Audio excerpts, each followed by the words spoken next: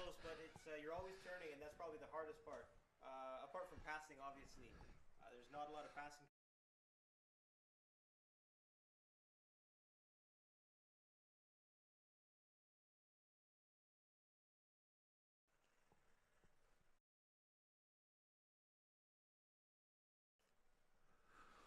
Yep, so as we get ready for this one, an interesting observation. Tell us a little bit about yourself as these guys get ready. You're from Canada, but tell us where from and how you got into racing.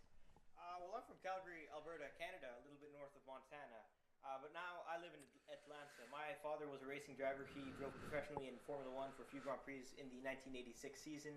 Had a long career in Formula race cars, and well, like father, like son, I always grew up around race cars. He is the owner of a racing school, Allenberg Racing Schools, based at WeatherTech Raceway, Laguna Seca in Monterey, Salinas, California. Oh, well, you've got an advantage then. A little bit, yeah. I don't drive as much as you might think I do, but yeah, I'm the test driver for the school. Has that been useful? I always wonder when you hear the father-son combinations of a Lawrence Stroll and a Lance Stroll, or even a Hill, Damon Hill and his son Josh.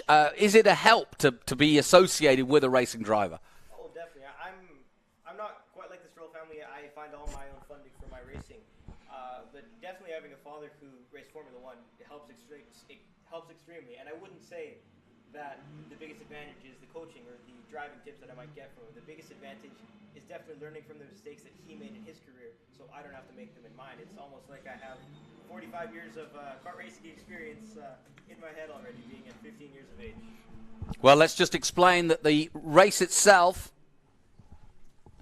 will be dominated, or at least in qualifying it's been dominated by Raoul Hyman, who's had 3 pole positions currently, and pole position yet again here at Mid-Ohio. And he lines up on the left-hand side of your screen. The young Brit, who I've known quite a few years, did a bit of FIA F3, but is dominating here at the moment and leads the championship going into this round this weekend. One of 3 races here as the lights come on and we get ready to go racing here at Mid-Ohio. Away they go then. And a good start by the poleman, but an even better start from the number 27. And into the lead goes Raoul Hyman. Hyman then taking it to the keyhole for the first time, just ahead of the 77. And that, of course, somebody going wide, very wide indeed. That's the 96 by the looks of things at the keyhole. An easy place to make a mistake, but he's gathered it all together and doesn't lose too many places. Have you made a mistake there before? I've actually never put a wheel off in a Formula car here. Wow. Now you've done it. My teammate, Ramanan, and yeah, it's his first weekend in FR Americas, and I'd like to say he's doing pretty well. He's had a couple days in the car of experience, but yeah, I have a couple teammates out there as well as Alex Kirby and Marco Kasich, also a friend Nick Person, who's running in the top 5, I believe, right now. All right, so a good clean start then. Just one car going off, but gathering it all together, as you mentioned. And down the back part of the circuit, we can see from high above on the drone just exactly the kind of room they've got. And these guys, these Formula cars, perfectly suited for this Mid-Ohio circuit. And we've mentioned it already, as they come through the carousel for the first time, this is where IndyCar cut their teeth every year. And so it's a great course for everybody to get used to the track here as we look at the Future Stars Racing number 25 coming across the line. That's Mackenzie Clark, another Canadian. We've had a lot of Canadians in FR and F4 in the last couple of years. Couple of lockups there, and the number 29 getting out of shape and in trouble. That was Nick Persing. Had a quick chat with him in his second year now of being in Formula Racing here in the United States. Of course, did F4 and now in FR and enjoying the opportunity to race here. Just getting my timing monitors up as well as we get ready for what should be a good half-hour race. 3 races in all. And the key, Alex, also I've noticed in this kind of racing is that you've got to make sure that you try to get through all 3 races, because one DNF can really change your weekend. Yeah, I felt that at NOLA. In race number 2, I had unfortunate DNF on lap number 2, which had me start from the very back, P23 in race number 3, and I was actually fortunate enough to be able to drive from there to the podium position, and it was my first podium in the series, in the first weekend in the series. So, yeah, it's always tough, but it's fun. It's always fun driving on the field. Yep, Scott Goodyear, who of course is the race director here, will tell you consistency is the key at this level of racing. And Ryle Hyman, who leads this race, and another car goes off. That looks like Matt Clark. It does look like Matt Clark, the young Canadian, getting wide, but amazingly going onto the grass. The Future Star Racing car just going wide there, but losing out, but not losing a place, incidentally. But it's Ryle Hyman from Jason Alder, Dylan Tavella in third place, the New Yorker, then Nick Persing, who went wide at the keyhole earlier. Then Mackenzie Clark, who we just mentioned there, who just went off. He's still, though, in 15th place, ahead of Ryan Yardley of New Zealand, and then Marco Kasich just behind him, and there you see it yourself. Kirby in 8th position, Bowlesby 9th, Becklin in 10th, Ramaman in 11th place, and he's another one that just had a slight excursion. He's 5 seconds off the pace at the moment, but it's Hyman who leads, and he's got less than a second of a lead at the moment. But doing a really good job over Jason Alder. Jason Alder, another man I've been watching over the last couple of years and has progressed nicely from F4 to F3. Spoke to him and his father yesterday and looking for another good result weekend and another off this time. Cooper Becklin going too close to the back there of Clark and just running out of room, basically. And so going off track, but he's back out on as they go through the carousel. Hyman building on that lead at the moment.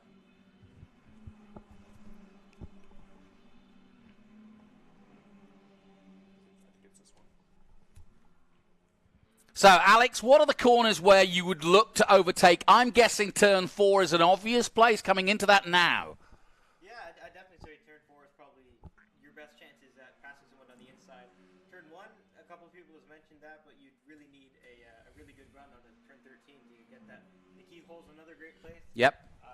Just dive up the inside, as well as turn 12. That's a corner where you kind of diamond it a little bit. The widest part is in the actual center of the corner, and it's very easy. I did it in practice a couple times to just take the space that they're leaving, just kind of slip up the inside, and they won't be expecting you there, and it'll kind of ruin someone else's run through 13.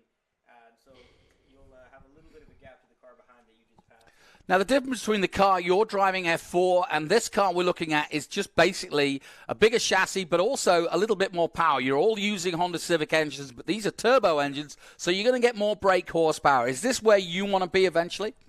Yeah, I think so. I think next year would be a really good step up from the F4 US Championship to the FR America Series.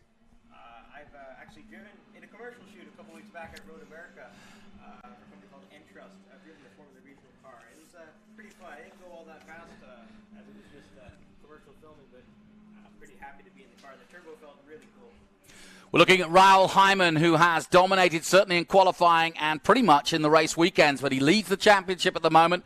I talked to him yesterday. I knew him a few years back when he raced in New Zealand, and he was coming through the ranks there. Didn't show that well, but of course the Toyota Racing Series, a very, very tough series as well. Ryle did that. He then went on to do the FIA F3 with the Sauber Junior team, and he's 26 years of age now, so he's getting on a bit, but he has seen the opportunity. And let's just remind everybody that the prize for winning this championship, which Hyman leads at the moment, is a chance to become a Japanese Formula driver in the championship over there, in the Super Formula Championship. And that is a huge prize that Honda offer out to the winner of this series. And certainly Ryle Hyman's got his druthers set on that, and so far so good. And he's already pulled away from Alder, who's also one of the competitors for this championship, as is Tavella. So we've got all the guys at the sharp end. Yardley now up to 5th place ahead of Clark, and a good clean start. And alongside me, Alex Berg, anything you see that surprised you so far? We kind of expected Hyman to be out front, didn't we? Yeah, I definitely did.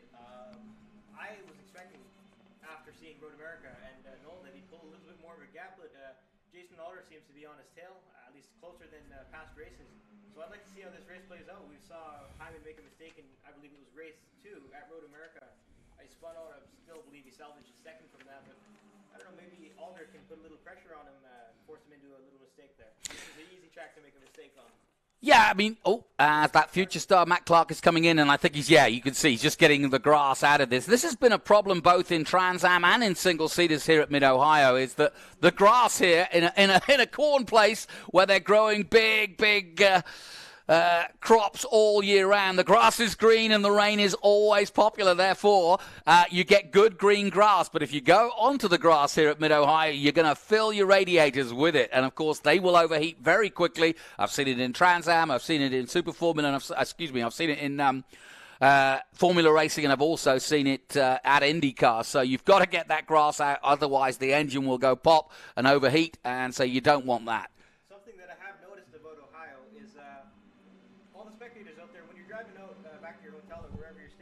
Take a look at all the residential areas. The grass is perfectly. And like yesterday, driving to the hotel from the track, I saw 4 people mowing their lawn.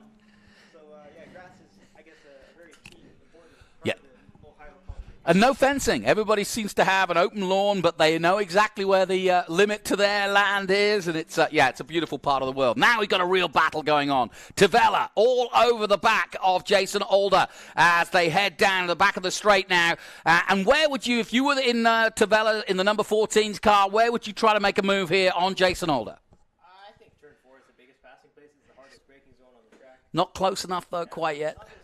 Maybe as well as turn 2, but that's a little bit of a harder one because it's a little bit of a diamond there as well, and not as wide of a corner as maybe turn 12 is. But yeah, I mean, really anywhere the opportunity is, as I said earlier, this is a really easy track to make a mistake on. That's also an opportunity to pass when the car ahead of you makes a mistake. But yeah, I mean, really anywhere, around the outside or up the inside. Unfortunately, you can't go over a car, but yeah.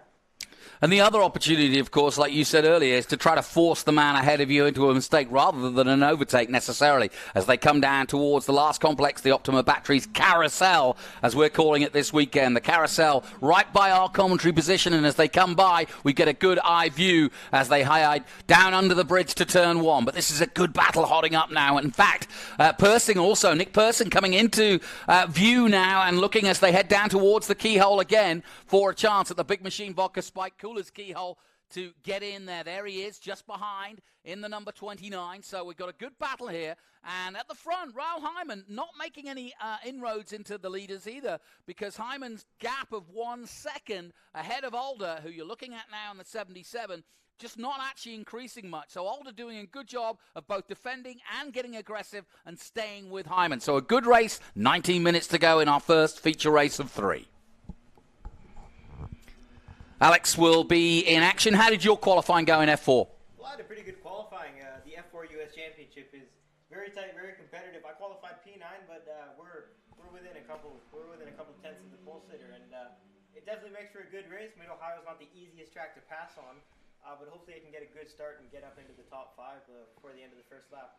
All right, you're listening to Alex Berg, who is a young Canadian, just 15 years of age. He'll be racing in Formula 4 in our live stream later today. Now you can see the gap between both the leader, that's Raul Hyman, going through the carousel, and then second, third, and fourth almost glued together as Nick Persing joins this battle. Persing in the number 29, coming down the main straight past our commentary position, and Dylan Tavella looking for a way past the second place man, Jason Alder. These two have got a good history of racing against each other. They've both got a lot of experience. And here comes, he jinks out for a moment there.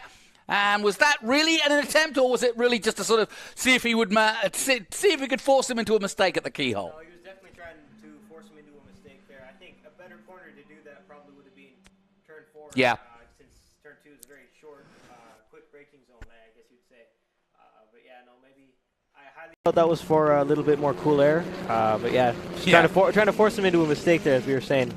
Persing got a little out of shape there, coming on the exit of 4 as they go down through and up through the next section, which is the 4, 5, 6, and then through the S's. There used to be a bridge over there, but they've moved it now, and so it's a little confusing if you've raced here before. And then you head down towards Thunder Hill at turn 9 and down towards the Optima Batteries Carousel. Beautiful shots from high above from our drone. Gives you a real opportunity to see the gaps, and you can see it's what, a car length maybe between second and third, and then maybe, well, less than that now as Nick Persing gets good braking under there in the number 29, and the three of them are glued together. Raoul Hyman's up the road and doing a really good job, and he's extended his lead now to over 2.5 seconds. And so Raoul Hyman, a slight mistake there by Jason Alder. He put a wheel onto the grass there. I've seen many an IndyCar go off there. And a slight mistake, maybe an opportunity now for Dylan Tavella. He's got the grip now. Can he get a slipstream down into turn 4? Alex, what are your thoughts? Possibly. I mean, in these cars, I believe they have around 300 horsepower, which is they get down that straight pretty zippy, and yeah, sometimes it's not the easiest to pass. You need to get a really good exit, and as well you have the draft too. But since the straight's a little bit kinked, it's kind of easy to just defend the inside line and try to make the guy pass you around the outside, whoever's behind you. But that's also a little bit tough, as turn 4 is a lot of banking and it lays down a lot of rubber. You get a lot of grip through that corner, so when you're not on the proper driving line, it's very dusty. And I wouldn't say the outside of turn 4 is a very good chance to pass. You might end up in that China Beach over there. Yeah, no kidding. Now, the thing for Dylan Tavella to worry about is he needs to make this move fairly quickly, because he's now got Nick Persing, and you'll watch at the end of this lap, look how close Nick Persing comes through the carousel. He gets right tucked up behind, and then he loses ground, maybe in a straight line. He's not quite as quick as the two in front of him, but here on the main straight, you can see the 29 is really closing in on the 14 as they dive through turn 1 and down towards the Big Machine Vodka Spike Coolers keyhole one more time. Yeah, Dylan Tavella is in a TJ Speed sandwich, if I'm not mistaken. Pretty much, yeah. That's another thing. We've obviously got the Teams Championship we're looking at as well. We've got Crosslink Kiwi. Slight mistake by Persing there. Did he get on the grass for a moment? I thought that might have been Tavella, but it looks like it was Persing, the gaps. Yeah, it looks as though Persing's lost a little bit of ground there. But spread out a little bit there. Yeah, they're starting to push on now with 15 minutes to go. And as you mentioned, the team championship, TJ Speed Motorsports, leading the way at the moment with 227 points to Kiwi Crosslink Motorsport, who've probably been the most effective team over the last few years in both FR and F4 over the years. And then Future Star Racing, we saw Matt Clark getting into trouble earlier there. And of course, VRD, Velocity Racing Development, also one of the key teams here. They're on 62 points and currently 4th in the championship. Great battle this as we look high above already. Raoul Hyman starting to catch some of the slower cars here in this race. He might get some issue passing traffic. I mean, as I mentioned many times before, Mid-Ohio is a tough track to pass on, so I'm sure that 24 car will have no problem letting him by, but we'll see. Maybe some drama could come into this race. Yeah, going to say, he'll want to pass him on this back straight coming up after the keyhole here. Yeah, I think the key is now he's getting into traffic that he'll want to dispense with it as quickly as possible.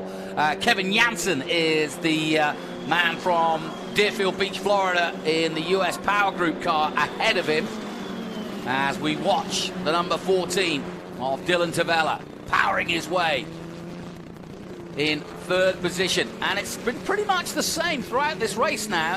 The gap that Raoul Hyman's managed to create is up to 4 seconds now, so he is in a world of his own and up the road, but the real battle is definitely between these three for 2nd, 3rd and 4th place. Ryan Yardley still in 5th but distant, and so we're concentrating quite rightly. They're coming up on the slower car at the moment on Kevin Jansen, and easily enough down through Thunderhill. Easily dispensed with. In fact, he slowed right down. I don't know whether that was because he's got a problem or he realized because he's looking at the marshals that the flags were out there. I think he's okay. Into the carousel then they come. Persing again. He's definitely stronger in the second half through Thunderhill and into that carousel, and that seems to lose out a little bit in the first part of the course here does Persing, but he's still there, and as you can see, 0.7 off that gap to Tavella and Persing. It definitely looks like he struggles a little bit through turn 2, the carousel, which is definitely not an easy corner to tame. It's very off-camber and leads onto the longest straightaway on the track.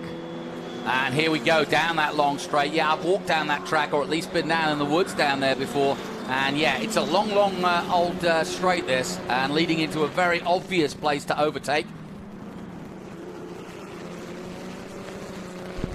So then, the clock ticking down, 12:51 to go, and Persing sliding that car now.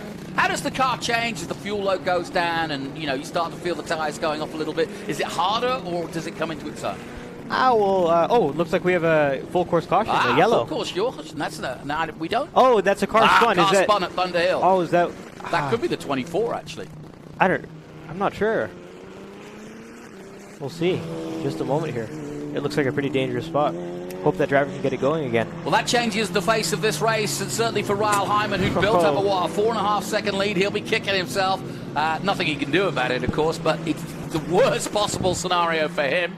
But it really does help us look at this battle now for second, third, and fourth, and see if it'll change dramatically, because now under full course caution, we should bring out the safety car, and we've got an incident at Thunder Hill.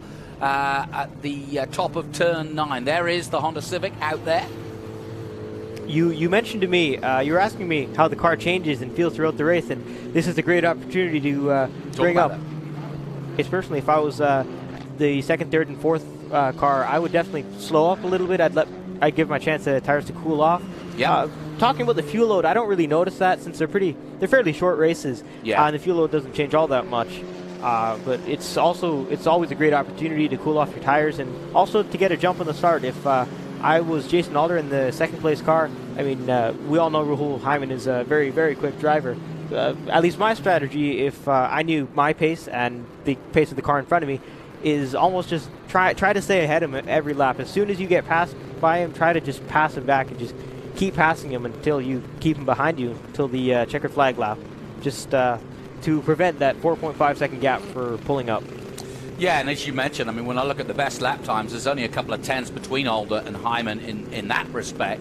But those 3 tenths add up, and he's managed to take it, in this battle to over 4 seconds. And so, he's done all the hard work, but now it's come to naught because they all crunch up, as you can see them. I believe that's 11 cars in the field, so the stuck car is still there. We're going to be looking at that incident in a moment as they come through the S's. And there's Matt Clark back out on track. And he's in 10th position at the moment. And it could be Raleman. And I'm trying to work out who it might be. Kevin Jansen, potentially, in the 24. Yeah, it looks like it might be Kevin Jansen. His last lap time was 1:35, and his best time's a 26.380. So we're under safety here in the first feature race of the Formula Regional USA. And there's Janssen, so no problems here for the 24. So it's another car that's off at the moment. And we'll find out in a moment which one that is just before Thunder Hill, which is why we're at a snail's pace, so to speak. But back through the carousel they come, under caution now. And you see them weaving from side to side. You talk about the tyres cooling down. They will inevitably. And so to keep mechanical grip, these cars work best when the tyres are warm. And so therefore you'll see them weaving side to side, just literally to keep the temperature in the tyres and also pushing the brakes. You use the brakes to also make sure that they work as well. Oh, I think definitely heating up the brakes is important, as well as speeding up and slowing down to increase tire heat from the inside of the car. From the inside of the rim to the outside of the tire. That's definitely something really big, as well as weaving. I'd say weaving makes a big difference, but you also need to have your brakes all warmed up so you can go into turn 1 and just be cautious and make sure to avoid an impact if necessary. But yeah, it looks like that car is the number 96. Sorry, the number 96 of Athreya Ramanan, my teammate for Durand Kroll competition. And you were saying this is his first weekend of racing. Yeah, this is his first weekend of racing in the FR America Series. He did the F4 U.S. Championship on the West Coast last year for my team Durand Kroll competition, and has, I believe, 3 or 4 test days in the Formula Regional car. So it's a very tough car to drive, and unfortunately he's stuck at turn 9 right there. Yep, Ligier chassis, Honda engine, as we've mentioned, and this is basically the car, or a very similar car to how Formula 3 around the world is issued, and of course Formula 3, and your dad did Formula 3 back in the day, this was always been the sort of the international standard. If you could succeed in FR, F3, then you will be noticed, and they've got a chance to either progress potentially to FIA, F2, or even F1. That's the path, and if not, maybe to IndyCar and so on. No, definitely. F3 has always been a big impact in motor racing, especially for all those drivers going to Formula 1. A lot of drivers have gone through Formula 3 and skipped Formula 2 or GP2, whatever it was called, back in their respected eras. Like drivers such as my father, Alan Berg, Ayrton Senna, Martin Brundle, Johnny Dumfries. And it looks like they're going to have to play a game of chicken with the truck and my teammate, unfortunately. Yeah, they're going to squeeze through there. The truck's ready to pick him up, but as we can see from the drone there, nice shot showing us where that stricken car is. So he's got two wheels on the grass, but for whatever reason he can't get the engine going, which means they're going to have to drag him. They don't want to drag him out that way through the gravel track because that's not going to help. So they need to pull him back and bring him back to this inside corner, and that will alleviate the problem. Should be another lap or so, and they'll get through that. Let's talk a little bit about your progression. How did you start racing? Well, I started racing in 2015 up in Calgary, Alberta, Canada, at the Strathmore Motorsport Park CKRC Calgary Kart Racing Club. Well, that's a mouthful. Yeah. It's a long name for the track. But I raced there for a couple of years. I started doing. Can you only do some of that? Because presumably it's snow during the winter. Yeah, it's quite snow. It's pretty snowy there. Our racing season starts in about May, which is pretty late for the rest of the world. But yeah, I raced karts there in club level, 4-stroke, for a couple years. And in 2019 or late 2018, I moved up and did my first national go-kart race. And I started racing in the U.S. For the most part, all the time. But after that, I was picked up by Mazda to participate in a scholarship shootout program they had, which I eventually won, as well as my former teammate, Bryson Morris, who now drives for QB Crosslink. We were racing the Mazda Spec MX-5 Challenge Series last year for the Mazda factory team, Heg Performance. We both did very well, I believe. We finished second and third, both multiple wins in the championship.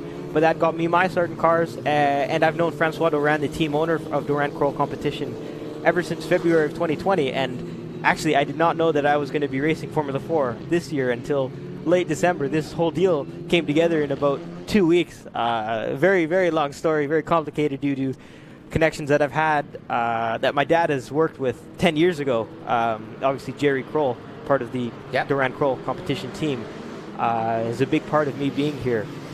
As well as Francois Doran. But yeah, the team's been really great, and I signed the contract to do F4 in December or January, I can't remember, and no, it's been going really well. I don't have a teammate in Formula 4, so it's a little bit of a learning curve. I'm also still doing some of that Mazda Spec MX-5 Challenge Series, and the funny thing is, I don't have a teammate in that series either, so it's definitely been a little bit of a tough year in terms of a learning curve, but it's definitely going to make me into a better driver, and in a way, I'm kind of happy this happened, so I can teach myself a lot more things. You know, I keep hearing, we've got Tyler Casera in our Trans Am Championship who came from Miatas as well, and several others who are making their way through. And that Miata series, it doesn't matter what kind of racing, whether it be NASCAR, whether it be single-seaters, it's a great series to start off with and teach you the rudiments, isn't it? Oh, yeah, definitely. Yeah. Obviously, I have some experience in my father's Formula race cars up at Laguna Seca, WeatherTech Raceway, Laguna Seca.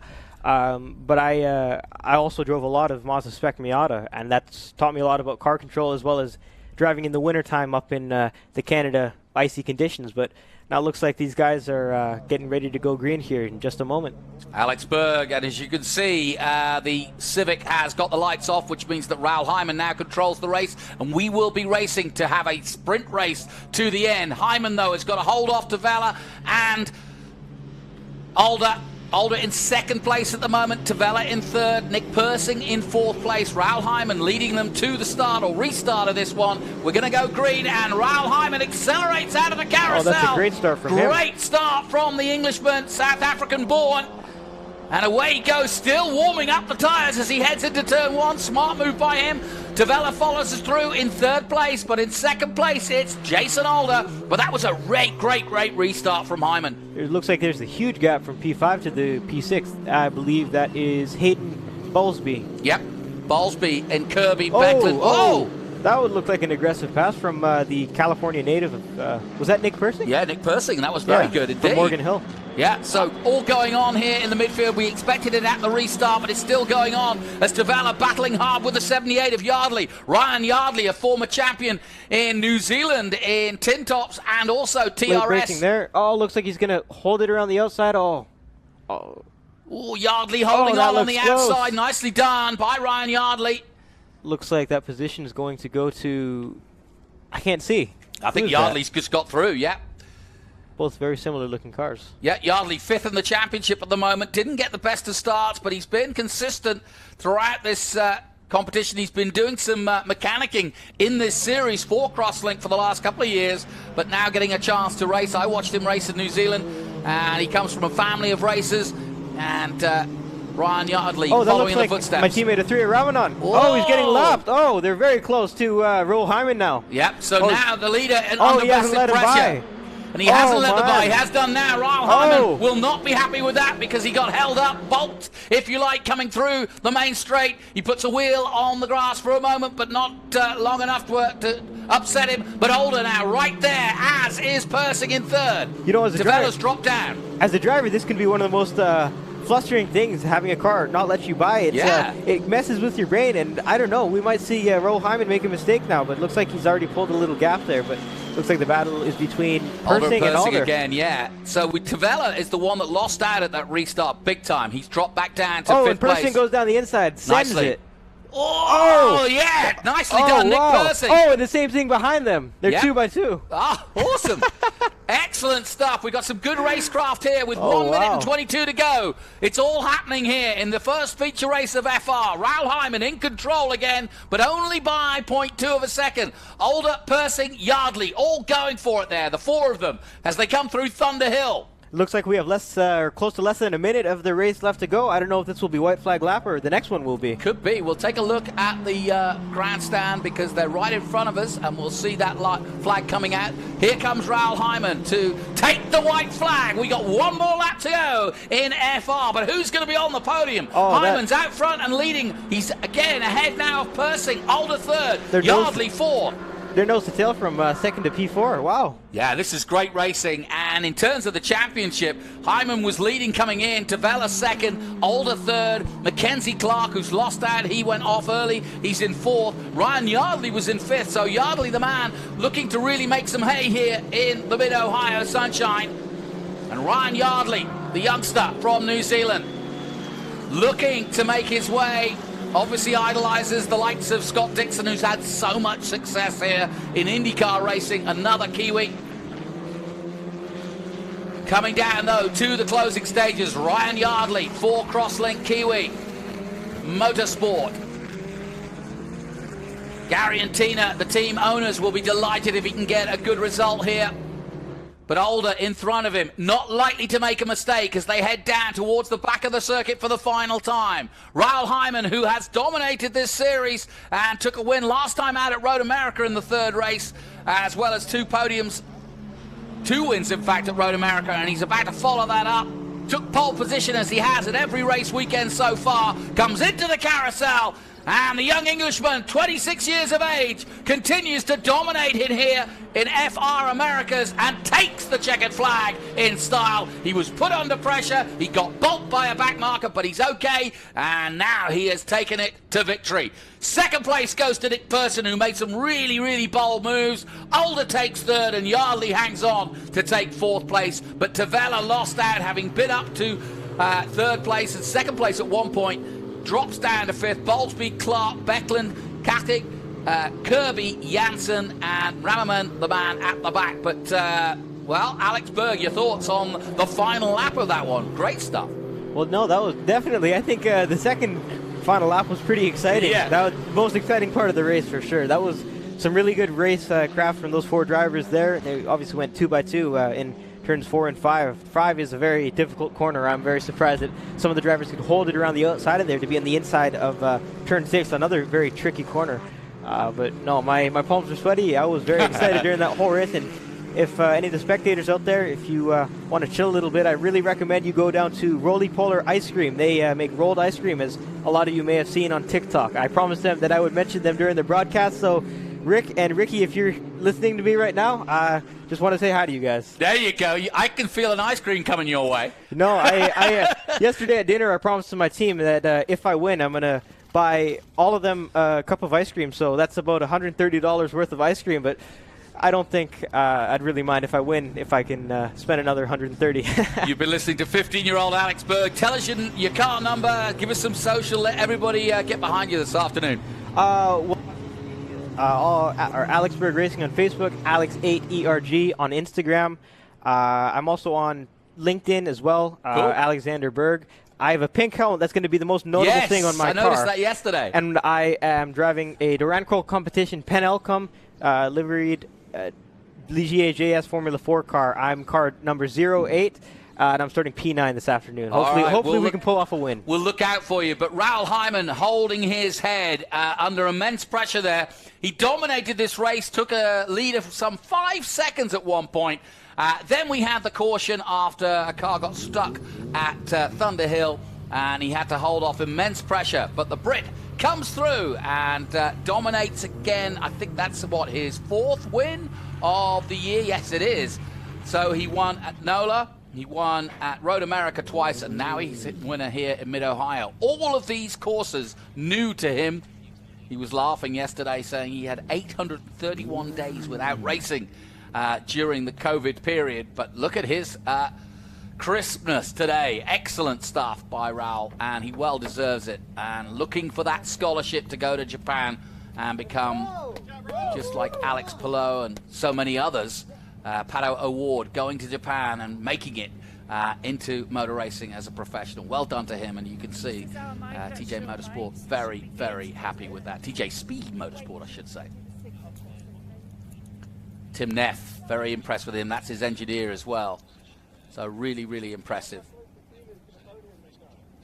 And he really likes working with the team. He says they're as motivated as he is to win. So, without further ado, I think John Phippen is going to be the man of the moment, as always, here at Mid-Ohio to get a chat with our winner. Well done to Raoul Hyman of Great Britain, who wins the first race at Mid-Ohio. And my thanks to Alex Berg, alongside me, Jonathan Green. Thanks, Jonathan. We've got our winner here, 4-time winner on the season, Raoul Hyman. You made it look easy, my friend. No, it wasn't. that was a tough one. Honestly, the start of the race, the grip level was just really, really, really low. So, I mean, I looked at the lap times a couple times just at the start. I think we were something like 2 seconds off of what we were used to doing. So I think it had something to do with the temperatures being really hot, also the other rubber from other cars. So I'm driving around sideways. It was quite tough. So then I also knew that a couple guys behind put 4 new tires on. We didn't have any new tires. So with pole, obviously for race 2 being based on fastest laps, we needed to have strong pace. So I'm really grateful that we actually did have the pace and we were able to win the race and get the fastest lap as well. And it's a GJ sweep of the podium. Raoul Hyman, your winner, ladies and gentlemen.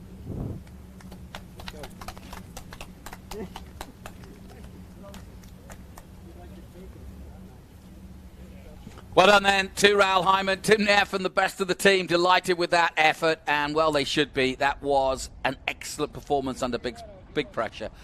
Confirmation of the result then of race 1 from Mid-Ohio sees Raoul Hyman for TJ Speed Motorsports, and it's a 1-2-3. Look at that. Nick Persing taking 2nd place, Jason Alder taking 3rd. Ryan Yardley did a good job for the Crosslink Kiwi Motorsport team, finishing 4th. Dylan Tavella dropped to 6th. He too, a Crosslink Kiwi Motorsport man. And then Hayden Bowlesby in 6th place. Mackenzie Clark recovered to 7th place, the Canadian for Future Star Racing, having gone off. Cooper Becklin in 8th. Marco Kakic in 9th position for Durand Kroll competition. And likewise, same team, Alex Kirby in 10th position.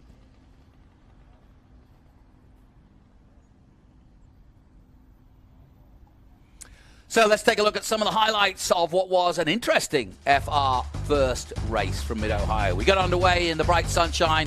Raoul Hyman holding off the pressure at first. One car going off, that was Rahman in the 996, his first outing it may be said.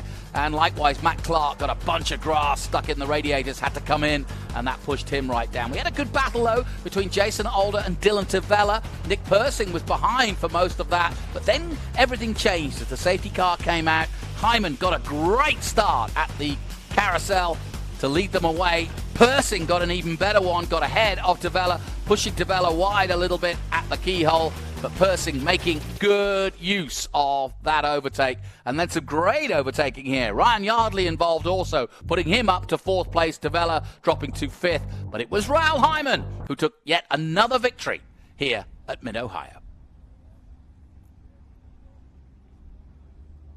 We'll take a short break here from Mid-Ohio. Stay with us as the Speed Tour continues.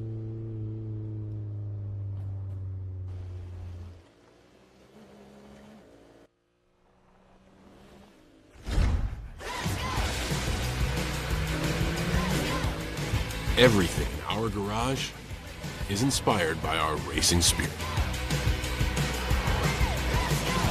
Race in for a great deal on the Honda CR-V. Only at the Honda Dream Garage Spring Event.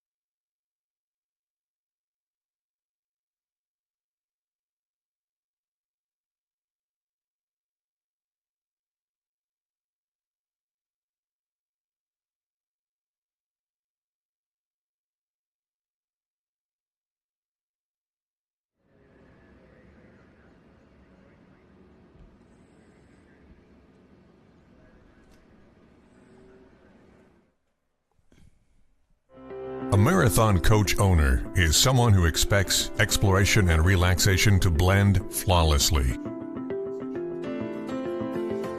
For the most reliable, luxurious motor coach on the market today, look no further than Marathon Coach. Indulge that wanderlust, leave any cares behind, and lead a life filled with adventure. Join the Marathon family and take your 5-star hotel with you.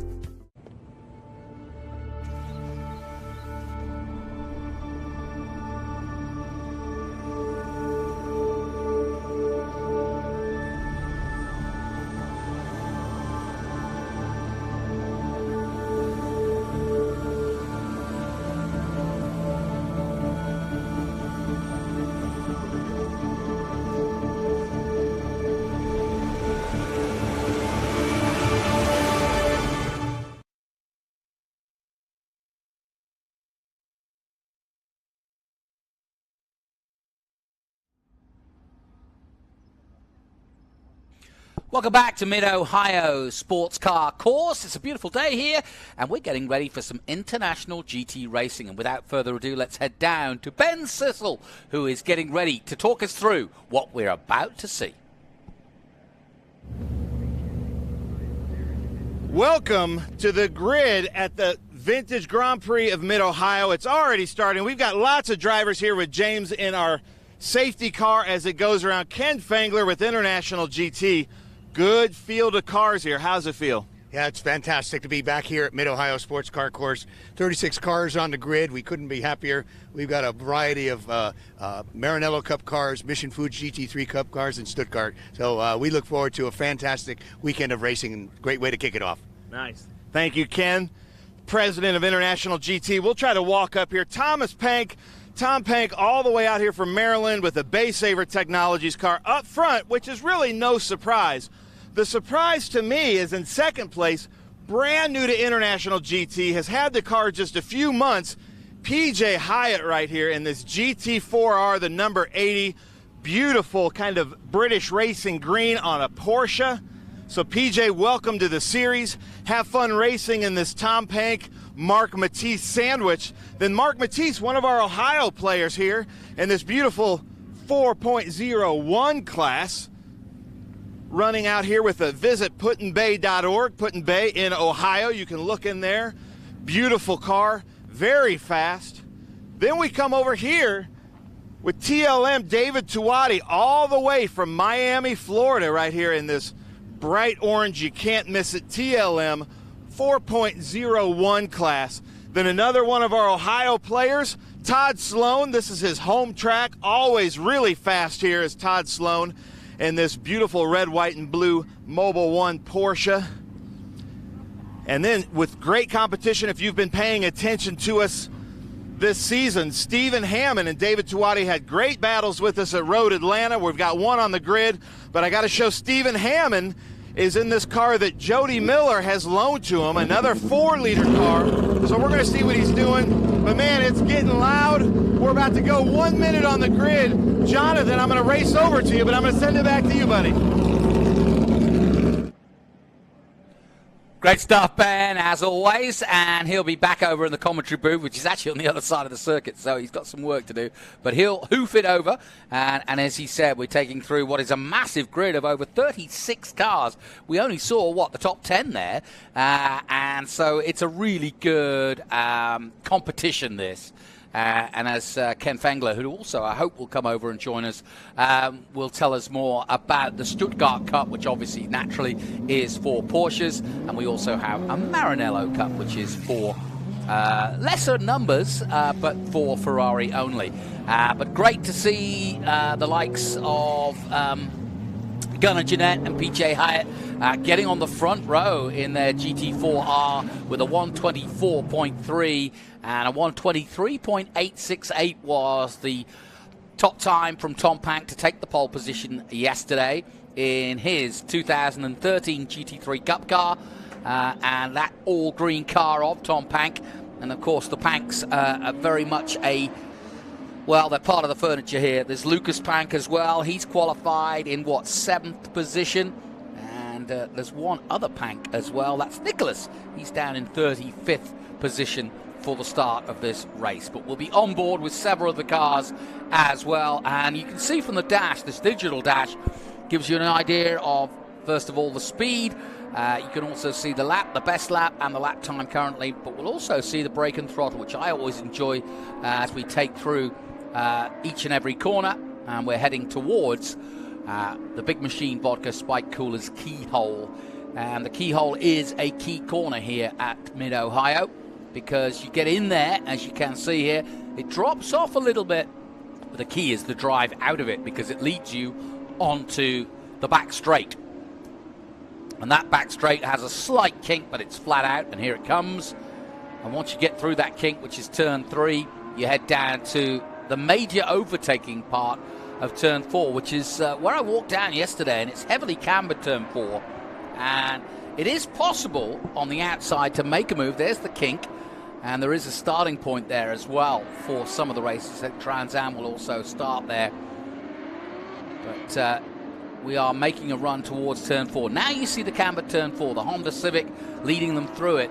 And it's the obvious place for an overtake. But as Alex Berg, who was in here, the F4 driver earlier today, talking us through this circuit, there are a lot more places to overtake than just turn 4, but that has been perennially the place where most attempts are made.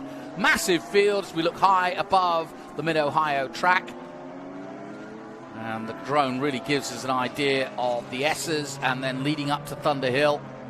Another key corner, this right-hander here, getting drive down and under the bridge at Thunder Hill.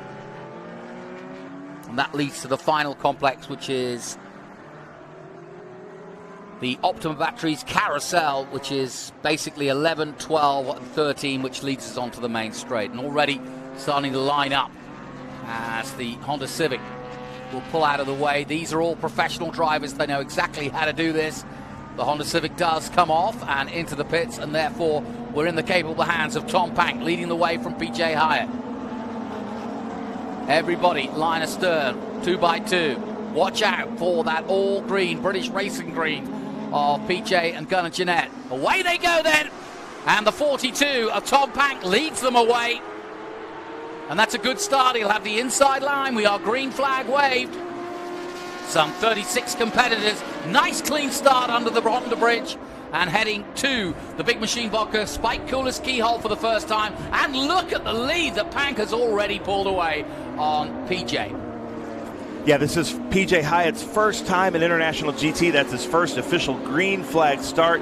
Look at this huge field, 36 cars coming through here, and to my calculations, we've got between 8 and 10 Ohio players that consider Mid-Ohio. Now, this is a 3.8 versus a 4-liter. They look exactly identical, don't they? But the 4-liter takes Jody Miller there as a thank you for letting me borrow your car as they come into Franklin Road Apparel. Yep, and yeah, this is, like I said, the key corner, turn 4, Franklin Road Apparel, turn 4, and then into these 5, 6, contact. and then the S's. Contact, definitely. And a turnaround, too. He's right in the middle of the track. Worst place to be in the world. Oh, that's scary. That's Mark Matisse, PutInBay.org. Mark Matisse, another Ohio player, and I don't think that was Mark's fault. I think somebody got into him there, and that kind of, what do they call that, pit maneuver? Yeah, well, he qualified third, so he's going to be really bummed by the fact that he's got turned around. It's made no difference to Tom Pank at the front. PJ Hyatt trying to keep with him at this point.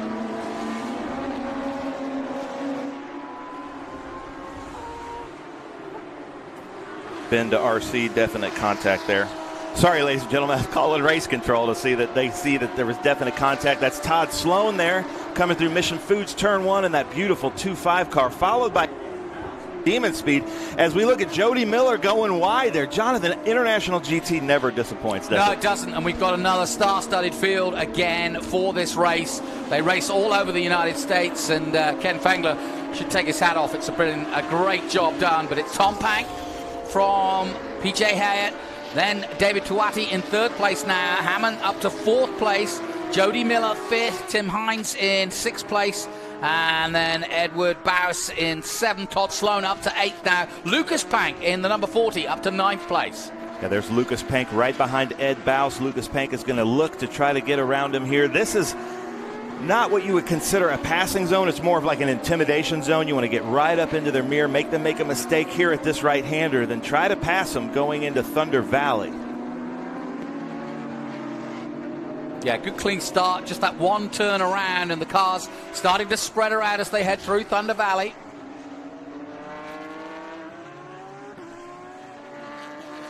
Let's see if Lucas can do anything here to Ed Bouse. Ed Bouse holding his line. Lucas keeps peeking in at every corner, just trying to make Ed look in his mirror and miss his marks.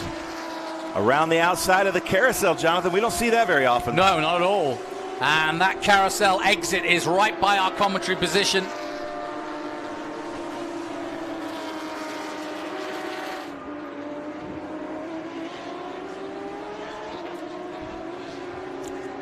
Ed Bouse, number 52, followed by Lucas Pank. There's Todd Sloan in that Mobile 1, number 25 car. And then there it looks like the 428. Brady Berman, might have been the one to get into the back of Mark Matisse there at Madness. But here are two different cars. Jody Miller's cars. Jody's in the number 3. He's in a 3.8. That's Stephen Hammond behind David Tuati, and those two have had great battles this season. But look at that, Lucas Pank on the outside of Franklin Road Apparel. Side by side over Madness. Now Ed Bouse has the right-hand turn coming up. Lucas has got to give it to him. Side by side through turn 5, and Lucas comes out ahead of Ed Bouse. That's good driving, gentlemen. Good maneuvering there. So it's Tom Pank and then P.J. Hyatt. Our scoring is wrong. It's actually P.J. Hyatt in the car, not Gunnar Jeanette. Gunnar Jeanette will be with him, I think, in the Enduro. Followed by David Tuati in the number 68, and then Stephen Hammond. And then Jody Miller is actually in the car this run. Do we think Pippa Mann is in the 3 at the moment? In no, fifth place? I think it's Jody Miller. As far as what I was seeing in the at the grid walk, Pippa did say that she plans on doing the Enduro, but as Pippa always says, it's up to how the yellow flags pan out in that Enduro. Yeah, a lot of racing for the weekend. They get the 2 feature races and that Enduro racing where you can use 2 drivers. Not everybody does, but it's great to have.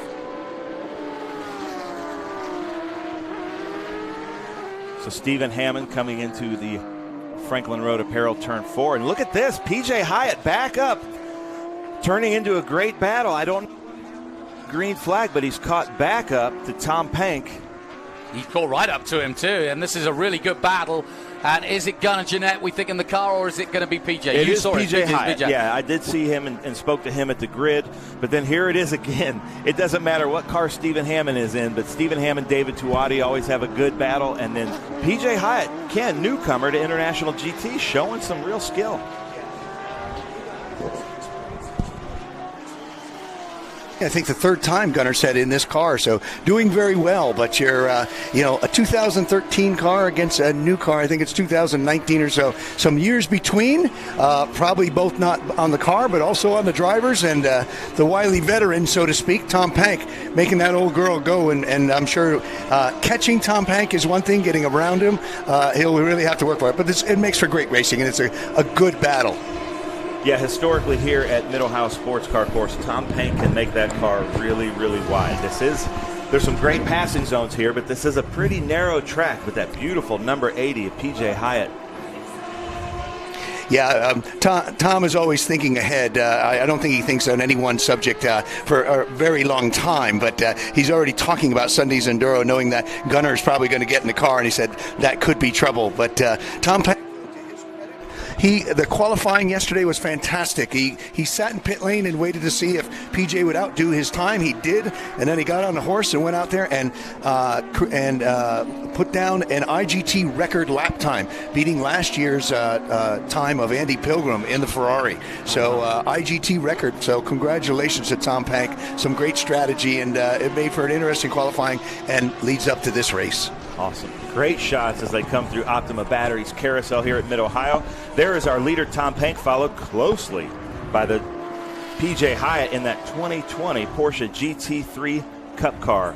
4R, is that correct? That's it, yes. You don't see many of them. We saw one at Road America with Cooper McNeil. And we don't see those cars very often, but when we do, they're magnificent machines. And congratulations to Cooper McNeil and Thomas Merrill. Second place at Le Mans this year. And look at that, Stephen Hammond right behind David Tuati in a car that he's a little bit unfamiliar with. And we ride on board with Stephen Hammond, giving him the room like he should. Now, I noticed that Tuati has GT 4.01. Yes. And he's in a 4.0. Can you tell us the delineation there? Yeah, we've had a number of 4-liter cars. We call it 4-liter Improve 4i, okay, because there's a kit that adds some horsepower to those, and a number of them had it. We always say they're stock cars. They're stock cars to them, okay, but there's been some doodads put on them, and Todd Sloan. He stuck it in there. I saw he just ran out of room. That was pretty optimistic there. Watching him stick it in there. But he did a good job of avoiding the wall. Yes. So we applaud him for that. And Stephen Hammond looked at the inside there of Tuati. That was from 6th place, Sloan going out. Yeah. But this is a loaner car that Stephen's in. Thanks to his teammate, Jody Miller, had a spare car. And he got a loaner, so thanks to him. And that's the camaraderie created amongst the group. Stephen, after his unfortunate incident, not his fault, victim of circumstance at Road America, 2 or 3 guys in the paddock said, "Hey, I got a car. Do you want to drive?" And he said, "No, I'm just going to go home and think about it." And but his car was not ready for this race, and hence Jody Miller, who's teamed with Pippa Mann, stepped up and said, "Hey, I got a car. You got to get the points there." Lucas Pank looking to the inside at turn 1, and now we're back on board with Stephen Hammond. And I hear it was just a parts supply issue. They just couldn't get the parts back in time. So look at this, looking inside, Big Machine Vodka Spike Cooler. Yeah. Stephen Hammond over David Tuati, and Jody Miller is going to try to look inside as well. Good stuff. Yeah. David's, Tuati and his partner David, really bring well-prepared cars to TLM and great enthusiasm, as you know, and he's one of our biggest cheerleaders, not only in the paddock, but when he's in the car, he makes it look interesting out there all the time. Lucas Pank inside Jody Miller there. Lucas Pank in a 2010 3.8, so this is equally yoked cars and Lucas Pank and Jody Miller, but Ed Bouse takes advantage of Lucas Pank going a little bit wide through turn 6. This is racecraft. This is it right here. You can throw the timesheet away, and this is all about racing. The timesheet only matters for some bragging rights, but who finishes ahead of in front of you. So this is all about racecraft. And Mid-Ohio notoriously has grinded down almost smooth like a concrete floor at a Home Depot or Lowe's, the racing line. So you'll see these guys coming in and hitting their brakes, and you can just tell that they're losing grip as they really fun racing. That's not these Pirelli P0s. That is the surface here at Mid-Ohio Sports Car Course. Yeah, I think some of them could get a better lap time at Home Depot than they could at Mid-Ohio because of that situation. Beautiful shots here as we come into Big Machine Vodka Spike Cooler's keyhole. David Tuati right there in front of Jody. And I got to tell you, I'm a little bit surprised that Stephen Hammond's gapped Tuati like that. Yeah, I'm saying, he continually surprises. A young guy, new guy, David Tuati being a well-seasoned and experienced veteran. And he surprises me, but then again, why should I be surprised? I love the Stephen Hammond, Jody Miller cars. That blue with the stripe shows up really well. It's SVRA blue, which we love here at the SpeedTour events. Tuati's car shows up anywhere, so do the Bay Saber cars, but those cars are really sharp. That's a good series of racing right there. All throughout the whole grid, really. We've got good racing going on. International, not to jinx anything here as I knock on our wood panel. Good racing throughout this whole season so far. Yeah. Don't jinx us.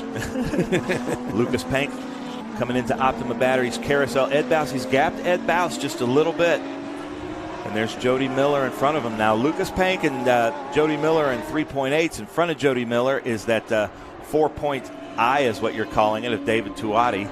So it's a 4-liter improved. And he just can't catch Stephen Hammond. And Jody Miller's loving this, seeing his car in front of Tuati. Yeah. Yep. And that is Scott Zadinas in that number 99 car. leader there at the back of this pack behind Ed Bouse. Yeah, with MGM. MGM's got 2 or 3 cars here with us. They're not regulars with International GT. We welcome them.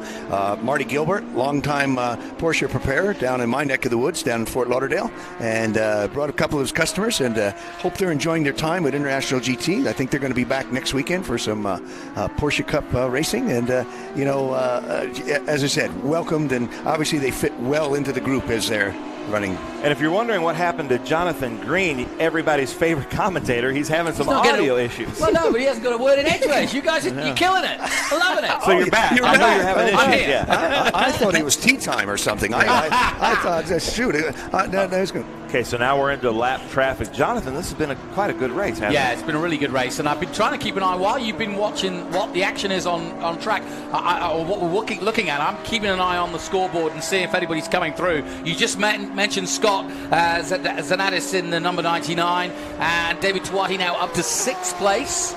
So a little bit of movement, but Tuati was down in 4th, now dropped to 6th. Todd Sloan's recovered to 5th. That's impressive to spin out like that, to come back. And, I'll tell you, it's the 2 Ohio players. Both have had problems in the madness section. There's Todd Sloan, he spun. Mark Matisse, I think he was nudged. And here's our leaders. PJ Hyatt, if he just sits back and watches Tom Pank and maybe makes a move on the white flag lap, we're going to see what's going to happen here. We've had a lot of last lap passes for finishes here at Mid-Ohio. I thought I heard a call for the white flag out next time by, and I think they just got it. I see it in the hands. Yeah, I think they just... So we should see the white flag come around here. So let's see if PJ Hyatt has anything here. I think his best passing zone, he's got to get a good run here going into Mission Foods Turn 1, and we're going to see what he can do if he can carry momentum into Big Machine Vodka Spike Cooler's keyhole. Oh, that's a short description, isn't it? Yes. Yeah, this has been a good close race, and Pack's done a good job of holding him off, but this is the closest he's been. Hyatt goes to the outside. He's going to try to get the drive now down that back straight. I'm noticing that Hyatt's rear wing is shaking going down that long straightaway. I don't know if he's feeling any vibration from that, but that's the 3rd time I've noticed his rear wing seems to just have a little bit of a vibration under speed. So we look at Tom Pank, if he can hit his brake marks going into Franklin Road Apparel Turn 4. Wow, they got some traffic as well, so this could play a factor in this last lap. All right, Jonathan, half a lap left. Take it away. All right, well, Pank has got this, and Hyatt doing everything, and Hyatt certainly will sense as they come through the S's. If he's going to have a chance, it's going to be now, because the traffic that they've got is going to have to be dealt with through Thunder Hill. And here comes your leader. He is slowed up, and here comes Hyatt. PJ trying every which way now as they come down to the final carousel run. But Pank holding on for dear life right now in the all green. Great finish to our first race. And International GT putting on a show here. And try as he might, I think Pank's got this one. Comes out of the carousel and will take the checkered flag, but it's so close. Less than 0.2 of a second between them. Hyatt crosses the line in 2nd place. Hammond's going to take 3rd. Tuati 4th, and in 5th place will be the number 3. And that is the Pipperman, Jody Miller. Jody Miller at the wheel in the 3, having gone from 8th place. But, well, Ken, you can't complain of that. No, I couldn't have been better than I asked for. Great race, guys. Thanks to the staff here at Mid-Ohio, the corner workers for keeping everybody safe and on their toes. And, that was exciting. It was a good way to start the weekend. And we look forward to race 2 somewhere around 5:30, last race of the day.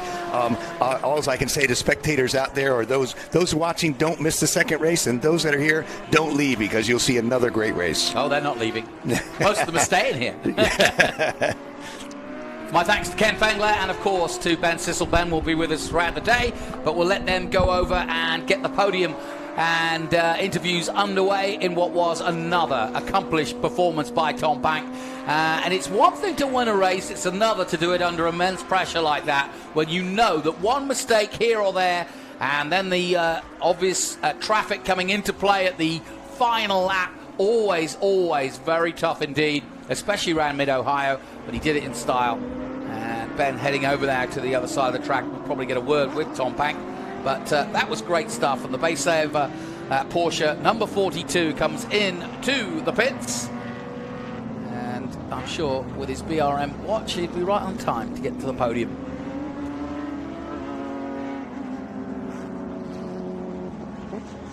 So good stuff. And International GT, as Ken mentioned, will be back in action later today. There's a good shot of what it's like here at Mid-Ohio in the paddock. And we'll get ready for the podium, but we'll take a short break here from Mid-Ohio. Join us for more from the Speed Tour after this. Hawk Performance packs 100 years of friction dynamics into every product. Backed by Carlisle Brake and Friction, the world's premier innovator of industrial brake and friction components, Hawk leverages R&D tools and motorsports experience to deliver uncompromising performance on the street. There's no reason to settle for less. Choose pads that are race-proven and street-legal. Find the Hawk Performance brake dealer near you at hawkperformance.com. Feel the power. Experience the excitement. You're in the driver's seat. At Skip Barber, you learn from the best.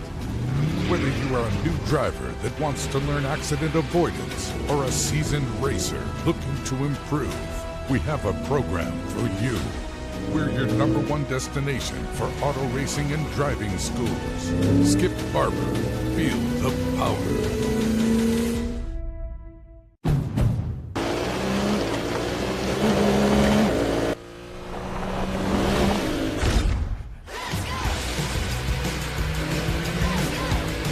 Everything in our garage is inspired by our racing spirit.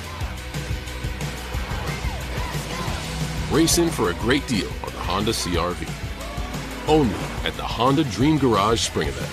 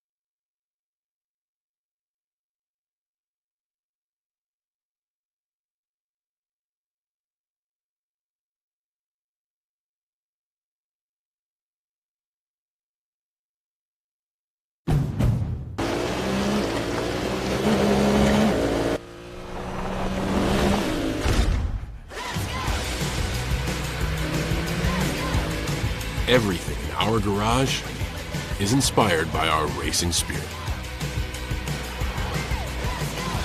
Race in for a great deal on the Honda CR-V. Only at the Honda Dream Garage Spring Event.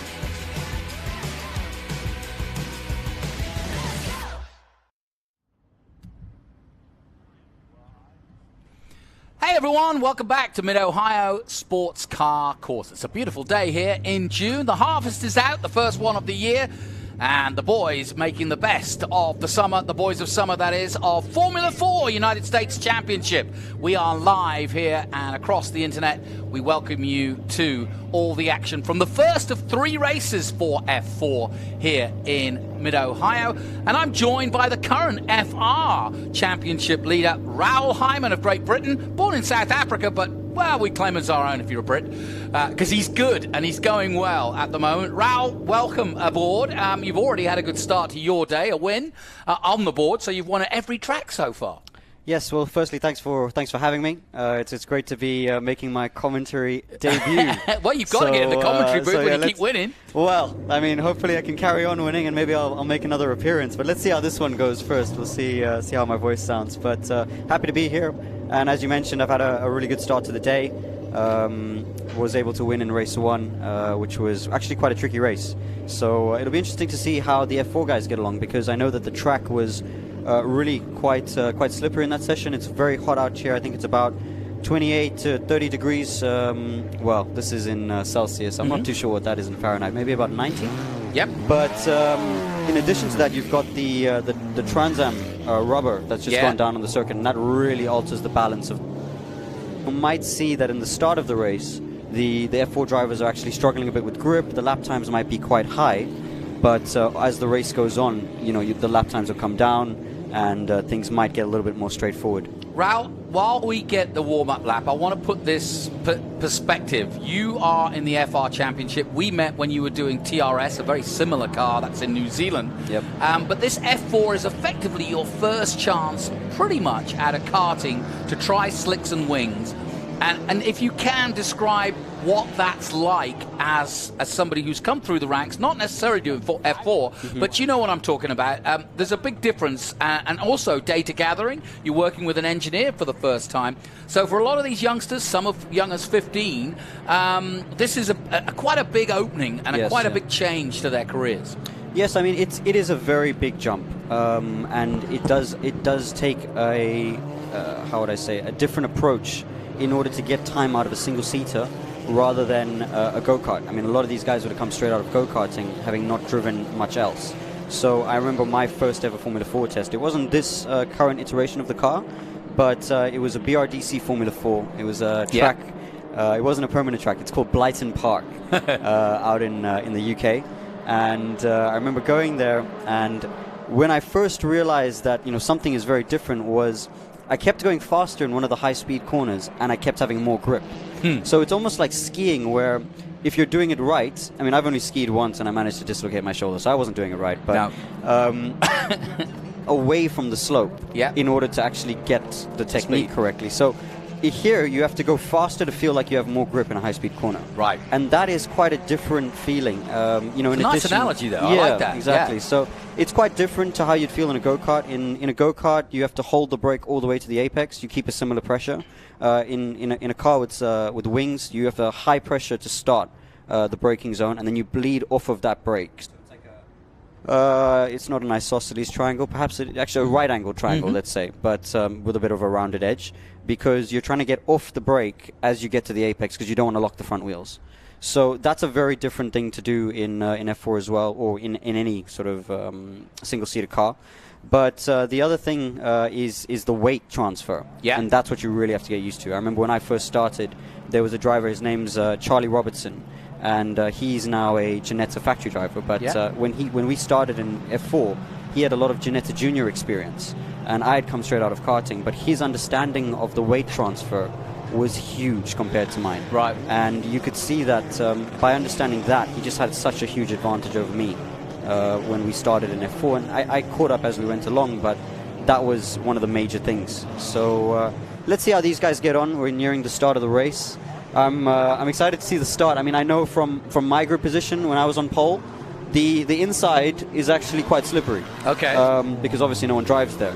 So I was a little bit worried to start my race that it's not the race that line, I'd get a is lot it? of I'd get a lot of wheel spin. So let's see how Mr. Castro gets on. Andre Castro, big story here. He's pole position in that 08, that number 8 there. You see the white, blue, and red. And he is having his first race in F4 Americas. He races usually in the USF Juniors Championship. And so this is a big day for him. Al Unser Jr. is looking after him, and he is obviously a Rising Stars racing driver lining up in pole position. Bryson Morris, a regular. Matt Christensen likewise. Ryan Sheehan, 2 years of running here, all up against him. The red lights come on, and we are away here in the first race of F4 Americas, and a good start by the pole man, but everybody's got a good start. One man on the inside, one man on the outside, and the number 8 has been duffed up severely and dropping down to 3rd place. So maybe that slippery inside that Raul Hyman was talking about has come to fruition, because into the lead goes the 19, and that is a great start, but not a good one for poor old Andre Castro. He has been beaten up severely there. The one thing to remember about Andre Castro is he looks like he's done less laps in qualifying. Whoa, 2 cars pirouetting round. Oh, quite a few cars off there. Yeah, well, they're all taking avoiding action, and there's a lot of grass out there. We saw in your race that we'd one of the cars coming in. It was Matt Clark coming in because he got grass in his radiators, and that could be the case. 45 is still running. That's Matt Christensen making a move on Andre Castro. I think he was actually defending the position. So full course yellow, not a surprise. Yep, that makes sense to get those cars cleared. Raul, let's have a look at it. Here's what happened. Can you see that's the car that went off. It was one of the Howard cars, and then the number 2 was put off. I think that's Oliver Wrestling. Yeah, he's actually done a pretty good 360 there to keep it pointing in the right direction. I'm not too sure why the other guys went off as well, but perhaps there was something at the apex of turn 2 which forced everyone. Oh, we might see something now. Oh no, that's turn 12. This is where we are live now from the drone. Yeah, that's right. So I tell you what, I know who's going to be muttering. That's Scott Goodyear, because he always gives you guys a pretty thorough talking to before the race weekend. So he won't be happy, because he likes to see clean races, and he was very proud when I spoke to him yesterday that so far it had been pretty clean. But Mid-Ohio, not so much. Yep, Scott's a driver himself, so he knows what it takes to have clean races, have a strong start, stay out of trouble. I mean, he's got IndyCar experience, so he knows exactly what he's talking about, and he's. I think it's quite interesting. Even in the drivers' briefing, he's trying to build up the drivers as well as discipline them in some.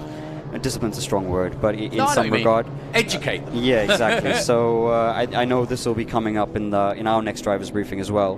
But we've got the 12 car stranded.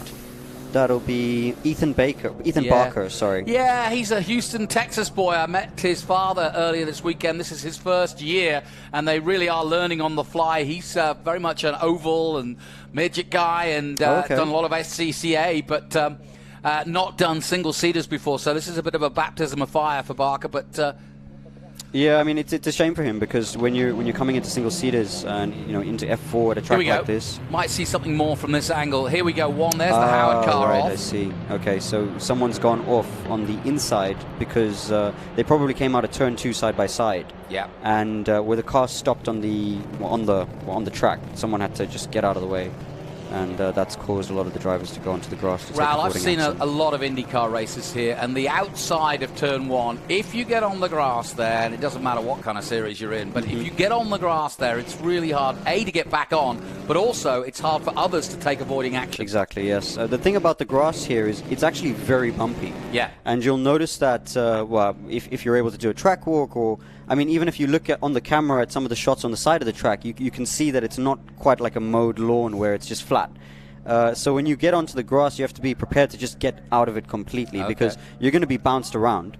And if you're staying on the throttle, when you land at an angle, you'll probably just spin. Well, that's interesting because I've seen a fair few track walks and a fair few racer drivers in my time. Do you actually go out to the exit of some of the corners and see what's there just in case? Well, I'll tell you a story, and it's made me take a lot more notice on the track walk. Is in Asian F3, I remember. Well, you don't want to go off track there. Well, exactly. You might hit some snakes and dogs and so on. No, but this was in a race at Ningbo in China. Now you were champion of Asian. Yes, F3, yes, that's correct. So on the way to that, they're all coming to the pits. That's interesting. So they've red flagged it. Obviously, there's some problems for the track itself because we've red flagged this. But carry on in your story. We've got time. So on Asian in the track at Ningbo, we did the track walk, but I think I didn't realize that I should also be looking at escape roads. I should be looking at where escape roads feed out as well, and how they could be used. So what happened was that we went into a corner. It's I think turn 5 there. It's after the back straight, so it's a big stop. I went onto the outside to overtake someone to take the lead of the race. This was on the first lap. I had a pretty good first couple of corners, actually. I was 5th, I got to 2nd. And I'm now leading into that corner, and the guy on the inside just refused to give it up, which is his right. And he pushes me off, which is fair enough.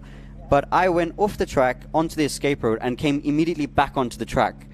But what I realized afterwards, because that caused me to lose a couple positions, and then, it was a tough track to overtake on, and then I got stuck in traffic and all this kind of thing.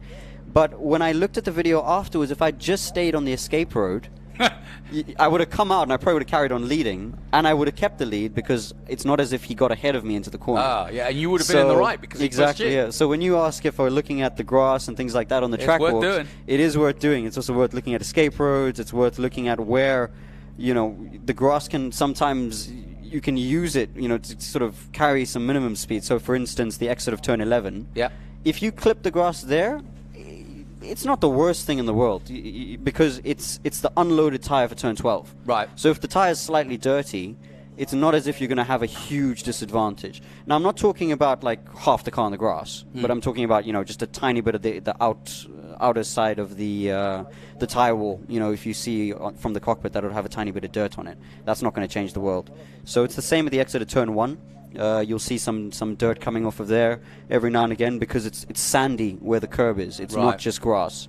And also the same out of turn 9. So this is quite an interesting track. You don't have this at other circuits. I haven't seen it like this, where in the qualifying we had to actually account for people going off, bringing dirt onto the track. Yeah. And you're changing brake references just from that. So it's a very interesting track. It's not conventional, but I think that's why a lot of people will say it's one of their favorites. Well, here is the Crosslink Kiwi Motorsport car of Bryson Morris, and of course Crosslink, one of the top teams in F4. Bryson Morris, I was talking to the team about him, and they've got some good confidence about his capabilities, no question about it, and almost a case of survival, really, because we have several guys, including Arturo, the pole man, going off, or at least losing out as we come to this red flag situation here. But Ryan Sheehan in the 66 had 1 pole position at VIR last year, but he's currently in 2nd. And then the 45 of Matt Christiansen.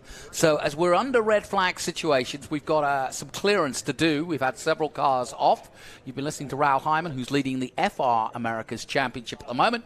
But as you can see, the cars are all in the pit lane and waiting effectively for this situation to be cleared, including this man who was the pole. And that is the number 8, and all the way down to 4th position, Andre Castro, after that first start. But he'll recover, I'm sure. Yep. And then Noah Ping.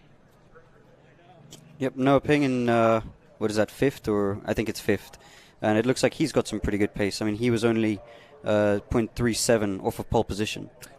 Right, we're going to get another replay. Let's take a look closely at it because we've got time to do so. Here's the start, and you can see one car, that's the Howard car, goes off. That's right. The number 2 basically reacts to that, and then basically the dust causes chaos. Yes, that's right. That's right. So it looks like the car that was a bit further back, so not the Howard car, the other light blue one. I'm not too sure what the number was on that. I think that's the number 2.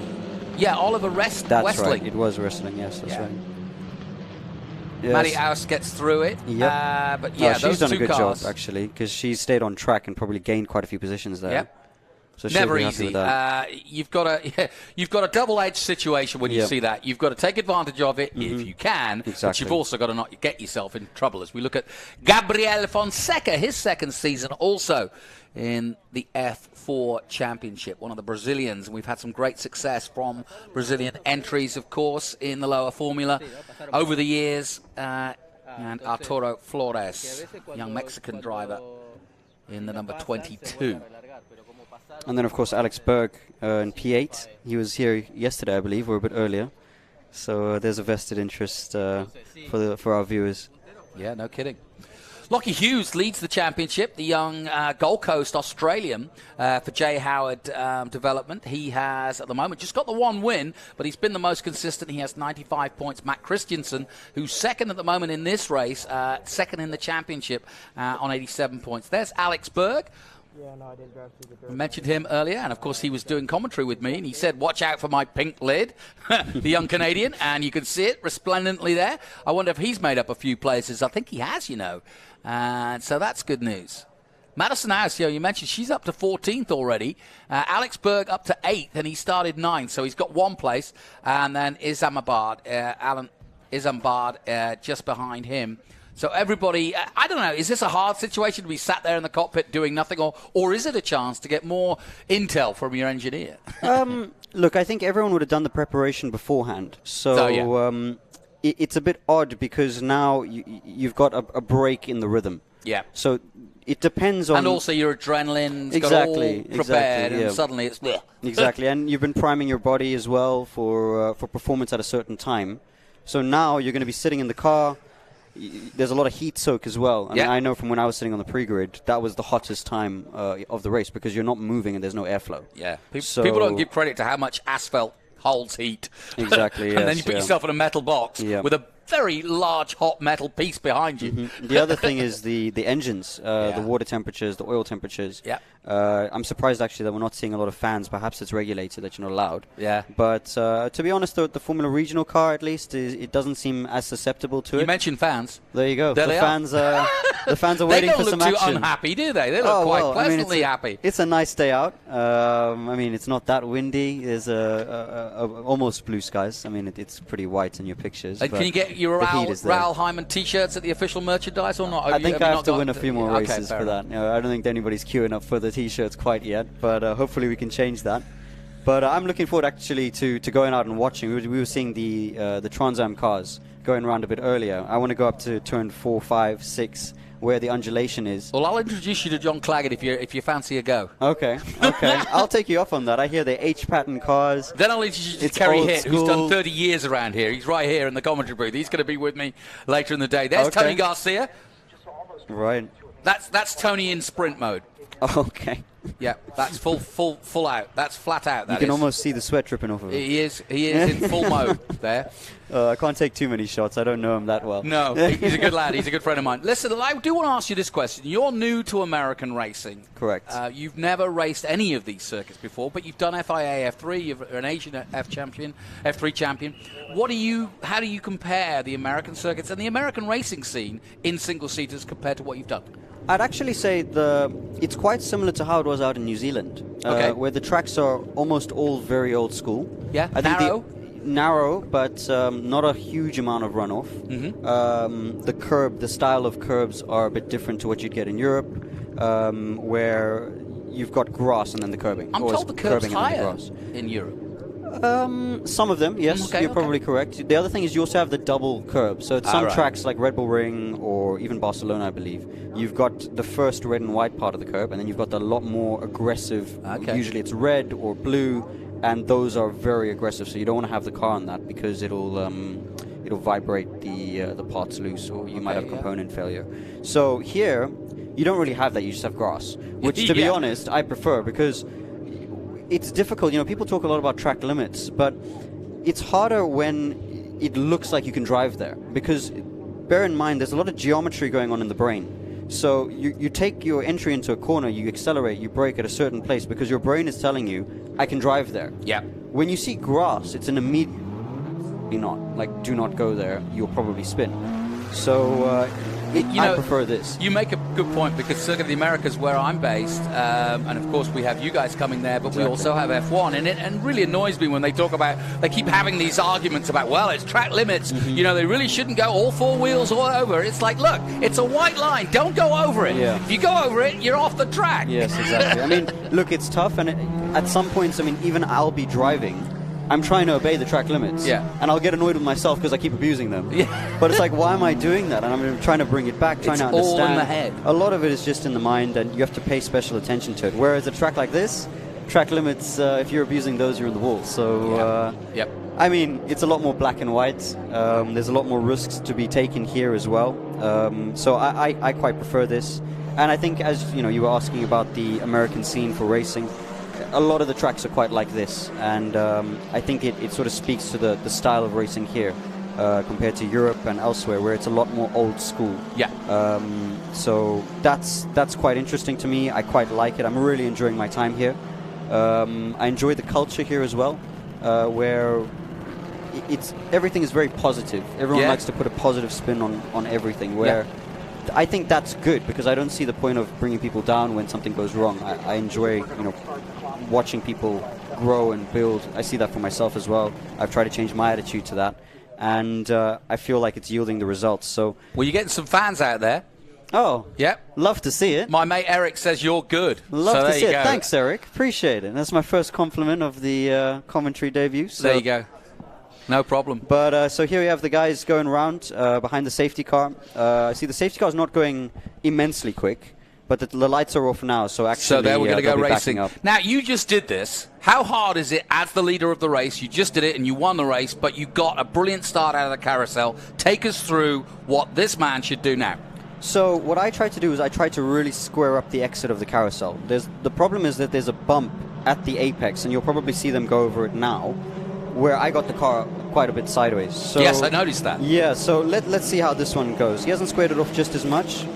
He's actually waiting for the start, which is actually not a bad idea. Yeah, I think he's gone now. Now he's gone, yeah. That was a good way of doing it. Morris then leads. Yep. Here we go. We are underway again. Bryson Morris leads the way into the first corner here at Mid-Ohio. And nicely taking us through it was Ryle Hyman, who just did exactly that not an hour ago to win his race. Now, will this happen again as Ryan Sheehan and the 66, the man from Austin, Texas, in second place, going through there in the 66. Now, here's the pole man, the number 8 on the inside in the red, white and blue. The number 8 trying to make his way through. That's Andre Castro. His first F4 Americas race, and he's down there in 4th position in the middle of this sandwich that you see there. The 76 of Gabriel Fonseca, the Brazilian, right behind him. Oh, here comes a move. It's Andre going to the inside to try and overtake. I think that's Noah Ping. Yep, nicely done too, and he's got through. Yep, that's a great maneuver. That's a good move on cold tyres. Yep, very Takes good. a lot of confidence to do that. Yep. And through the S's they come then, and a restart. 18 minutes to go, and everybody back in dial. How hard is it to dial yourself back in after a stop like that? The difficulty is actually the tyre temperatures. Okay. And also, I mean, here for some reason, after a safety car restart, the tyres just didn't come back. So everyone's going to be driving around on ice at the moment. Very slippery. There's a lot of entry and stability. And when does that go away? When do you feel the 100% grip? See, I think it's a combination of the tires coming into an operating temperature, so that was around lap 4, lap 5. Right. But it's also the dirt on the tires, because when you're warming tires here, it's pretty much a one line through the circuit. So when you warm the tires and you're weaving all over the place, you're actually also picking up marbles. Yeah. So good point. Yeah, it's quite a difficult thing to get the tires ready, get the car ready to be at peak performance straight away. But it looks like Bryson Morris has done a pretty good job of that, and so has the rest of the top 10. Here comes Alex Berg on the outside of the keyhole in that pink helmet and trying to make it through on the 22. Oh. The Canadian really pushing on now. This is good stuff. Just 15 years of age, as many of them are. So that's Alex Berg and Arturo Flores. Yep. Alex got to be careful here, because it looks like Alam Isambard, is looking to make a move as well. This is a big race for the man Bryson Morris in the lead at the moment. He's 5th in the championship, but he's only 1 point behind Noah Ping, and if he can hold on to this, he could get ahead of both Ping and Rivers in the championship chase. And remember, 3 races this weekend, so this already turning out for a big race for Morris. Sheehan in second place, yet to win a race, had a pole position. Christensen in third, Castro fourth, Ping now in fifth place. So as I said, that battle between Morris and Ping for championship positions, all important here in race 1. 2 to come from the rest of the weekend. So I was going to say the man on the move looks like Matt Christensen. He's right up the back of Ryan Sheehan. But actually in that last sector, Andre Castro has really pulled the gap down. So it looks like he's rediscovering some of the pace that took him to pole position. Yeah, I mentioned Circuit of the Americas. Ryan Sheehan, good example. Went to the Circuit of the Americas with his dad. Watched the Formula One race and said, you know what, I want to do that. And so Dad went, don't know if I've got the wallet for that, but he's been working around Austin feverishly getting sponsorship and has done a great job of putting Ryan in a seat and giving him a chance to fulfill his dream, as many of you are watching. That is the dream, is to become a Formula One driver. And of course they race at the Circuit of the Americas in October, and I'm sure many of these youngsters will be tuning in throughout the season to watch their heroes race, including Ryan Sheehan at the 66. So I want to be a racing driver dad is the words that no parent wants to hear. No! Because anyone who's been in the sport long enough knows just how much work, effort and funding has to go into it. But I mean, look, the rewards at the end of the road are very high. And look, it's an incredible sport. Yeah, and I tell you what, people come from all walks of life. So I was talking to Maddie Auster yesterday from Fort Worth in Texas. She was second in the world in cheerleading with 4 national titles. And if you've ever watched cheerleading demonstrations and stuff, they're fearless, and she's up there. But she's had a completely different career change, and now she's racing. So good for her, just 17 years of age. That's pretty incredible. I didn't know that. Yeah. But I'm sure that there's a lot of parallels there in terms of the skill. Because they're death-defying. But you also have to turn it on. You know, if you make a small mistake in cheerleading, absolutely, you might not execute the movement. And you've got to trust your team. And it's the same here. If your muscles are tight at the start of the race or during the race when you're trying to push, you'll make small mistakes. I mean, it's millimeters on the brake that makes the difference in these cars. Well, Morris doing a good job so far. With 14 minutes to go, he's pulled away from Sheehan, who's still holding on to second place. The gap 1.2 seconds. Christensen, though, still putting the pressure on this man. Sheehan at the moment in the 66. Yep, that's right. It looks like Brian really has the pace to maintain that gap. But let's see how it develops as the cars will change balance. You know, the balance of the way the handling is. That'll be happening right about now. Well, I tell you what, Christensen's got every reason to be motivated today. Hughes is a no-show, really. He's 1 lap down at the moment, and I think he was probably involved in that incident because he's nowhere, Lockie, at the moment. So a big opportunity for the championship to get a shake-up after this race. That's correct. So let's see if Matt can capitalize. But we know that he's also focused on consistency. So I don't think he's the kind of guy that's going to be, you know, sending it for the big result. He's probably aware that he needs to have a consistent high point scoring position. Just watch the Argentinian Carrera going up to 13th place. He's a guy you've raced against before. Yeah, so that's Giorgio Carrara. He's actually quite experienced. I raced with him in FIA Formula 3 for a couple races. I know he raced in, I think it was Spa and the Red Bull Ring. So he was racing with Genza after winning a couple races in the Formula 4 Spanish Championship. So there's a guy with a lot of experience, a lot of talent. But I ran into him earlier on in the weekend, and he said that he hasn't been racing in cars for quite a while. I believe he signed a contract to be racing karts professionally. So to come back after not being in a car and rediscover the techniques, the process required to drive a car fast. I also know that it was the team, I believe it's International Motorsport. I might have the name a little bit wrong there. No, that's but they've called him up to ask him to help out in terms of setup and things like that. So I know that the results might not quite show his talent level, but let's see what he can do. I'm sure over the weekend he'll be getting stronger and stronger. So let's see how he's able to help the team and how they're able to work together to achieve a result. Yeah, interesting that so many have come from different walks of life. We've got a Uruguayan out there, we've got an Argentinian, obviously we've got Canadians out there, and a hot bunch of Americans. And I'm glad to see that. This is what Tony Pirelli and what the hopes of the FIA, they've got a delegate here this weekend, but that's what the FIA want out of this championship, and that's certainly what Tony Pirelli wants, is to see Americans push to the limit. We're looking at this number 8 car, the future star racing car. We saw Chloe Chambers in that car last year. She's gone on to the W Series. We've seen the likes of, in FR anyway, same colours, same team, and our Trans Am champion, Ernie Francis Jr., now in Indy Lights, he got the opportunity to race in that car. So there are opportunities there, and the teams and the organisers are creating both diversity and future star opportunities for all these youngsters, and that's really good to see. And it's great to see the likes of Al Unser Jr., such a great star in his own time, putting back, giving back, and giving time and energy into these youngsters. Scott Goodyear, as well as the race director, I know he's bought everybody a stopwatch this weekend to just kind of give you old school way of getting a little bit of learning done in your junior ranks, and it's great to see. That's right. I mean, so Scott's given us all stopwatches, old school. So he says that so you won't be late to the drivers' meeting, or what? Well, I mean, maybe, but he actually said he wants us to use it for visualization. So he wants us to close our eyes, you start the stopwatch, you do a lap, and when you stop the stopwatch, obviously at the start-finish line in your mind, it should be at the correct lap time. So he's given us that. Been doing that for years. Yeah, but he says if we use our iPhones, then we'll probably get distracted. So that's why he's given us the old school style stopwatches. And yeah, I mean, Al Unser, you mentioned him. There's a guy whose hand I always like to shake because I can see his ring. Yes, and it's bad. I actually told him. Yes. I told him. I shook his hand and I turned it over and I was like, "Wow, look at this! I want one of these." I saw Roberto Moreno. He's involved in TJ. He's actually one of our driver coaches. There you go. And I saw him at Monaco just a few weeks ago. Oh, really? That's right. He was actually driving. Racing. Yeah, he was driving. He was telling me about that, and he actually used that experience to help us because he was telling us about.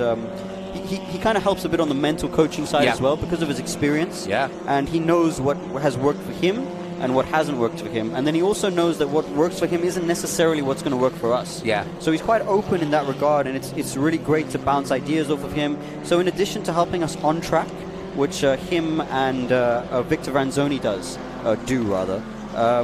he helps us on the mental preparation, which is pretty awesome.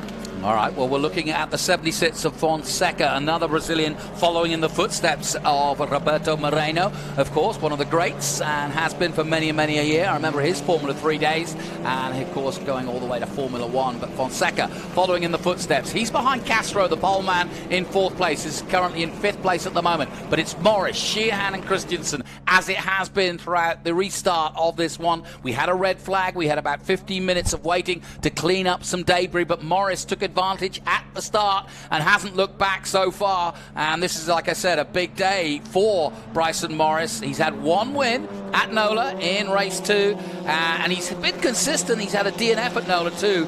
But Road America, he's back up there with a couple of decent finishes in the 2nd and 3rd race. But he'd like to add to that first win of the year.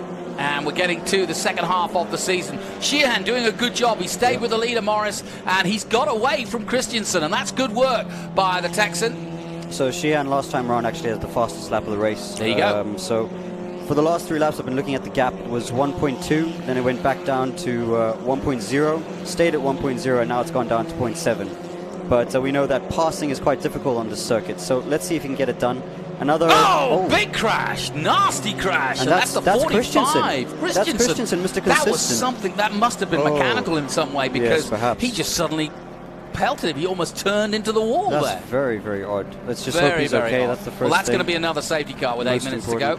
Let's hope he gets out unscathed. Yeah, let's hope he's okay. But yeah, that was a real change in this race. Was just settling into a really good battle for 1st and 2nd. As you mentioned, Sheehan had just gone quickest and was right there. And as you can see, he is right there with the leader. And yes, no surprise, a full course yellow. And that could well end up in a red flag if that I think it perhaps might be. Because they're there. So Matt Christian just suddenly took a left turn unexpectedly there, as though, well, the obvious thing to do at that turn is to come through turn 1 and go onto the grass. That can vaunt you into the into a left turn, but it looked like he was on the inside, so it was an odd one. Yeah, so that was out of turn 2. I know you can get a big snap of oversteer there, and if you overcorrect it, perhaps that might be what happened. But let's wait for the replay. I mean, the first thing is that he's all okay. Be good to see him obviously get out the car and make his way back. I'll tell you, the man making some real hay at the moment here in Mid-Ohio, that's Alex Berg. He was in the commentary booth, so it's a good omen, Raul, to be here, because Berg up to 5th place. Yeah, love to hear it. Love to hear it. His father, a former Formula 1 star in his own right, only did 9 races, I say star. Here's an irony. Poor old Alan Berg, Alex's dad, went into Formula 3 in 1983, and if you know your history, you'll know that's when Martin Brundle and Ayrton Senna were in Formula 3, so good luck. So Alex has actually got the fastest lap at the moment. I mean, it's only by, I think, 200ths or something like that. I'm not quite sure what the format is here, where in Formula Regional, the fastest lap of the race sets the grid for race 2. So if that's the same, which I'm not 100% sure on, then he'll be on pole. So you've got, at the moment, we've got Alex Berg with a 28.367. Then it's Ryan Shahan with a 28.374. Yep. And then Gabriel Fonseca with a 28.384. And then your race 3 time is your second best qualifying, or is it? The race 3 grid position is the race 2. Oh, okay. But I'm not 100% sure if it's the same for F4. But if that is the case, the rules are pretty similar, so that would not surprise me. Yeah. But I mean, if that's the case, then our grid is looking like Alex Berg from Ryan Shahan from Gabriel Fonseca, and then I think it's Arturo Flores. No, he's a 29.5. Then it's Bryson Morris, I believe, and then of course Andre Castro. Yep. So Andre Castro, by the way, has done a good job of recovery. He's up to 3rd now, the pole man. His first race in F4, USF Junior, which is the same car, I think. It's pretty similar in terms of setup and so on. Yeah. So he's got some experience. I talked to Scott Goodyear about him earlier in the weekend. He said he's not surprised to see him on pole position, even though it's his first race. So let's not forget, Andre, I don't believe USF does a standing start. So, I'm not too sure, but I know the Road to Indy doesn't, so I wouldn't see why USF Juniors is going to be doing standing starts. So that might have been his first ever standing start. Tell you what, while we're under caution, Raul, talk a little bit about your hopes this year, because you've got the unbelievable thing that just didn't exist 10 years ago, and you've just come at the right time. Honda have offered an amazing prize for whoever wins your championship. Tell us. Yeah, so that's correct. I mean, that was the huge attracting factor for me to come and race in this championship. So to give you some background, you've got a scholarship from Honda, which will take the champion of Formula Regional Americas straight into Super Formula. In Japan. Exactly, yeah. So Super Formula is actually the fastest cars in the world outside of Formula 1. So it's an extreme, incredible opportunity. And I mean, for someone like me, where we do not have the financial backing to kind of make that happen ourselves, that is the only option in terms of career progression for me.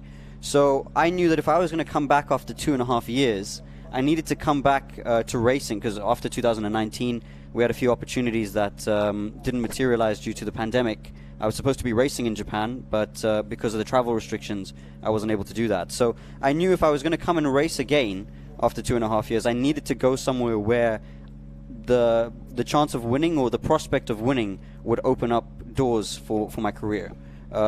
There's no point in going somewhere, doing a good job, and then at the end of the year you are where you started. I needed something where I could say, right, this is the target, and that secures me a seat for the next step. So huge credit to Honda for putting that together. And I really hope that I and, TJ Speed and I are able to continue doing the job that we're doing. We're leading the championship at the moment. We've had 4 wins out of the 7 races, I believe. And there's still a long way to go. So there's a lot of work to do. We're going to keep our head down, and hopefully we can come away with that scholarship. You know, perfectly described there. That is such a great opportunity. And just to put it in perspective, the former Formula Nippon Championship, I know it well, is now the Super Formula Championship. When you think about Alex Palou, IndyCar champion, when you think about Pierre Gasly, when you think about Pato O'Ward, all have taken part in that championship over the years. So the opportunity to get from there to potentially Formula 1 is huge. I mean, look at some of the guys that have come through there. As you mentioned, Alex Palou won car in his 2nd year after driving Super Formula. You've got Nick Cassidy, who's racing, Nick Cassidy, great example, I believe it's in Vision Virgin. Jan Mardenborough. You've got Andre Lotterer, just signed to the LMDH program for Porsche.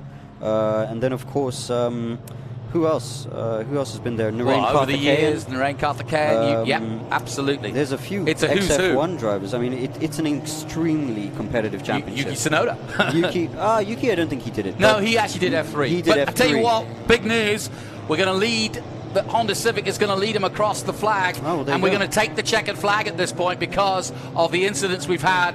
But the big news is that Bryson Morris, doesn't matter how it comes, he'll take it because he took advantage right from the get-go on that first lap incident and strode through to the lead and has never looked back since. Good result for him. Great result also for Ryan Sheehan. Good for him with Kiwi Motorsport. So that's a 1-2 for Crosslink Kiwi Motorsport. Future Star Racing, Andre Castro takes third place in his first F4 Americas outing. He'll be pleased with a podium as well. But we finished under caution and not too surprised, not the way anybody wants to finish a race, but that really does set the weekend alight when it comes to the overall championship, because Lockie Hughes, the Australian for Jay Howard Driver Development, who was leading on 95 points, he still will be, but Mads Christensen has caused a big accident. I've heard he's out of the car, and Nicholas Rivers was in third place, but Noah Ping and Bryson Morris will both move forward, as will Alex Berg, 6th in the championship.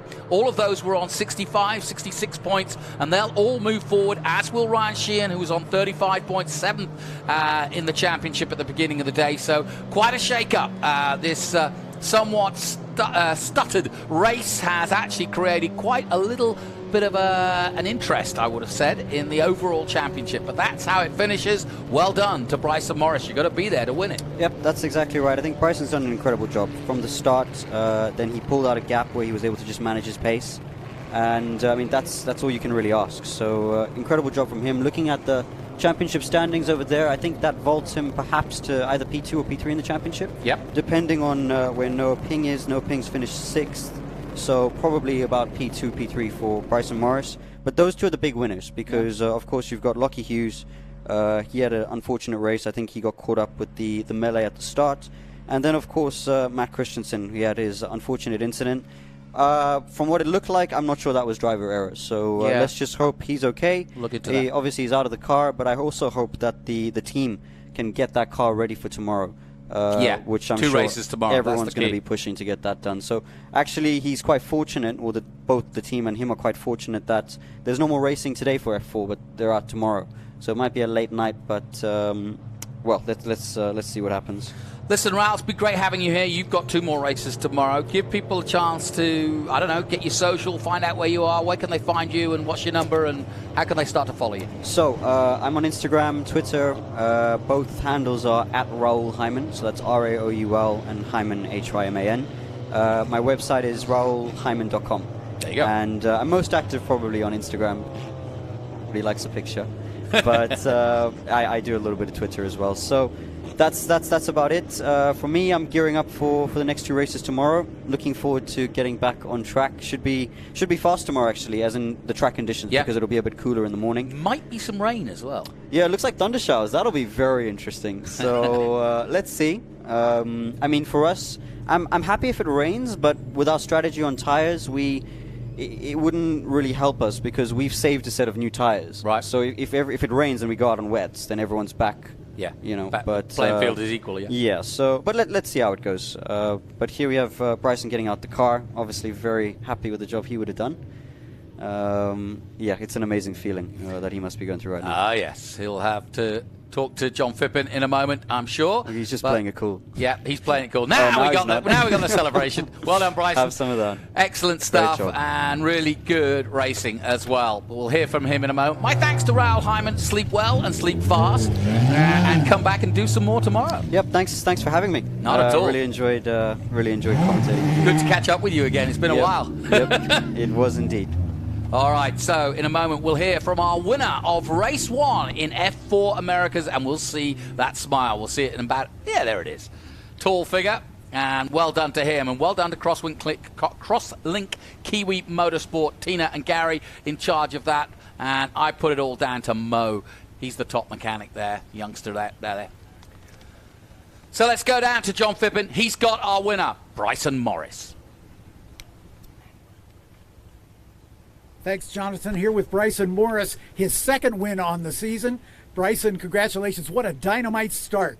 Yeah, thank you. It was a really good start. I was able to get around Andre on turn 1, and then I was able to get a good gap down to turn 2. I didn't have to block, and then it just kept building. Any problems with the restarts? No, restart felt pretty good. Ryan was pretty close on it, but I hit turn 1 pretty well, and I was able to get a gap again, so I didn't need to block into turn 2. Congratulations on your second win. Great job, Jonathan.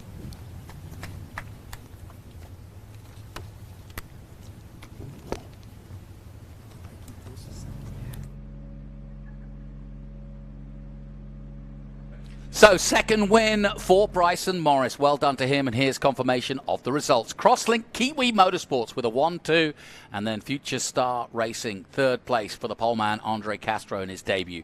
Great stuff from Ryan Sheehan. He takes second place for Austin, Texas. Gabriel Fonseca is fourth in the Crosslink Kiwi Motorsport car for Brazil. Alex Berg up to fifth place for Doran Kroll competition. Velocity Racing Development, Noah Ping in sixth place. Arturo Flores for Ganella Racing. Likewise, Carl Bennett in eighth position. Seth Brown for J. Howard Driver Development takes ninth. And Alan Isam Bard takes 10th for International Motorsport. So, some good results there, some interesting results there too, and a host of Americans all at the sharp end. So let's take a look at some of the highlights of what was a staccato race in many ways, because it stopped and started, but it was great all the same. And at the start, Castro did not get away well. He did not have a good start. And then suddenly, Jay Howard's cars go round. So too does the number 2. And that caused chaos behind. A lot of dust and dirt. We went under safety. Not a surprise. We cleared up the debris, and away went Bryson Morris. From there on in, he was chased hard by Ryan Sheehan. And even though Castro came through to third place, there was no stopping the man at the front, Bryson Morris. There was another stoppage to the race itself, but it didn't stop him. And while Ryan Sheehan kept him honest, it was all going to be Bryson Morris all the way to the line, his second win of the season. We'll take a short break here from Mid-Ohio. More action coming up, and it's the big monster boys coming up. Can't wait for a bit of Trans Am coming your way.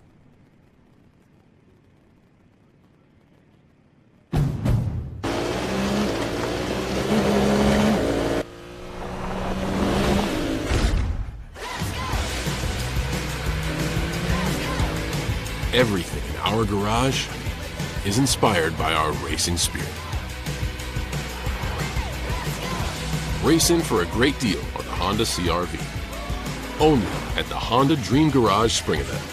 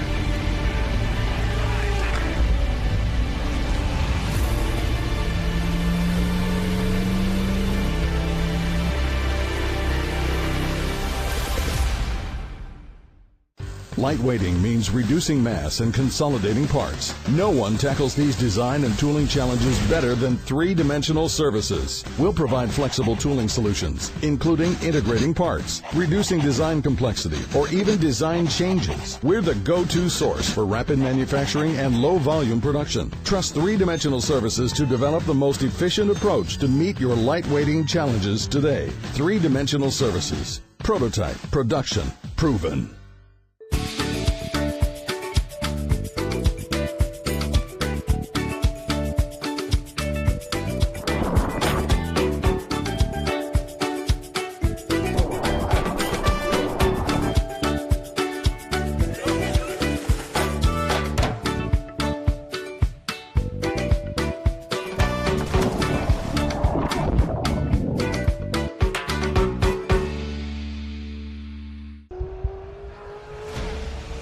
As you can tell, I like to go fast. Our race team is really well prepared. We like to look good, but we also like to dress good, and that's why we shop at Franklin Road Apparel. I own the company, and I wear the clothes that we sell in that store. So check us out. We carry all the top brands: Baldwin, John Barbados, Billy Reed, Goodman brand, and on down the list. So come see us, Franklin Road Apparel, Franklin, Tennessee.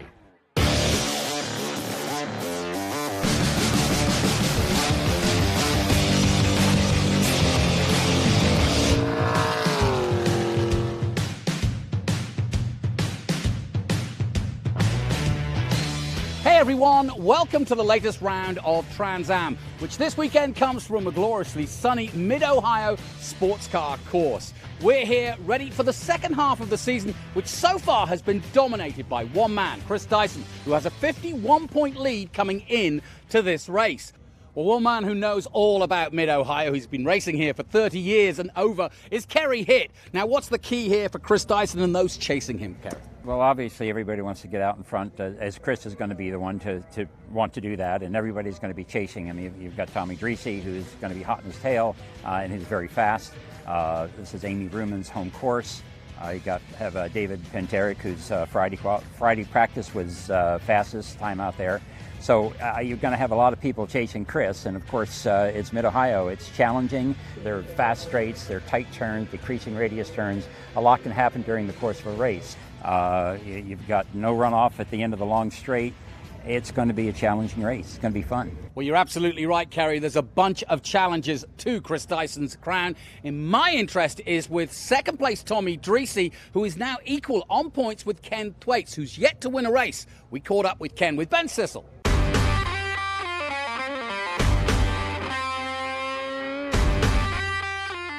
Thank you, Johnny. I'm here with Ken Thwaites, who is currently tied for second in points in TA. Watching Ken's career, that's got to feel pretty good being this close to Tommy Dreese. Yeah, it's awesome. You know, we've just been plugging away all season long, and we've got 4 third-place finishes, 4 podiums. So, you know, at the end of the day, you add it all up, we're tied for second. I'll take it. Mid-Ohio, one of our most technical courses. You had some bad luck here last year in your TA car, but you did really well in your GT car, the Audi, the SGT car. So what's your plan when the green flag drops? You know, that was last year, and that's all in the past. To be honest, somebody asked me that question today, and it's like, you know, God, I'd never even thought about it. You know, that ride through China Beach last year and into the tire wall. Now I'm just flat on it, flat as hard as we can go, don't even think about it. And you know what? We're doing a lot better this year than we did last year. So the car's really fast, the team's really solid. And Tommy Dreese and I are just, we're side by side. It's going to be a great race. Do you feel like it's an advantage to have that short memory of you don't remember what happened last year, you're all focused ahead? So are you one of those drivers that might get it a little bit wrong at turn 5 and not go into turn 5 thinking, I'm going to get it wrong? You just try to think, I'm just going to do it right? Yeah. You know, driving a race car it's not simple, but it is by the numbers. You go to a brake mark, you hit that brake mark, and if you stop too soon, then you take it in a little bit deeper. But you take it to the brink and you don't press it from there. And you know you can make the corner, so you just don't go past that limit.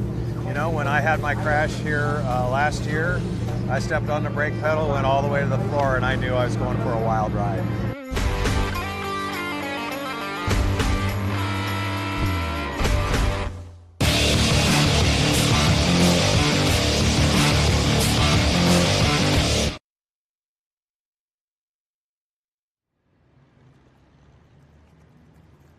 So we await the start of Trans Am TA in action here at Mid-Ohio, and as I said at the top, it's been pretty much dominated by Chris Dyson. Not a surprise to anybody involved in Trans Am racing, especially the man alongside me, Kerry Hitt.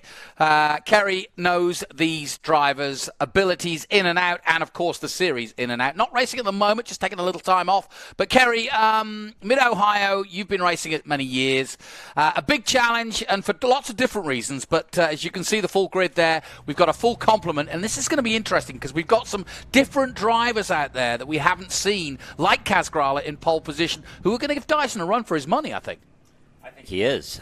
You know that the first time he ever sat behind the wheel of a Trans Am car was this week. That's like 3 days amazing. ago. Yeah. I was talking to Pancho Weaver, and he's real pleased with him. The guy's got done a good job. I guess he does trucks, but he's I think he's an up-and-coming star. Everybody else who's out there are pretty much seasoned in terms of Trans Am. It's going to be a great race. You know, this course is so technical. It's really one of my favorite courses. It just has everything. As I said, it's got long straights. It's got decreasing radius turns. It's got carousels. It's got the carousel in it.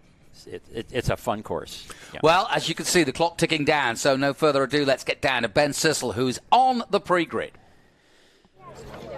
Thank you, Jonathan. Ladies and gentlemen, I'm down here all the way in the back with the 0-0. I'm not used to seeing this because this man won the Daytona 500, his first race here in the Trans Am Series. Welcome to Trans Am, and I know you as a very fast driver, so what are you going to do to kind of fix all this back here? Well, we've had a lot of errors with the car and some things. First time for the car, so we're certainly just trying to use it as a test session. But having a lot of fun. It's great to be here. A lot of great competition here. So go out and just have some fun. Get the car through this, through the field, and just see what kind of race car we really have.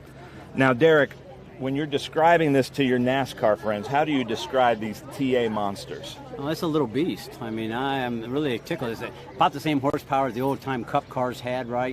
Before we had restrictor plates or tapered spacers, and the thing's a little animal. And a lot of big footprint now with this 18-inch tire. A lot of fun to drive. Dallenbach got me into this. I have him to blame for this. But having a ball, so looking forward to the day. Nice. Yeah. Derek Cope. Thanks so much. Good luck. And Wally Dallenbach, he's pretty good at getting people into the TA Series. Now we're going to come over here and talk to hometown legend Amy Ruman. The Amy Army is strong. Amy, I spoke to you just a little bit ago. You seem a little disappointed. Yeah, we're in the back. Obviously, that's not where we wanted to be today, but we had a little problem mechanically yesterday in qualifying, so we didn't get a hot lap. But we'll have some fun today. We'll work up from the back. It'll be like a video game, so we'll try to pass some people, and hopefully we'll catch a yellow and get a break and try to get back in the fray up front. Nice, and I love it. It looks like the Amy Army is loud and proud. So let's have a win from the back, Amy.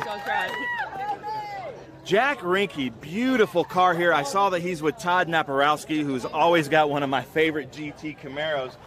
But Jack, I'm unfamiliar with you in the series. Tell us about your Trans Am history. Well, this is actually my first race for Mid-Ohio, so I met Todd not too long ago. Went to a test track, Ginger Bend Raceway. Got to drive this car a little bit. Thought we might bring it out to Mid-Ohio and turn some good laps. Nice. I love it. Anybody you want to thank for putting all this together? Oh, my gosh. My whole team, my dad, Kevin over here, Stephanie, Todd for making this all happen, everyone that's working on the car here today to make this happen. Chris for training me for all these years, getting ready for this first debut moment. It is. A whole lot of work. Really happy to be here. Nice. Well, welcome to Trans Am. Now I'm going to go to the biggest dude in the field and maybe the smallest car in the field, which might be an advantage at Mid-Ohio, Cary Grant. And I talked to you yesterday. You're planning on doing the rest of the series and the season with us, but Mid-Ohio and a Porsche, seems like you're going to have the advantage in some areas. I think so. It's a good handling car. Does a great job. Hiding my family at home. And we're looking forward to the rest of the season. It was dialed in pretty good this weekend. It's a real slick track. Likes to push towards the end, so we're hoping that it stays nice and tight and handles well, and we can focus forward and keep up with the rest of the competition. Speaking of the rest of the competition, looks like your dad is way up there. How's that feel? He put a lap together yesterday. It was great. Great that he got his poles, first Trans Am pole. And by the way, today's my 150th race. Nice. 150 races in a Tennessee hat. Cary Grant, unbelievable. That is awesome. So we're going to come down here. So Cary Grant is in this beautiful number 6 Porsche. Todd Naparowski. This thing, to me, I've always said this for years. If Darth Vader drove a race car, this might be the car he drives. Todd, welcome back to the series, man. I love this car. Thanks, appreciate it. Thanks. We're good to be back. Good to be back. We're hoping to be back next year full time. So we're testing some new systems on this car, validate them, and come back full time next year. Nice. And thank you for bringing Jack Rinke with you. How cool is that? Then Lee Saunders, longtime SGT driver, I think 2-time champion, is that right, Lee? But this is a different car. And Lee, of all things, brings out a bright, shiny black race car, which is, to me, a little bit crazy. But how's this Viper treating you?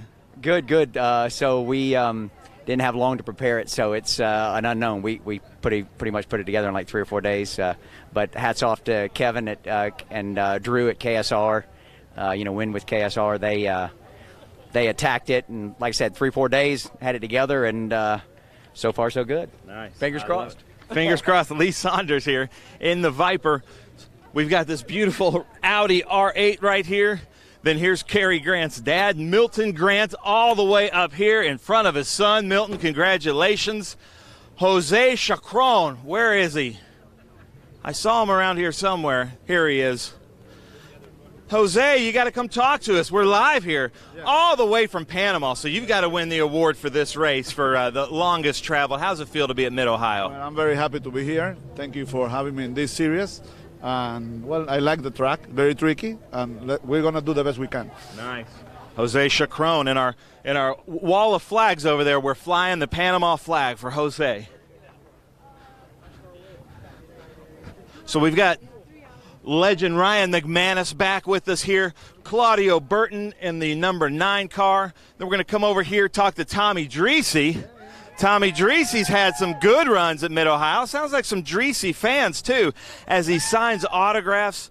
Tommy Dreese, I know you've got a lot of history here. Paul Gentilosi's got a lot of history here. How are you going to put this thing together? We've had quite a weekend, and the guys in front are fast, and I just been a little bit behind, so I think the goal is, first of all, we got a race next weekend, so we got to think about that, keep the car clean, and I don't know, maybe just pass a couple cars before turn 1, because you can win a race on the first lap at turn 1. I'm just joking. Yeah, I don't think you can. Not to my math. No, I think, hey, they've been really, everybody in front of me is in front of me right now, so the goal is just maybe pick a couple off, a little bit here, and then just go after Dyson and Maddie and the green car. Nice. Tommy Dreese, good luck out there. We're going to try to move up to the front. We spoke to Ken Twaits earlier in this beautiful Camaro. We've got David Penterick here, the number 57 Ford Mustang. And like I said earlier, we've got Chevy, Ford, and Dodge all in the top 5, the big 3 fighting it out once again here in the Trans Am Series, which is so much fun. Well, first, let's go to Chris Dyson real quick. I see he's over here in the tent being smart with Tony Pirelli. Chris Dyson back with Matt Brabham at Mid-Ohio. How's it feel? Well, it's always great to be back here at Mid-Ohio. These Trans Am cars are just absolutely spectacular around here. Both our cars have been lightning quick all weekend. It's wonderful to have Matthew back here with us, filling in for Hamid. And I think the Altwell car is terrific. I think, we focus on the race balance. Didn't factor really as for qualifying as I'd hoped, but we got 100 miles to go here, and we're going to try to give it our best shot. I love the honesty from Chris Dyson. I've been told I got to go up there. So, Matt, I'm going to talk to you at podium. Is that a deal? Cool. Matt Brabham is with us. So here's the Matt Brabham car starting second. And this beautiful all-Graham car here, the number 21. And then Kaz Gralla, our Motul Pole Award winner. Kaz Gralla, I'm not seeing him around. We did speak to him earlier. And looking for Pancho Weaver. But he is in this beautiful Dodge Challenger, and like I said before, the only one not on center locks, and the only one, to my knowledge, in the top 4. Pancho, quickly, how's it feel to be back on pole at Mid-Ohio? Hey, Ben, it's great. Kaz is such a great talent and such a new talent, and here he's walking up right now, matter of fact. Come on in here, Kaz. Yeah, come in here real quick, though. Kaz, pole at Mid-Ohio, that's got to feel good.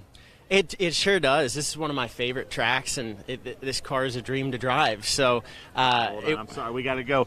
Jonathan, I know you're going to go through the grid. Sorry, Kaz, but Jonathan, run through this grid for us, please. At Ryan, we seek to understand our clients' unique business needs and offer insights from over 75 years of experience. Our menu of integrated services span the entire life cycle of your building, from financing and development to design and construction to property management and maintenance.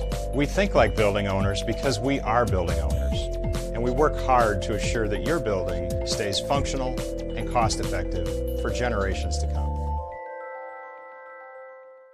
My name is Monse, and I am a senior at Cristo Rey.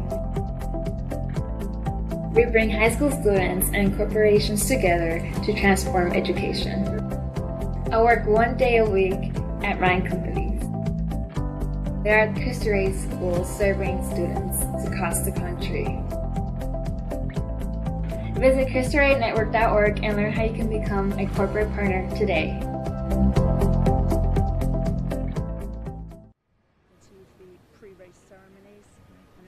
Welcome back to Mid-Ohio. Great stuff from Ben Sissel as he walked down the pre-grid. But let's just confirm our grid for today. And it looks like this in TA, XGT, SGT, and GT. Kaz Grala in his first ever Trans Am race. Not a bad start, is it? Pole position. Matthew Brabham doing well in Indy Lights and doing well in Trans Am on the front row. His teammate Chris Dyson on row 2 and the championship leader. David Pintarek looking good and racing at home in the 57 in 4th. Ken Thwaites second in the championship, equal with the man alongside him, Tommy Dreesy. Ryan McManus, always a factor in that Corvette, in 7th. Claudio Burton, good to have him back in 8th position. Jose Chocron of Panama, as you heard there, in 9th position. Milton Grant, 10th. Seth Lucas in 11th place. And Lee Saunders in SGT in 12th. Todd Naparalski in 13th, Cary Grant in 14th position, Jack Rinke in 15th, and Amy Room will have some work to do, and she'll need that army of fans to cheer her on from 16th.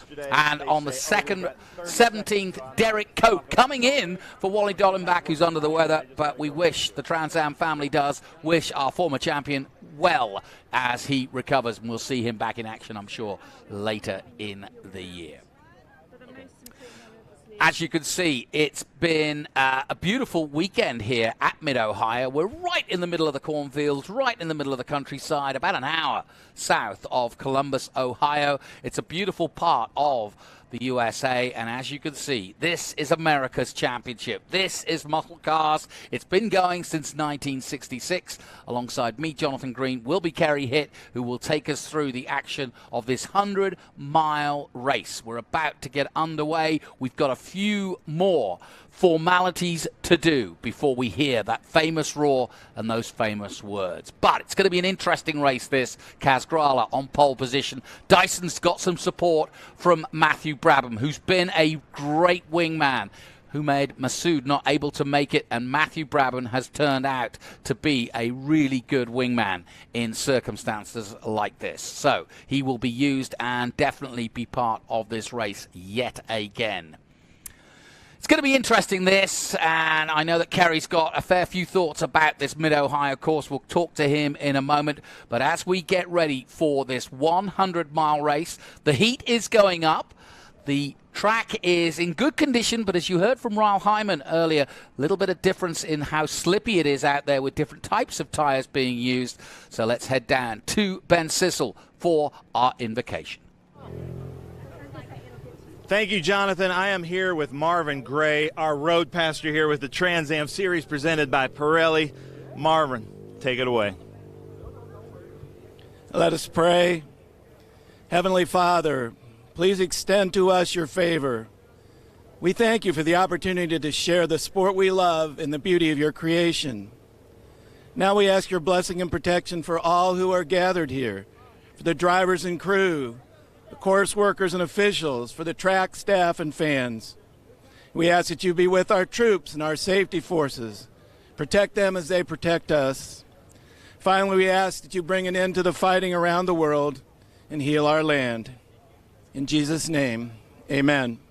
Amen. Marvin Gray with another beautiful invocation. Thank you very much. And for our national anthem, Patty Schwall, take it away, please. Oh, say, can you see by the dawn's early light what so proudly we hailed at the twilight's last gleaming, whose broad stripes and bright stars through the perilous fight o'er the ramparts we watched were so gallantly streaming. And the rockets' red glare, the bombs bursting in air, gave proof through the night that our flag was still there. Oh, say does that star-spangled banner yet wave o'er the land of the free and the home of the brave.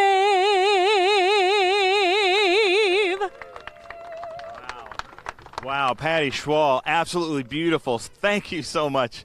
Mid-Ohio Sports Car Course. We're just a few minutes from the start command, but I'm going to talk to CEO of Stone Ridge, John DeGaynor. It's funny because just last year when Stone Ridge was here, I found out that I only know him as John DeGaynor, the really high-powered sports car driver in his vintage Devon. But it turns out he's the CEO of Stone Ridge. He's got 200 employees here. His factory can hear racing at Mid-Ohio. John, tell us a little bit about what Stone Ridge does. So Stone Ridge is a global supplier of components for the commercial vehicle and automotive space. We make sensors and actuators and mirror replacement systems for customers all around the world. And this plant in Lexington, Ohio, does a great job of making sensors and actuators for passenger car market customers like General Motors and Ford. So we're really thrilled to have the team here today. And now when I see you with your team, it seems like a family. Everybody seems to get along. You guys like working at Stone Ridge. Get in here tight, guys, because we are about to have these ladies and gentlemen give us the most famous words in motorsports. And I know, John, as a motorsports enthusiast, this must mean a lot to you. But ladies and gentlemen, from Stone Ridge, I need you to be loud and proud, delivering the most famous words in motorsports. Take it away. Drivers, start your engines!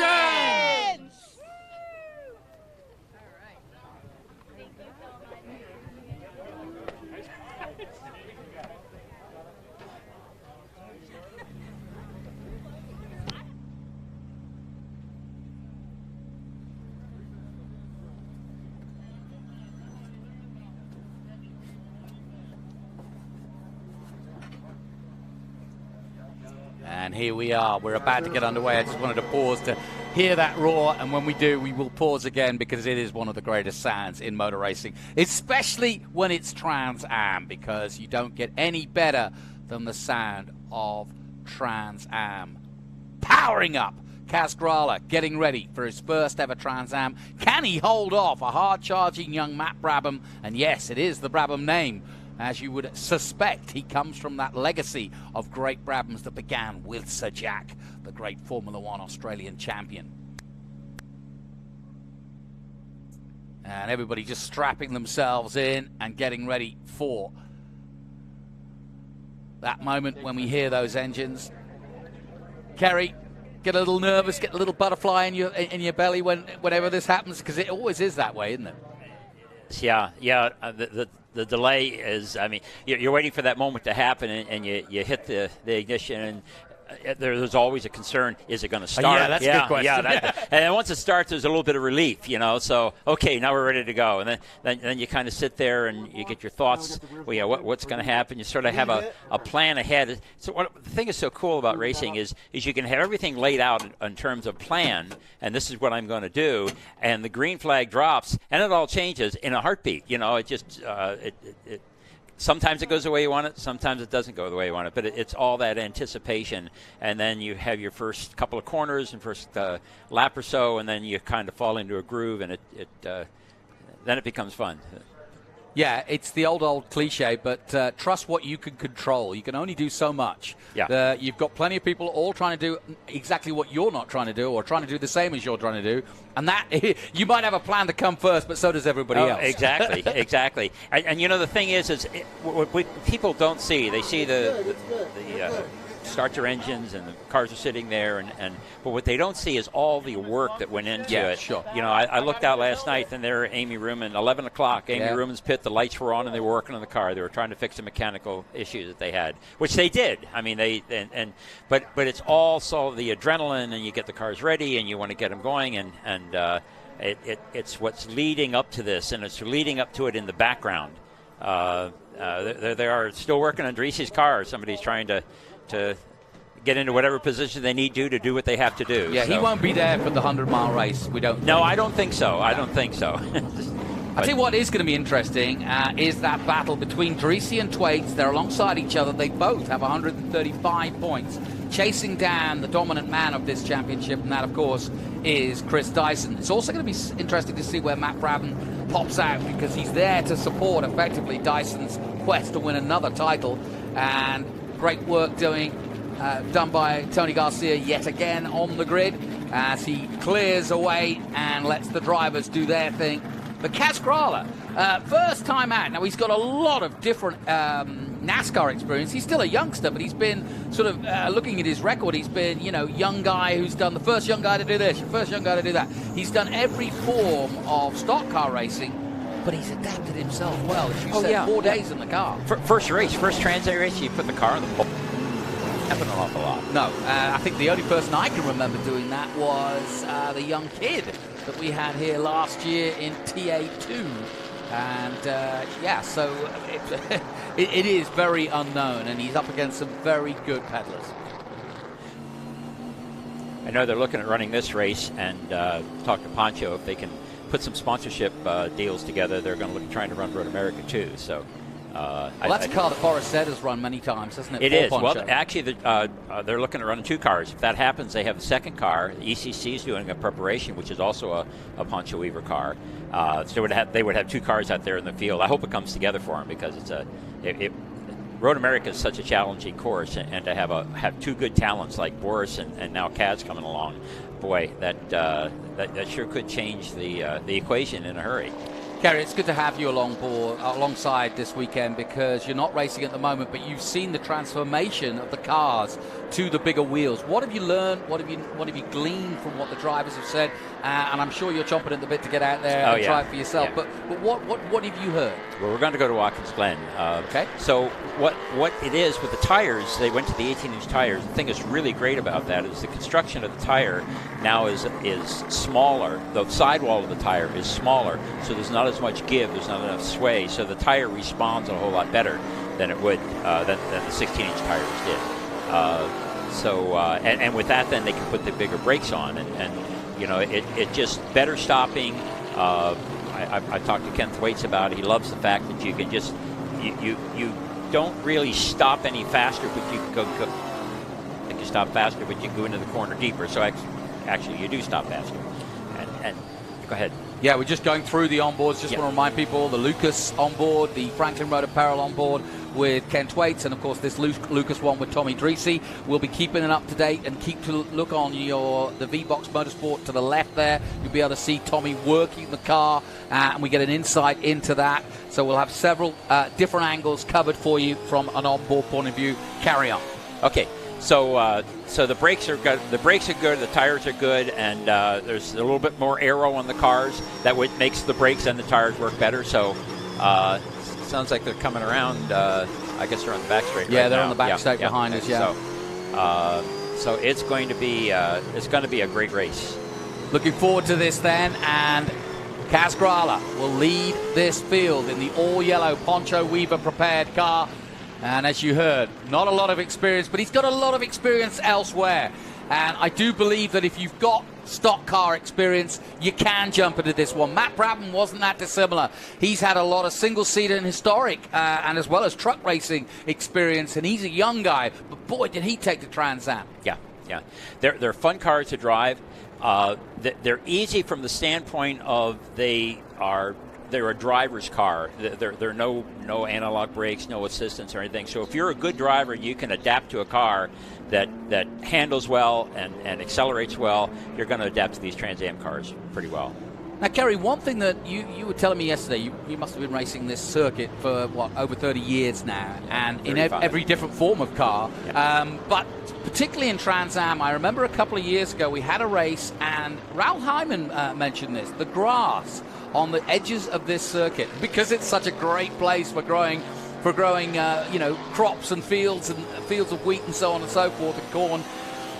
If you get on the grass here at Mid-Ohio, I remember several cars, including Ernie Francis Jr., having to come in, having gone off track, and put all the grass in the radiators, which started to overheat the car. So it's great that you've got the runoff, but you've got to be careful. Yeah, exactly.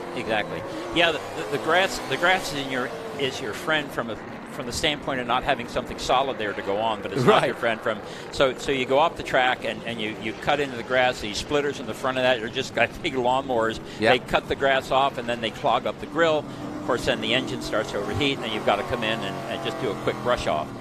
Lots of different ideas people have. I've seen chains hanging down off the front with bolts on them. The other trick is to get in behind a car. You get really close behind the car, and it just sucks the air right off of it. So you want to try that, especially if you're in a good position and you really don't want to come into the pits.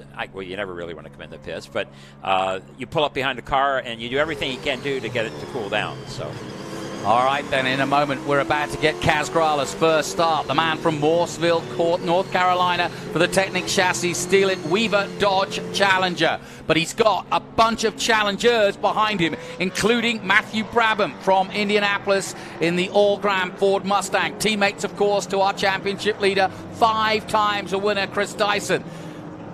The safety car is off, and Kaz Grala now holds control of this race, and on the inside is Matthew Brabham. It's slippy on that side, but can Matthew steal a march on Kaz Grala from the start? We're about to find out, as they will start, remember, down the back straight.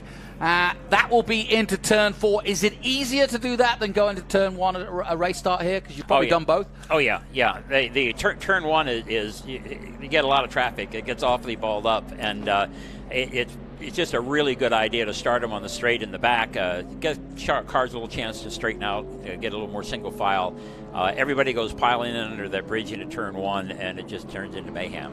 So there's a kink at the end of the main back straight here, coming out of the keyhole that we're in now. This is the Big Machine Vodka Spike Coolers keyhole. And then they'll line up 2 by 2, and that kink is coming up in about 400 yards. They'll get the green flag, and then they'll dive down towards turn 4, which is cambered, so there's plenty of room for both overtaking and staying on track. Ken Thwaites getting very close to the back of Tommy Dreese and of Chris Dyson. But away they go. Kaz Grala leads this race, and they dive now for the first time into turn 4. Grala holding the lead, but look at this. Matthew Brabham uses the camber and the outside run. Now he's got the inside, and he has done his math. And look at that. The 21 takes the lead away from Grala, but Grala comes back at him as they head down into the S's for the first time. But Brabham leads this race. Dyson slots into the third. Grala is in now second place. Great stuff. And that was textbook racing from Matt Brabham, wasn't it? Great job, both of them. Great job. Both Matthew and Kaz, they held their lines. They raced. They're gentlemen. They each one had an opportunity.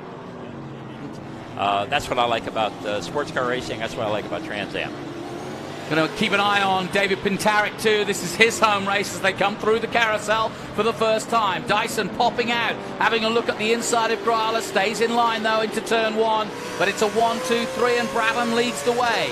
Brabham from Grala, and then Dyson. Pintarek, the man I'm looking at from Canfield, Ohio, in the Kydra Racing Ford Mustang. We're on board with Dyson. He's in third at the moment and probably quite happy. Look at Grala coming back at him already at the keyhole. He's got plenty of experience here at Mid-Ohio, knows this track well, and has had some good experience there. And look at the grunt of the Weaver car on Matt Brabham, and through into the lead goes Kaz Grala back again as we watched it all from Dyson's position down to turn 4. Good stuff, Kerry. Boy, it is great stuff. Yeah, they've got some power in that Dodge. The car is quick, and it handles well too. I know that Poncho put a lot of effort into mechanical grip, and it pays off in tracks like this. Kerry, you're the man to ask this. Why haven't Dodge, which has been such a part of the history of Trans Am, had more entries in the previous years, in more modern times? I don't know. You know, we kind of get, they say hand-me-down engines. We have the ones that are developed for NASCAR. Dodge is well developed. Ford's pretty well developed. They're now going to the RO7s, which are well developed. And as you can see, they've got a lot of horsepower. And boy, he opened up a good lead right there. Whoa! And Ken Thwaites almost get turned around by Tommy Greasy. Remember, they're both on 135 points. Tommy playing hard early on in this 100-mile race. And Tommy definitely in that Lucas car, all blue, making his presence felt. And Ken won't like that much. Ken has really come a long way. He's developed as a driver tremendously, yes. And he's also been such a big part of this sport because he's got a 4-car team in Trans Am as well as his self-racing. And like you said, former XGT, he was our first XGT champion, and now he is fighting with the likes of Tommy Dreesy. And you can see as we go on board with Tommy, miles per hour, over 170 plus miles an hour there at the fastest part of that back straight and into turn 4. Good battle though. Ken Thwaites knows how to keep this car, that Camaro, wide as he possibly can. Putting on a show, these two. He's opening up a little distance there too. Tommy's not right on his tail as he was earlier. Well, good clean start. Really like this so far, and great to have Kerry Hitt, who will be back at Watkins Glen. Always a good place to go racing. And at the moment, Kaz Grala leading this race. He did a 1:24.1 last time out to Matt Brabham's 1:25.2, and that's why the gap is now half a second as we go back on board with Tommy Drees as he chases down Ken Thwaites. 45 laps race. Oh, Tommy's pushing hard through the carousel. But Tommy looks so comfortable too, though. When he's in the mood, you can't stop Tommy Dreesy. I'll tell you what, he is amazing. He just puts his nose down to it and goes. And he's a great driver. And of course, now he's managed, of course, or at least the team is managed by Paul Gentilozzi. And I got a feeling that that's really it's just added a little bit more edge to Tommy's approach to the racing, because Paul doesn't like anything but winning. Oh, exactly, exactly, yeah. The problem they had at Lime Rock last race is a shame. You know, I got to tell you though, a little about Tommy. He actually called my shop and he thanked me. Asked me to thank the guys for working so hard to get the parts for his car to get it back together because it was a real short turnaround. So that's great. That's nice. He is a gentleman. There's no question. Now, talking of gentlemen, how about the lady? Amy Ruman here at home with the Ruman Army, up to 9th already, ahead of Jose Cochran, and she is behind Ryan McManus at the moment. So Amy Ruman on a tear at the moment and trying to get through the field. There she is, some 4.3 seconds behind McManus, but they're in the top 10 already. Dyson pushing on in 3rd place. Now he's got Brabham in front of him. And these two need to push on and stay with Grala. Keep an eye on SGT and GT as we go into the first turn with Chris Dyson. And you know what? If you've been around this sport for a while, no one would take away a sort of Lewis Hamilton-like era for Chris Dyson, because it's great when he shows up, but he deserves a win every time he gets one. There's no lucky win. They work so hard. That team works so hard. I mean, it's a full-time job. They're all dedicated, and they all do good work. They want perfection. Chris wants perfection. They want perfection, and it's certainly a team effort. Yeah, it was great to see his dad give the command last time out at Lime Rock, his home race, and of course his father. What a footsteps to follow him, but the Dyson dynasty continues. On board with Dreesy down the back straight again, everything shaking inside there. It's a lot more physical than everybody really gives it. It looks smooth from here, but it's not, is it, Gary? Yeah, it looks like a nice Saturday afternoon. Yeah. Tell you what, probably hitting temperatures somewhere between 100 and 150 inside the car. You've got your helmet on, your balaclava on, your fire suit. We do run cool suits. I tell everybody I got 30 years younger when I put my cool suit on. Does it really make that much difference? Oh, absolutely. Yeah, absolutely. But what about the weight? Has it a lot of weight to have? Yeah, well, there is weight. They've got the not just you physically, I just mean to have the cooling part. Yeah. Well, it is, but to me, it's worth it. Yeah, I'll bet. So yeah, no, I'll bet I would do it. So Dyson currently in 3rd place, a little further down. We're still keeping an eye on Amy Ruman. She's still there in 7th place. Milton Grant is in 11th at the moment. We're on board with Dyson, still in 3rd. Good clean start to this one. No big problems. 63 minutes, 45 laps in total with 6 in. Andrisi yet to get past Ken Thwaites. And in fact, if anything, Ken is just holding station at the moment as they come through the Big Machine Vodka Spike Coolers keyhole. Ken's doing a great job.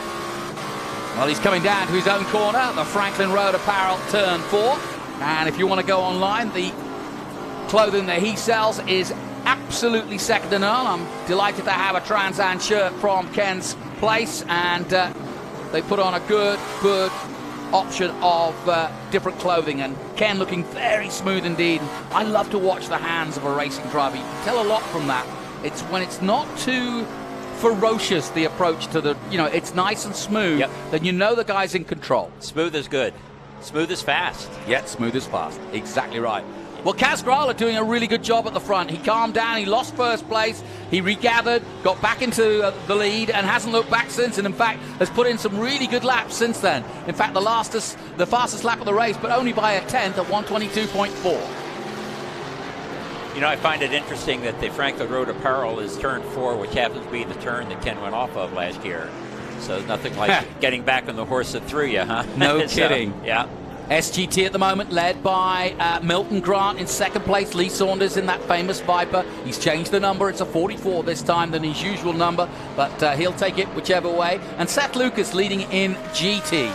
Cary Grant still up there in 15th overall and racing hard in SGT. Jack Rinke going well in 17th in the GT class. There's David Pintaric. Had a couple of races off while he recovered from illness, but delighted to find his step again. He was a little worried about coming back and whether he'd be sharp again, because you don't want to be a racing driver at not 100%, but he very much is back to full form now. It's good to see. Exactly, yeah. David, I think, tries to do perfection in anything that he does. They've got that new car that they've developed that he was very involved with in developing, that Riley built. And tell us more. What do you know about the new cars, the new chassis? Well, as I see it, there's first of all, I saw the car. It's beautiful. Okay, I didn't see anything that was really super different. Good work, well thought out. I think they've made the car easy to work on, which is something that throughout the years, these cars. I know Mark Meissen has built a chassis which has been tremendous. Those are the car. Well, that's the car that's in the championship right now, is leading, and has won the last 5 championships. So Mark does a great job. He's a perfectionist himself. So I think what it is, that's probably the first new car that's come along that has some innovative things. They've done a lot with electronics on there, which seems to be some of the other drivers or some of the other teams are looking at it and wondering why there's so much electronics, but that is, I guess, progress, So but he's doing a great job with it. I'm looking forward to him doing well later in the year. He's going to win the next couple of races and then go to the runoffs. Here's our leader in SGT, Milton Grant. I'm sure you've raced him many a time. Yeah. Good family effort with Cary as well. Yeah, and they've run several, well, I guess 150 races. I know, that's amazing. Yeah, that was Cary saying that. Yeah. Well, Richard runs in our class. He runs the Trans Am. He runs Trans Am. He's out there, runs well. I talked to him last week. I guess he's going to be a Watkins Glen too. So, is that a favorite as well as Mid-Ohio? Yeah. Watkins Glen is pretty much a classic. They have what they call the blue bushes there, that I would rather have the green grass than the blue bushes at Watkins Glen, which are the blue guardrails, and they take a big bite out of the car. Well, good battle here between Lee Saunders and Seth Lucas. Lee in 13th position in that Dodge Viper, the Land Search LLC Dodge Viper. And as he said, 3 days to prepare it, but he's really happy with the way they've done it. Seth Lucas running for Arve Motorsports in that Audi R8. Great car to have around here, I would have thought. That's the car that, of course, well, not the car, but it's a car, the Audi R8 that Ken Thwaites won, of course, the XGT Championship in. So it's a really handy car to have. It's got a lot of good personality to it in terms of it's good in slow corners, but also fast in a straight line. So the R8 definitely competitive in this championship. You know, you mentioned they got the car prepped in 3 days. I wish I could harness the productivity that is done on a racetrack or at the racetrack in regular business. You know, I mean, the amount of work that gets done and the amount of things that get problems that get solved in the short amount of time at a racetrack is amazing. Now listen, Kerry, I've asked a few drivers this, and most of them say, or I've asked Adam Andretti this, most of them say it's a 100-mile sprint, but can you segmentize the way you approach a 100-mile race like this? It's hot, it's tough, the tires are going to go off, your fuel load's going to go down, but how do you, if you like, compartmentalize your approach to the race, when you push, when you don't push, when you expect maybe to get a safety car or not? Well, here again, it's part of the unknowns. You know, a lot of it depends. You can have a whole plan strategized, and then it can change in a moment, right? But a lot would have to do with who you're racing against, who's out there, how hard you're racing against them. You might have one person that's really difficult to get around, and you know you've gone ahead and used up your tires a little more than. So it all just kind of it's all fluid as it starts. And it's 1 second and the next is an unknown. Now, I'm just looking at Dreesy's onboard, and I'm looking as to where Ken Thwaites has disappeared to. Yeah. Because, sadly, I think it's struck the Mid-Ohio curse has struck again. Yeah. Chokron is in the pits at the moment, but I don't see Ken Thwaites. What's happened to Ken? Not sure. Let's hope he's not gone off, because that would be a real shame. But he's just... There he is. Oh, he's there he is. down? Yeah, he's coming through the carousel. Okay. There he is. Yep. So And there's obviously Dreesy. that battle. Yep. So Dreesy's there, but Dreesy's there. So he either Dreesy lost a little time to him, or Ken got away. But really good to see him out there, because they were so close together a moment ago, and now we get our chance to see. Well, there's Chokron. He's out there. I was mistaken. I think it was another car that has come into the pits. But here comes Amy Ruman, the 23 McNichols car, the Corvette, the famous Corvette that she's run for so many years here, former champion of Trans Am herself, and she's looking to try to write the book. She's had some bad luck over the last years. I think it's since 2012 she's really had a good run here, and of course the approach to this one with those transmission issues at the last night. Here we go, there's the car in the pits at the moment.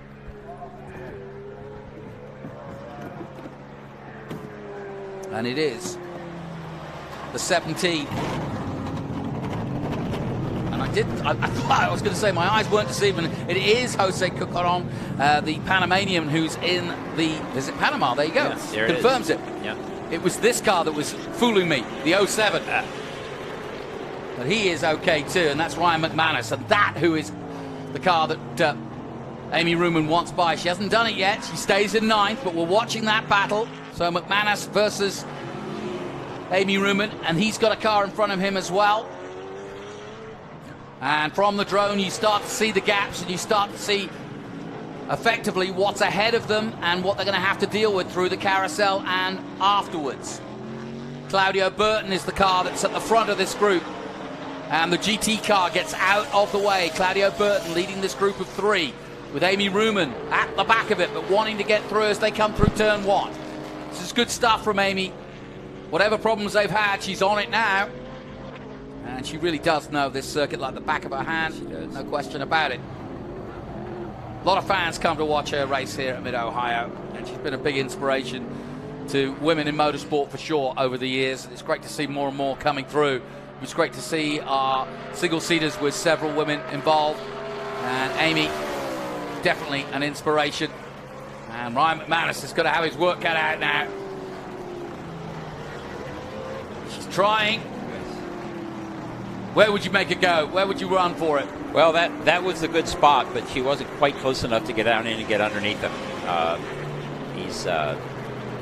All 3 of those cars are running pretty even.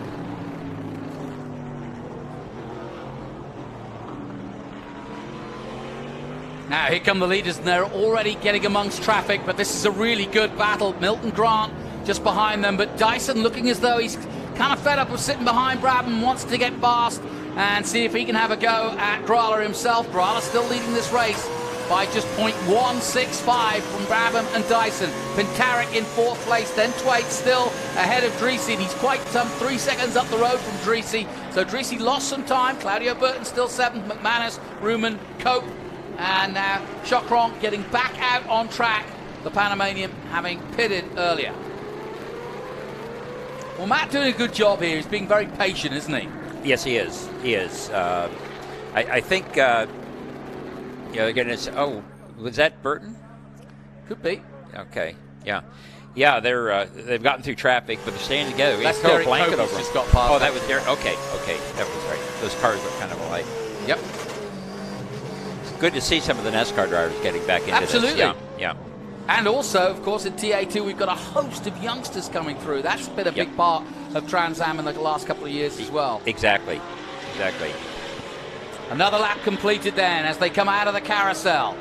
And Kaz Grala, if he didn't know it already, he has got a famous name and a young up-and-coming driver in Matthew Bradman, who's had a really interesting run of different careers in his lead-up to Trans Am.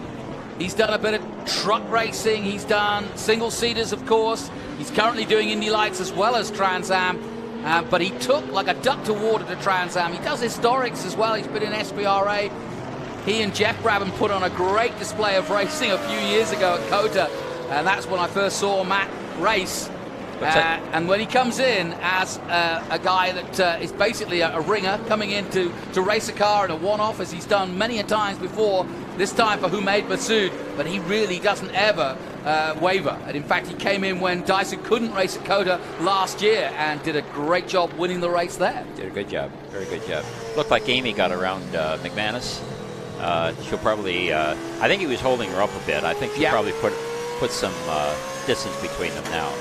Well, that puts her up to 7th position now behind Tommy Dreesy, but she's got, some 10 seconds to catch up on Dreesy. But a safety car or some incident may just help her out, but she's certainly making her way in this race.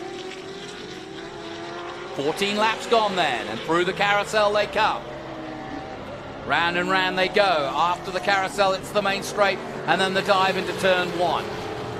What's the hardest part to get right in this Mid-Ohio, or what can easily go wrong if you make a mistake? I like turn 1. I always have. It's a good turn. If you hit it right, you feel good at it. I guess probably the worst one to make a mistake on is 4 because you've got such high speed. Then you've got 5 and 6. If you don't go over that hump quite right, you'll end up going to the outside and have a lot of spins there. The whole course is technical, and it's I'd say it's easy to get out of shape at any one of the spots on the track. Yeah. On board with Ken Thwaites now, and he is running strong. As we expect from Ken, he's up to 5th place at the moment, and more importantly, he's ahead of Tommy Dreesy. So if it finishes this way, he will take 2nd overall because they're equal on 135 points coming into this race, but I'm sure they're not thinking about that right now. They just want to finish on the podium, both of them, I'm sure, and at the moment they're running 5th and 6th. We got another car coming into pits. Is it Jose again? Yeah, it looks like Chevron is back in the pits. So whatever the problem with that Corvette is, it looks as though it's occurred again. He tried it, tried to rectify it, but he's back in the pits again. So not a good run as Pintarek passes our commentary position. Still running strong. Ken Thwaites definitely taking some time out of him though. His last lap a 124.5, and that's compared to Pintarek's 125.1. So at the moment, Ken Thwaites doing a good job of catching as we go back on board with Tommy Dreesy. He comes under the bridge now.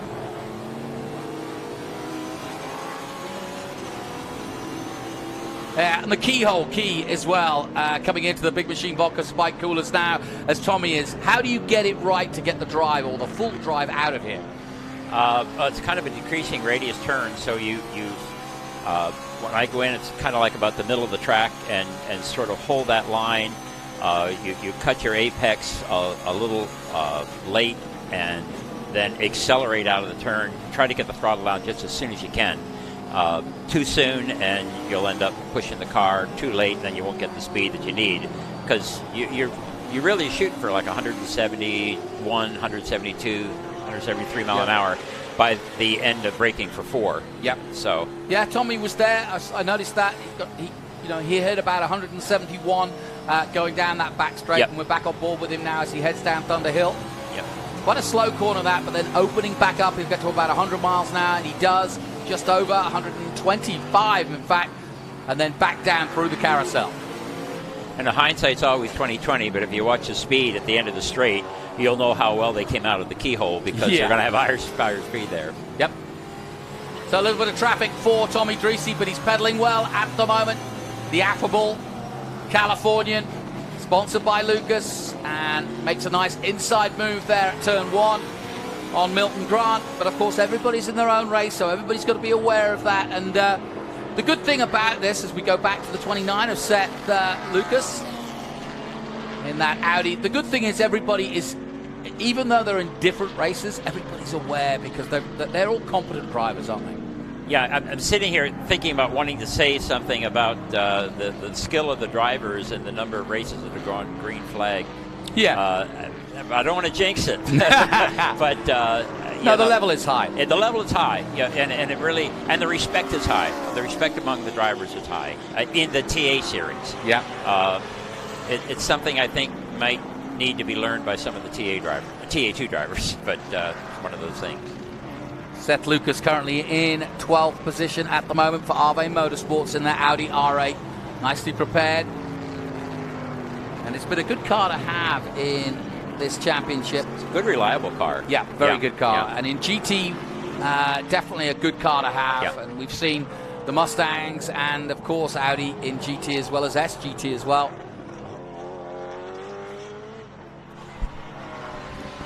Yeah, Tommy's struggling a little bit, I think. He's had a problem with the setup. They just a lot has changed. Tires have changed. You have a whole new team come together, and Paul does a great job at trying to meet perfection, because he likes to win. There's no question about that.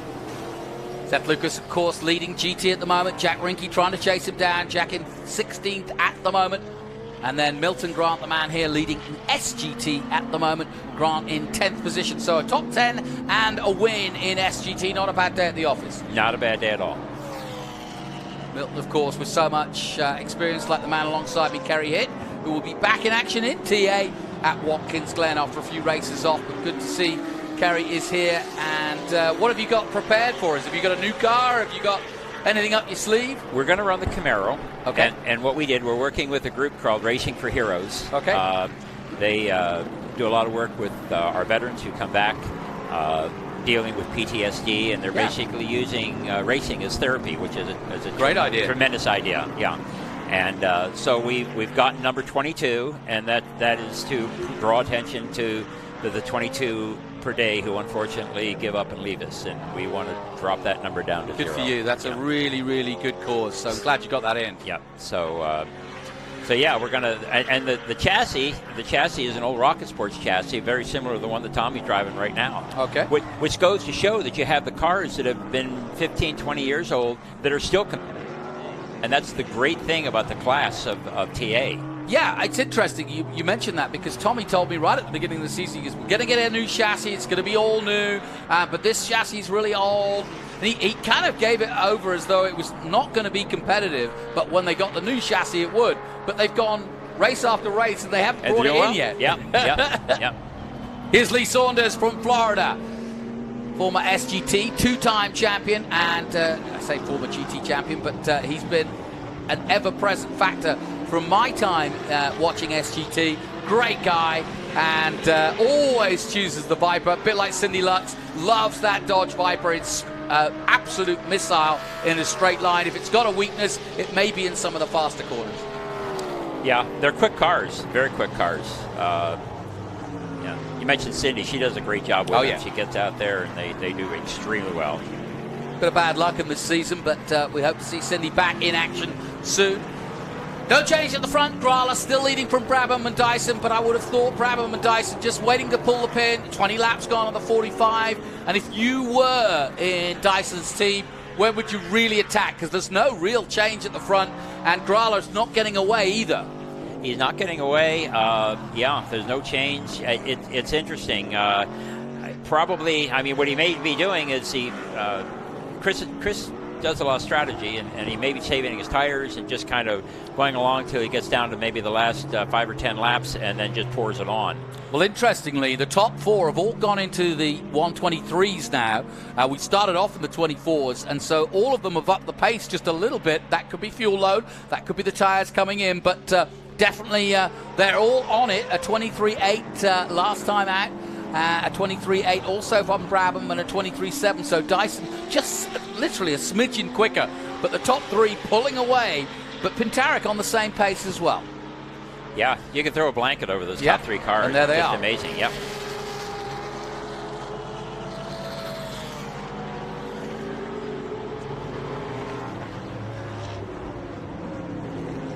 It'll be interesting to see when Chris decides to make his move, because I think that he will, you know, and will start pushing.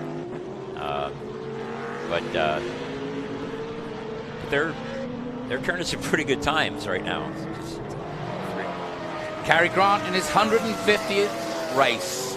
You saw him wave and say hello to his friends at home, and we do the same. Doing a good job. And the Grants, as always, well represented in Trans Am. Cary currently in, 13th position. His last lap, a 132.6.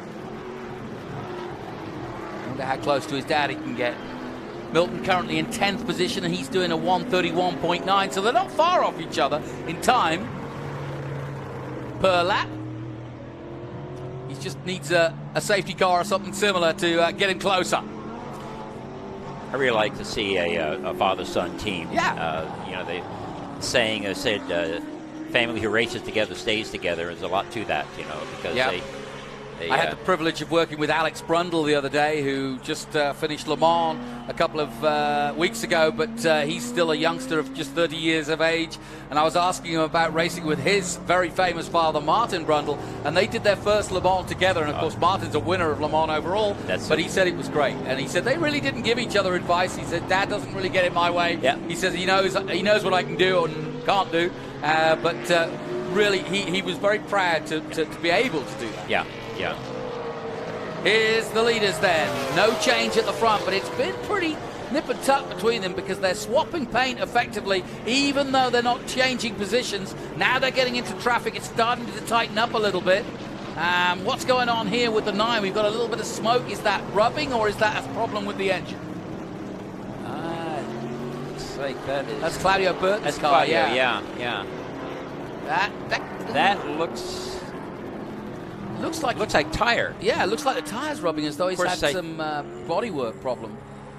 Here come your leaders. Look at this. How tight do you like it as they come past Seth Lucas? The 3 of them glued together, like you say. You can throw a blanket over them as they head towards the carousel again. Brabham yet to pull the pin. Or will it be Dyson, I wonder? Well, I don't know. It's going to be interesting. I don't know if their team order's there, but I do know that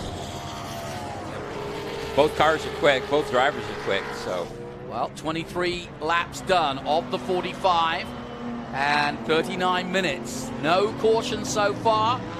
So the man in trouble, Claudio Burton, I think he's just pulled out of the race. He's just gone into the pits. So we'll get an update when we can as to what that car is. I know Ben Sissle's down there at the moment. They clear Lee Saunders, do the leaders.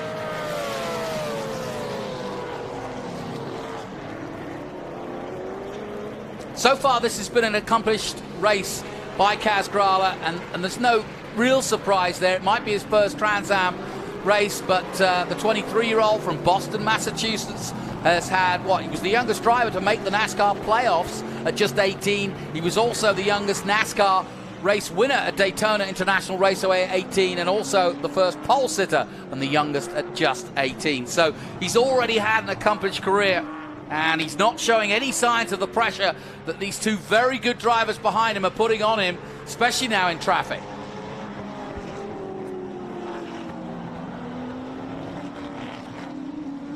there's a lot of power in that Dodge. You can see Matthew, he gets right up on him. Yep. Right up on him there, going up the front straight, he's right on him, and then they hit the key, come out of the keyhole, and they just stretch it out.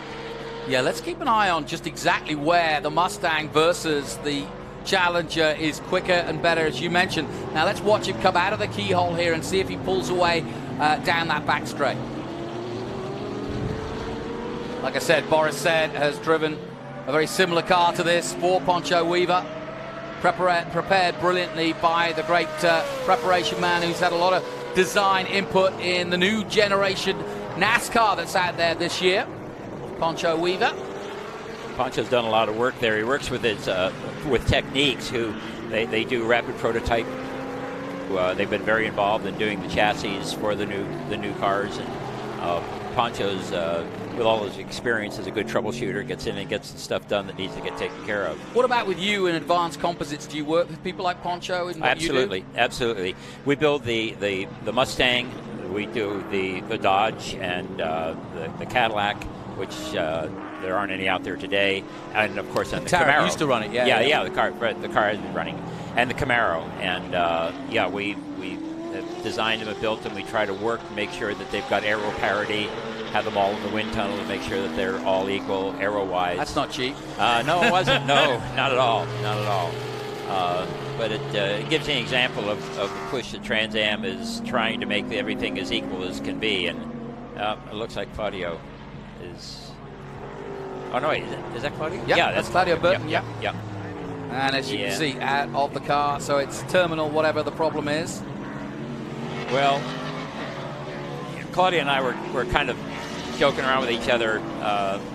Neither one of us are spring chickens. And he said he said, I guess his first practice he made, he didn't make as many laps as he wanted to, but he came in and he said he was just exhausted. So he looks like he's pretty beat there. He's never easy. In this heat. And if you've got a problem, it almost makes it pointless to go around just for the sake of it. Right. Go. And if it's something, if it's an oil line or something leaking, you don't want to take a chance of breaking a line and oiling down the track and messing it up for everybody else. So he did the smart thing. Yep. Back with 5th place, Ken Thwaites, showing no signs, like a spring chicken out there at the moment. Claudia Burton retires. Too much grass on the grill, and that's something we alluded to earlier. Yep. And it's overheated. No surprise. Yep. Overheated. And so is he. And so is he. Yeah. I'll ask him which one was overheated the worst. Yeah. Well, it's something we drew attention to right at the beginning of this, and not a surprise. Then you get grass in the grill, and then and obviously the little bit of bodywork that we saw also playing a part as well, and that's not easy. Hey, look at this, Matt Brabham into the lead goes. Brabham for the first time. We were waiting for that moment to crack. And we were watching Claudio Burton quite rightly, but Brabham has pulled the pin and has taken the lead in the 21. Now will Dyson try to follow him through as soon as he can? Or will Grala come back at him? Because Brabham had a small stint at the start in the lead and Grala came back. We'll soon find out. Let's head down to the pits. Ben Sissel has made his way to Claudio Burton. Back down to you, Ben.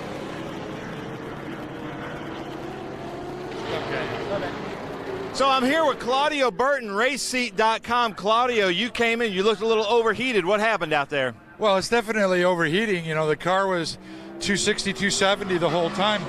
You know, after about the 5th or 6th lap, I did everything I could. Got a good start and kept Ryan behind me and McManus. And then it just kept getting hotter and hotter. I had to let him go by, see if it cooled down, and it just never did. And not only was his engine temperature hot, but they took the temperature of the cabin 150 degrees. And what happened is some of the grass, it was already overheating, he said. Then he went through the grass, it covers up the radiator, makes the engine overheat. But RaceSeat.com, the Chevy Camaro, Claudio, you'll be back racing with us, right? Gentlemen, back to you.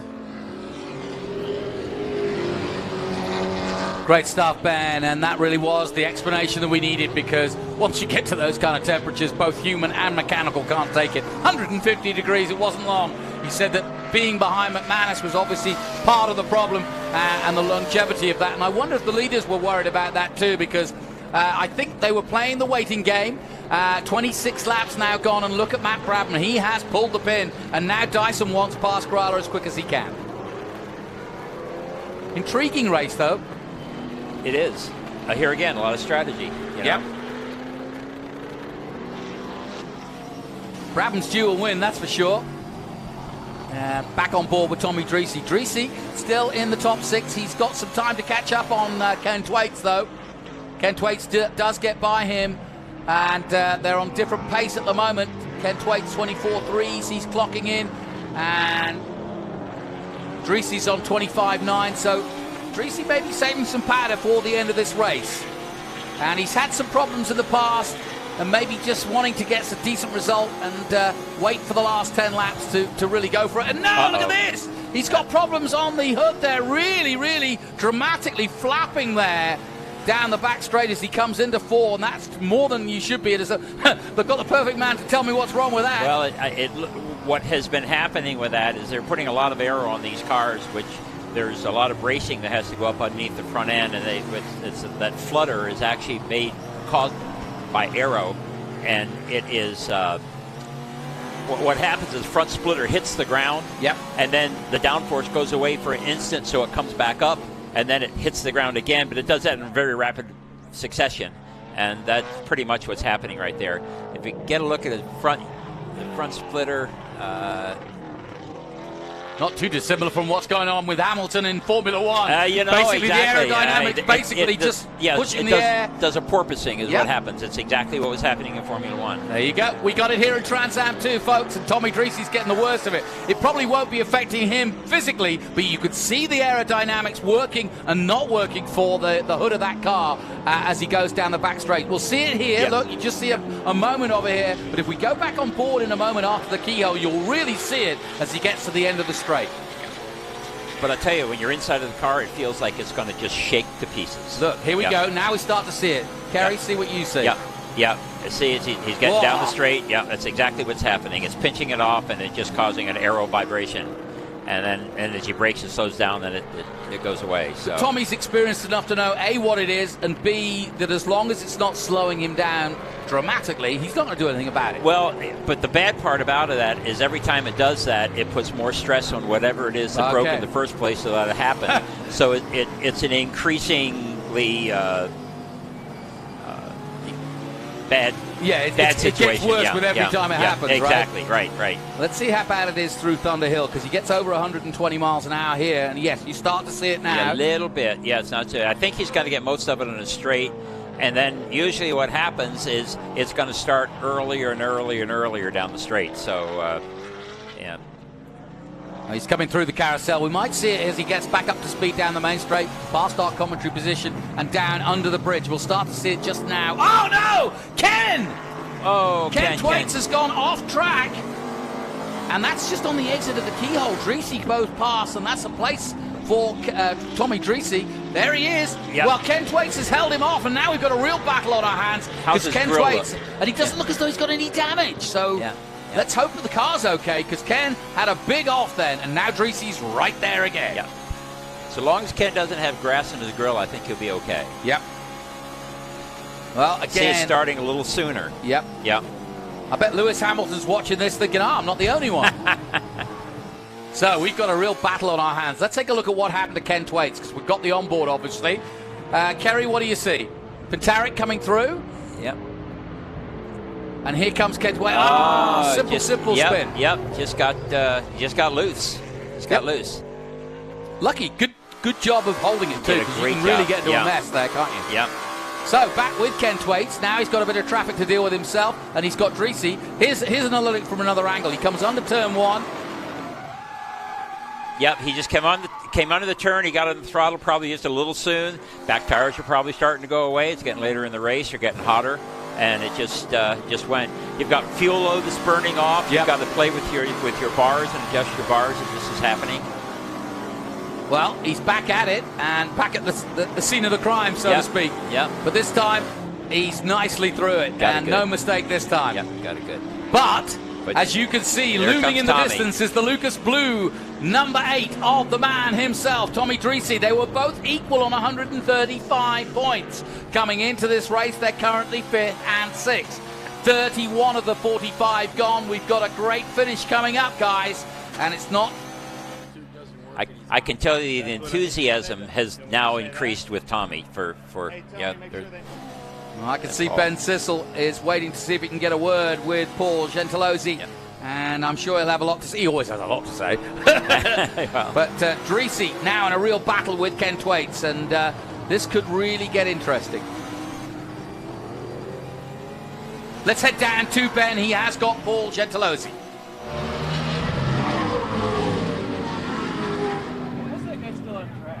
So I'm with Paul Gentilozzi here, crew chief of Tommy Dreesy. What is your driver saying? He says it's hot. He tried to wear a new vest for his cool suit, and it had the wrong plug-in, so he left the vest on. Now he's cooking. So now hot water might be going through his vest. No water, just heat. Just heat. It's hot, Paul Gentilozzi says, in Mid-Ohio. Back to you, gentlemen. Thank you. Sorry to make you do that now. So there you go, man himself. But look at now, Dreesy coming closer and closer to Thwaites, and Thwaites knows in the 7 he's got the attention of one of the greats, a former champion himself, an XGT champion and a Trans Am champion, going at it here in the TA race at Mid-Ohio 2022. Brabham leads by 1.3 seconds over Grala. And is it getting worse, I ask myself? Kerry Hitt, who is involved in the composites and the making of these bodies for these cars, knows all too well what's happening to Tommy Dreesy out there. Yeah, what's interesting is he's running closer to Ken right now. It for some reason, in me looking at it, it didn't seem as though it was quite as bad that time. So maybe being in the slipstream of Ken, helping, right? Maybe, yeah, the dirty air, in that case, helping him, right? Yeah, interesting. Yep. Well, we'll see if this battle really livens up, because we're now getting into the business end. 26 minutes to go, or 45 laps, whichever comes first. That's how it works in Trans Am. And there's no question that Dreesy needs and wants these points, but Ken Thwaites will do everything he can, having had that half spin, to hang on as they come through the carousel. Intriguing tactical racing here between the pair of them. Dreesy wanting by, and this is where Dreesy's so good. He's great at intimidating his opposition, and I just think Grala has had a problem. We haven't seen it because we're on board with Dreesy, but past our commentary position, real drama at the front of this race, but there's drama here too. Dreesy looks to the inside of the keyhole. Can he thread himself through that keyhole and turn the key and make it happen? Back to the back straight, and Grala in trouble at the front. But try as he might, Dreesy can't quite pull it off. A mistake again by Thwaites as he exits 4. Yeah, I think Ken's losing his rear tires. Yeah, no question about it. He's definitely losing grip. And now Grala, well, I saw them badly smoking down the main straight, but he's still going. And he's there with Brabham at the moment. So I don't know whether it was temporary or it's something that's going to become terminal, but you can see the smoke for yourself. Well, sometimes it's not good when the smoke stops, because that means there's no more oil there to burn off. Oh dear, don't tell me that. Yeah. Well, Grala's, though, the speed is there. The speed's there, yeah. Well, he had a big puff of smoke as he went past our comment. We both leapt up and went, oh my word. Yeah. But let's see, 33 of the 45, and Grala hasn't put a foot wrong, but look, you can see it now. It's just getting worse and worse. But it is on certain corners, which always makes me think that is more to do with bodywork. Yeah, but it doesn't look like any bodywork is... Yeah, it seems to be a left-hand corner. Yeah. Well, interesting. And now, Tommy Dreesy. Here we go. We'll see the Leely's Grala. It's on the left-hand, as you quite rightly point, which means it's the right rear, but it's really bad now. And that's getting very close to surely exploding, and now it is in real trouble, and now he can't see. This is a problem that Dreesy had a few races ago at Road Atlanta, and he's got to pull out of this one. Kerry, if you can't see and you've got smoke pouring into the cabin, there's no way that you can, in the cockpit like that, carry on. And sadly, Kaz Grala, who had pole position, his first ever Trans Am race, has gone up in smoke, and the Poncho Weaver Challenger is challenging no more. Oh, what a sad way to finish. That's sad. I mean, Poncho builds such a good car, such a beautiful car. You know, the craftsmanship on that. Well, meanwhile, Tommy Dreesy is pushing on, but we've had drama and we've now got a full course yellow. No surprise, because Kaz Grala is parked up and he's in a precarious position, which does change everything. Brabham holding on to the lead, but he's actually behind Dreesy as they come to the full caution yellow. And good to see Amy Ruman still in the top 7. And she's now chasing down Dreesy. And so that could be a really good grandstand finish between those two. Brabham not in that battle. It's Brabham versus Dyson. And Pintaric looking for a podium out of this now. The thing about they're in a full course yellow, and that technically gives Tommy the advantage and get around the track and get almost a whole lap on Amy, who is now stuck behind the leader I see of the race. Mean, yeah. And that's exactly what he's doing. Yeah, he's gonna. That's disheartening. Well, that's how we are at the moment. Full course yellow. We'll take a short break from Mid-Ohio because the drama, I'm sure, will unfold further. But Kaz Grala, the man who had pole position and had been leading this race for a while, is out. We'll take a short break. We'll be right back.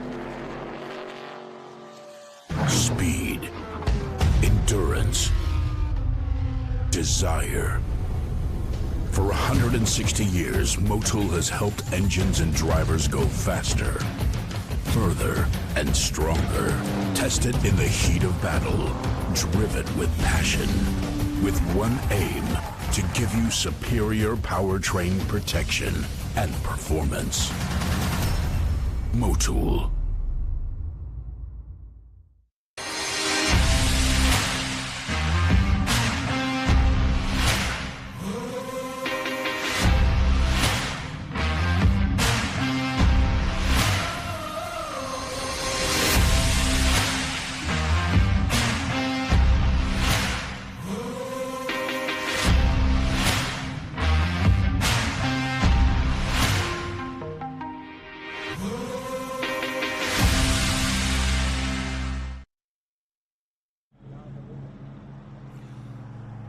Welcome back to Mid-Ohio Sports Car Course. Jonathan Green and Kerry Hitt bringing you the action from Trans Am, the first race of the weekend for Trans Am. And it's TA, XGT, SGT and GT all in action here.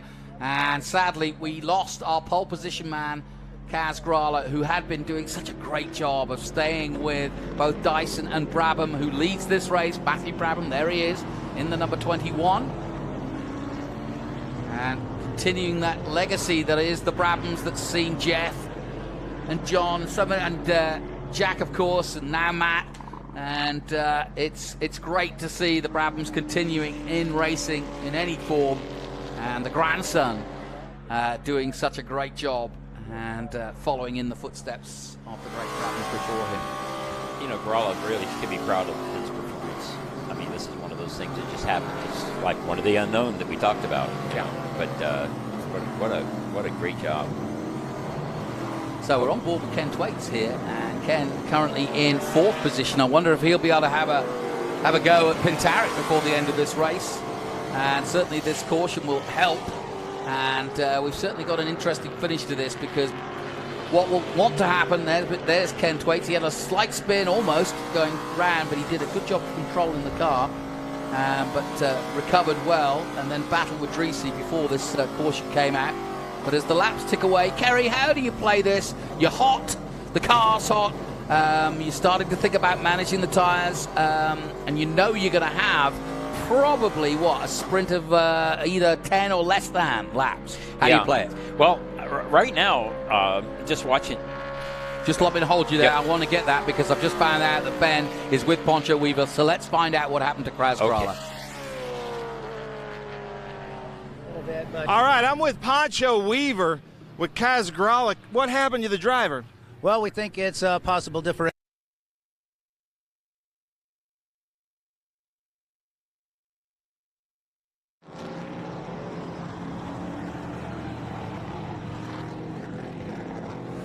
So we got a little bit of a technical gremlin, but we got the face that said it all from Poncho there, but it sounded like he was about to say differential. Differential, yeah, and that would make sense. That would be all the smoke coming out from both sides of the rear. Makes sense. Yeah. So what a shame. It's really not a hard fix once they get to it. And I hope they get it back together, and I hope he can get a sponsorship program going to run both cars at Road America next week. Yeah. So plenty of drama.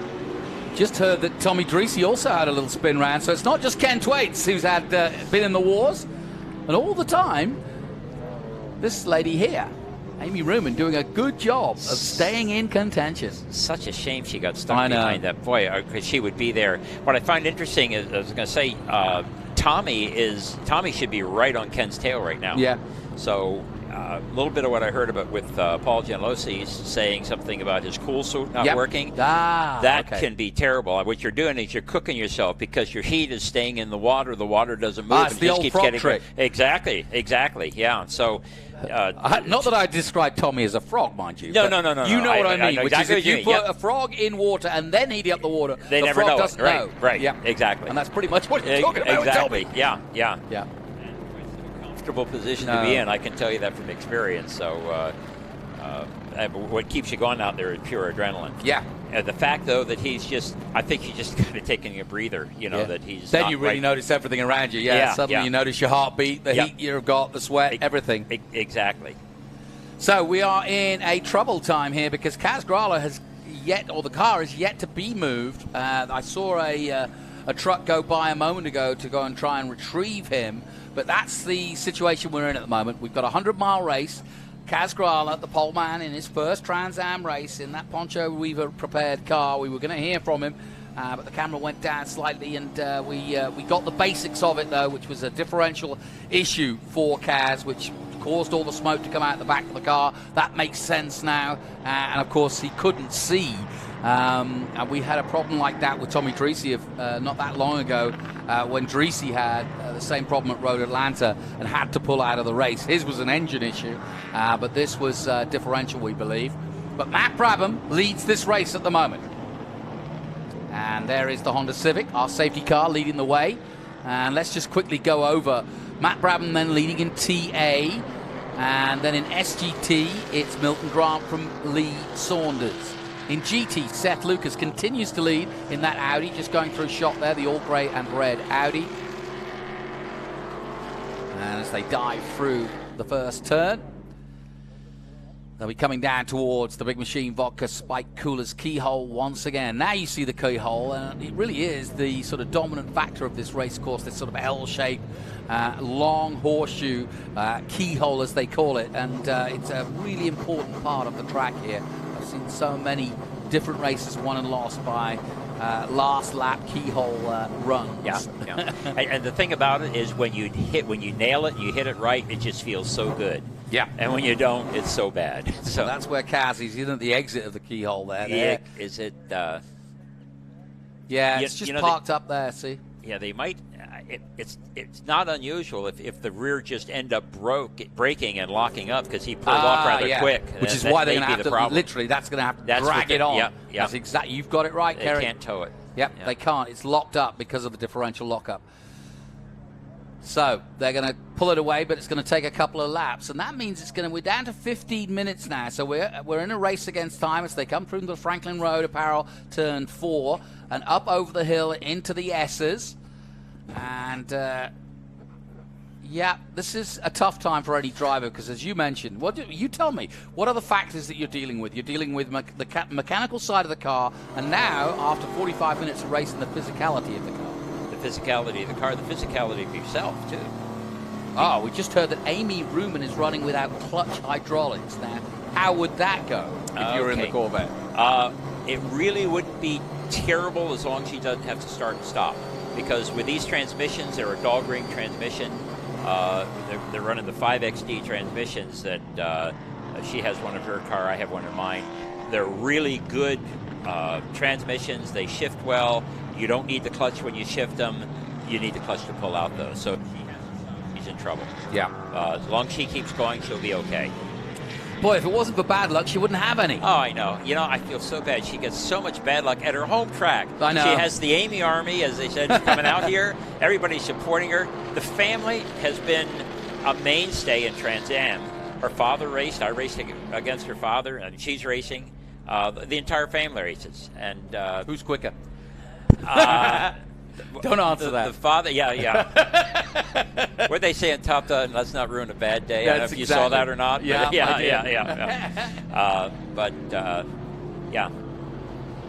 They've. I've seen more bad luck with her at this track, and I just don't get it. But this isn't terrible. She's had a lot worse than this. So we are under caution, 13 minutes to go, and it could be a race against the clock as we look ahead and high above the drone here. And our drone picture's doing a great job of giving us an illustration of just what it's like to race around this famous Mid-Ohio track. 2022 marks the 35th appearance of racing here at this circuit since 1967.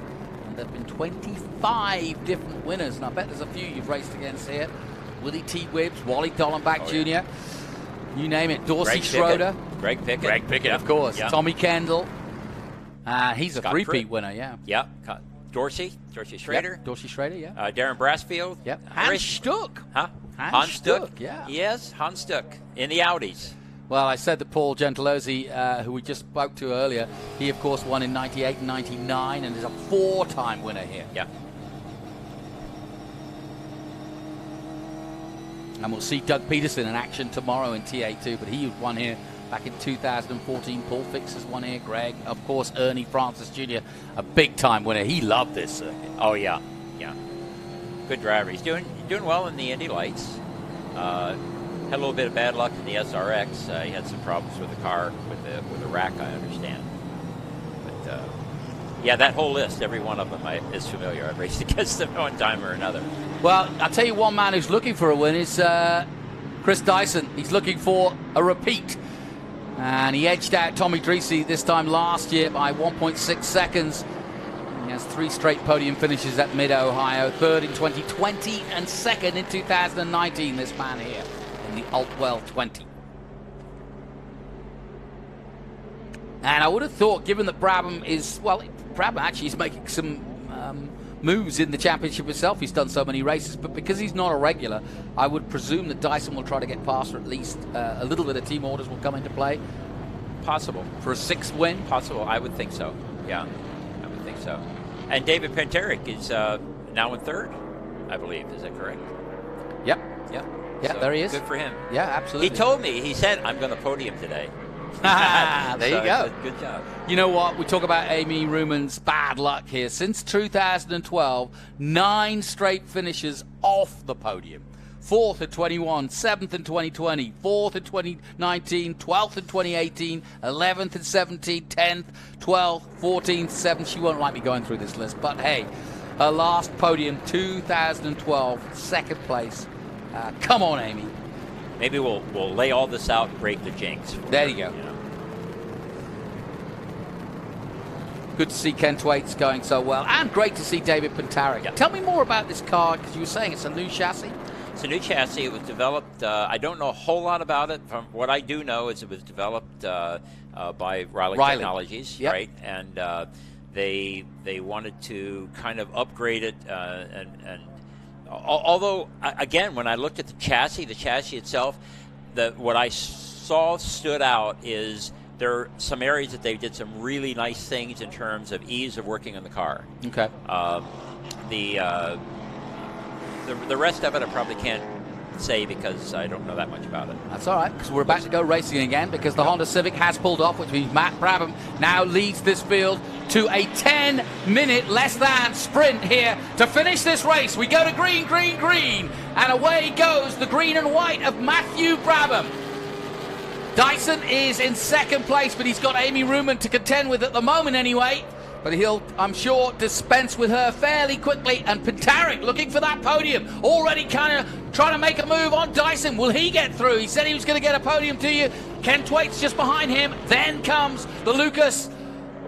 Number 8 of course, Tommy Dreese. Tommy Dreese in that number 8. Trying to get ahead of Ken Thwaites. Good little finish to this one. 9 minutes to go. 41 of the 45 complete. And try as he might, he can't get past Amy at the moment. She's got those hydraulic problems. It's a hard lady to get around. No, absolutely. There we go. And finally, he's done it here, but I think that was polite more than anything else. I think it was. Amy, yeah, exactly.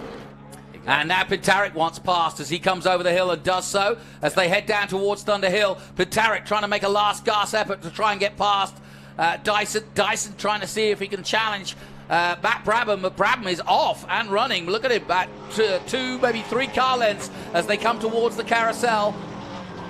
And Dyson closing right up at the carousel. And Twait's not out of this by any means. He'll want to try and dispense of Amy as well. Well, he's got Amy in his sights now. Yep.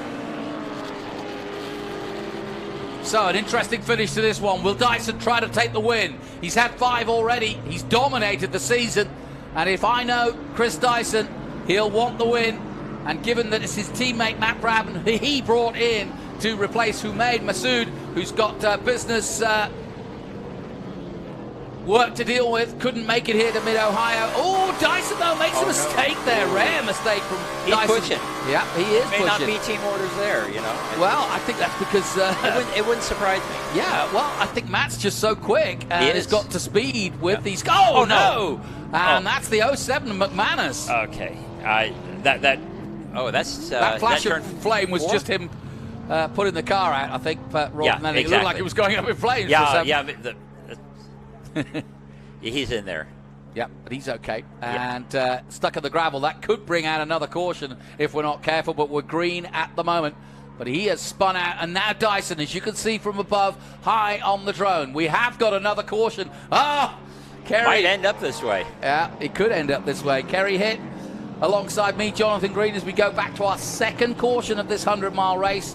And Matthew Brabham tries to remain cool, tries to keep calm as he comes out of the carousel for another time with Dyson right behind him. Pintarik now solid in 3rd place, and Twait's still there in 4th, but with Amy Ruman between them. Ruman currently in 6th place, so she doesn't want to give too much up at the moment as well.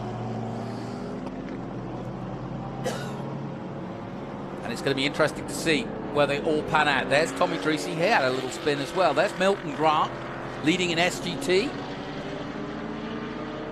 And Carrie Grant now 2nd in SGT. So the battle is on between the two. There's Carrie just in the distance there. So that could be good for the restart. Father versus son.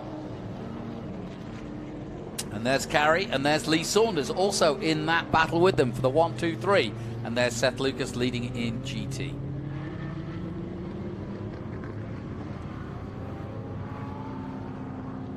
Jack Rinke, though, moving up a couple of places. They've got Todd Naparalski between them. So Seth might be a little bit more nervous than he had been now with these 2 stoppages or these 2 cautions.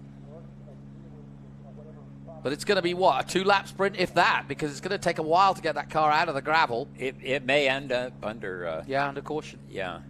So hypothetically, it'd be interesting here if there would be team orders, then Brabham would almost have to pull off. Yeah. But then if he pulls off, he'd have to go through the pits because he wouldn't be allowed to pass under yellow.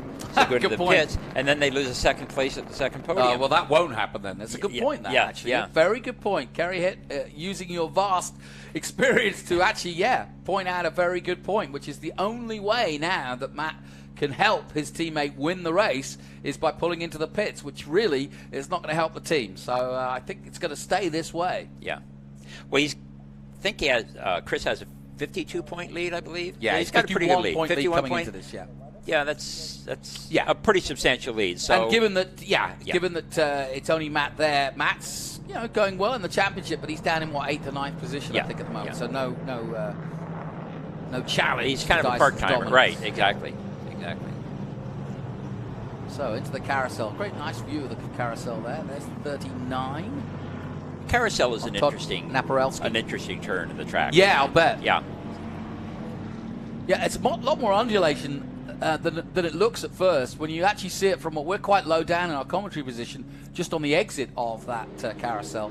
And as Naparalski goes through, the field all gathered together now. And interesting to see the 2 Grants, line astern, Milton coming through in the orange and white, and then the blue and white of Carey behind him. There's a little bit of an off-camera. Again, the carousel is one of those turns that if you make it right, it feels really good. Yeah. But it's easy to get off. And, as I had mentioned, track 4, 5, and 6. That's the first time I've been out here for like 35 years, and it's the first time that I've ever seen the track from that perspective. And when I don't suppose you'd have any reason no, to, yeah? No, and when I walk a track, I usually will turn around and I'll look back and walk it backwards, and I look at it from two different ways. It's just the way my mind sees it. But I never looked at it from 20 or 30 feet above as we did off the balcony, so it was a very interesting observation. Well, here's a bit of good news. It looks like we're going to get a green lap for the last lap. So there you go. We'll have one lap sprint, which makes the race really interesting for a lot of reasons. Ken Thwaites against Tommy Dreese, Pintarik against Dyson, Dyson against Brabham, and then Amy Ruman right in the thick of it. Will the Grants go head-to-head in 7th and 8th? Lee Saunders in that battle as well, and then Seth Lucas trying to get past and see if he can hold on to that GT position. So we've got a grandstand finish here for our fans watching on the live stream. We thank you for tuning in to the Speed Tour this weekend. Plenty more to come up on a full day of racing tomorrow. More come today as well. So don't go away if you're tuning in wherever you're tuning in around. My thanks to Kerry Hitt for coming in here. He'll be racing again at Watkins Glen against these boys and girls, and we're looking forward to that coming up in September. This has been a very interesting race. Yeah. It's been exciting. Yeah. Yeah. It's no fun. And everybody getting a little tense as well. Steve Dix from, he's actually Greg Pickett's crew chief also, and Greg loaned him to. And I wonder what he's telling Dyson or Matthew Brown at this point. Soon find out. I think we will. All right, well, let's get ready. Steve gets ready. We're doing the same. Here we go then. Brabham puts the metal to the pedal, and away we go. Into turn 1. Pintarik still in 3rd place. Dyson itching to get past. One more lap to go. This the final lap. Plenty of action to come. Dreese goes high and wide, but gathers it all together. Amy Ruman still in the hunt despite the hydraulics problems. And here comes Dyson. Dyson looking for a way past the youngster, the 23-year-old Matthew Brabham, based in Indianapolis, but of course, part of that great dynasty that is the Australian Brabhams. And down the back straight here at Mid-Ohio and into turn 4. Brabham holding court here as the Altwell team. Line astern, 21 and 20. Dyson leading the championship by 51 points coming into this race. And Kerry, where, if anywhere, is Dyson going to make that move? Could be the carousel. Oh, that would be interesting. That could take it right down to the last minute, wouldn't it? It would. Well, he's not got time to do anything else because here we are at Thunder Hill. Yep. I've got a feeling that Brabham's going to continue to win this race and not like hold back. Yeah. Looks like it. Yeah. So down to the last corners then here of this famous track. Brabham looking for the win ahead of his teammate Dyson. Dyson's done everything. Kaz Grala was a factor early on, but it's going to be a 1-2 for the team, and it's going to be Matthew Brabham who takes the checkered flag.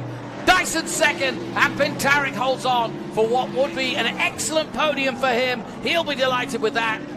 Thwaites takes 4th place, Dreese 5th, and Ruben crosses the line and saves her blushes, no question about it, in 6th place. Milton Grant holds off Carey to take victory in SGT, and Seth Lucas is going to win in GT and take a top 10 finish and good points as well. Great racing. My thanks to Kerry Hitt, but try as he might, I don't think he was going to pass Matthew. It might have been another 5 laps before he got a chance to do that. Yeah, no, it wasn't going to happen. You can see that. You can see they're coming down into Thunder Hill, and he opened up a gap there. I knew pretty much. Yep. And if you're going to employ a guy to race, you've got to keep him hungry, right? Yeah, that's true. You give him the odd bone now and again, and he'll come back. Because victories are victories. He's never won in Trans-Am when Dyson's been in a race, to be fair. Yep. So that's good. And he, of course, won at COTA.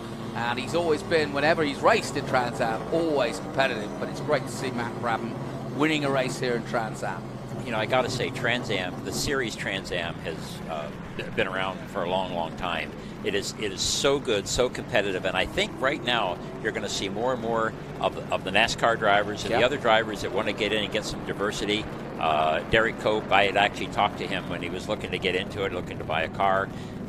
He's excited about it. I'm thinking that there's going to be more and more drivers that are going to look at Trans Am, especially now that the NASCAR format is leaning toward road racing. Yeah, and also I love the fact that the tradition of having production cars in XGT, SGT, and GT is true to the 1966 original format, where it was production cars that dominated. Now we've got the tune frame, stock type cars that are out there in the TA format, but of course the engines and the battle between Mustang and Challenger is still very much a part of this championship, and it really does bode well for the future. True, and the other great thing about it is because of you take Tommy Dreesey's got a 20-some-year-old chassis. Yeah, and I've got a chassis that's that old, that Rocket Sport chassis. There are a lot of these cars that are sitting home in garages somewhere. Bring them out. I mean, the racing is tremendous. This was a pretty thrilling race. Yeah, it was. It's a great series to be in. Like to see more participants, especially in the TA. So, and anybody who has a car out there, they can run it in Trans Am in the state that it's in now, or they could change the body and go right up under these guys in the modern day. So they have the historic. That's not the historic. What is it, Jonathan? The heritage. The heritage. That's it. The heritage class. I mean, they bring the car out, dust it off, and put gas and oil in it. And away you go. Go out. Yeah. Well, here come our winners into the winner's circle. Ben Sissel doing the job of making sure they all get into the right place. A quick check on the tyre pressure, and we'll see the beaming face of Matt Brabham in a moment as he gets out of the car. But that was a good run and an excellent race. He started off, got the lead right at the very get-go, and then had to give it back to Kaz Grala, who took the pole position, and then they battled with each other for some 25 laps before Brabham at about 27, 28 suddenly pulled the pin and took the lead. Dyson wasn't far to follow, and then it became a two-way battle after Grala pulled out with that differential issue. Here he is. Well done, mate. So as soon as the helmet comes off, we'll head down and join Ben Sissel, and he's getting the applause and hugs from the whole team, and well he might, Steve, with the last hug there. And we'll hear from Matthew Brabham, the winner of our Trans Am race at Mid-Ohio 2022. Well done. Let's head down to Ben Sissel, who is moments away from having a word with our winner, Matthew Brabham. 2 wins and a second. So, Matt Brabham, 3 times in Trans Am. You've won twice and you've got second place. How does it feel? I mean, it's just amazing. I mean, it's a pretty good record, but I owe it all to the car and Chris and the team. I mean, these cars are so awesome to drive, and when you have one as good as this and as prepped as well as the team does, I mean, it just makes it a dream. So, yeah, I just had so much fun out there racing with Kaz. He was a really good guy to follow. I mean, we were racing like so close. I mean, there was inches between us for most of the race, and then managed to sneak around. And then obviously had an issue, and I was just waiting for Chris to pass me because I knew he was saving tires, and I wasn't. I was just going all out. So I was waiting for Chris to pass me, and those yellows, if anything, probably helped me because they were so quick in concession that Chris just didn't have enough laps to get around me. So big thanks to the team. They were so awesome all weekend, and yeah, these cars are, as I said, the team does such a great job with these cars and makes it easy for me to come in and do well. Nice. Well, Matt Brabham, unbelievable. Here we are, Winner's Circle, Mid-Ohio Sports Car Course. You're back here next weekend racing, is that true? Yeah, absolutely. I'll be back racing this next weekend here at Mid-Ohio, so I'll miss out on Road America, but, you know, Chris is going to do a good job, and, yeah, big thank you to Chris. I really appreciate it. Nice. Well, Matt Brabham, congratulations. Jonathan, back to you, buddy. Hey, he also won a karaoke contest last night. Great stuff, Ben. And let's take a quick look at the overall results after what was a really intriguing race. And a win for Matthew Brabham. And he's coming back here next week for all Graham Ford Mustang wins ahead of the Altwell teammate Chris Dyson. And well done to him. David Pintarek on the podium again for Kydra Racing. Great to see. And a sweep for Ford in this one. Ken Thwaites for the Franklin Road Apparel Chevrolet takes 4th place ahead of Tommy Dreesey in 5th. Then Amy Ruman 6th. Milton Grant wins in SGT ahead of Lee Saunders, who got ahead of Cary Grant right at the end there to take 8th place. Well done to him. Seth Lucas leading and winning in the RV Motorsports prepared Audi. A little further down, Todd Naparalski, Jack Rinke, Ryan McManus, sadly, with problems. Likewise, Kaz Grala pulling out, as did Claudio Burton, Derek Cope, and Jose Chacron in 17th position. So, as we take a deep breath, let's take a look at some of the highlights of what was a cracking race in TA. It looked like this. Right at the start, Kaz Grala, the pole man, had to relinquish that position to this man, Matt Brabham, who went high and wide around the outside and took the lead at the exit of 4 and into 5, and that was a bold maneuver.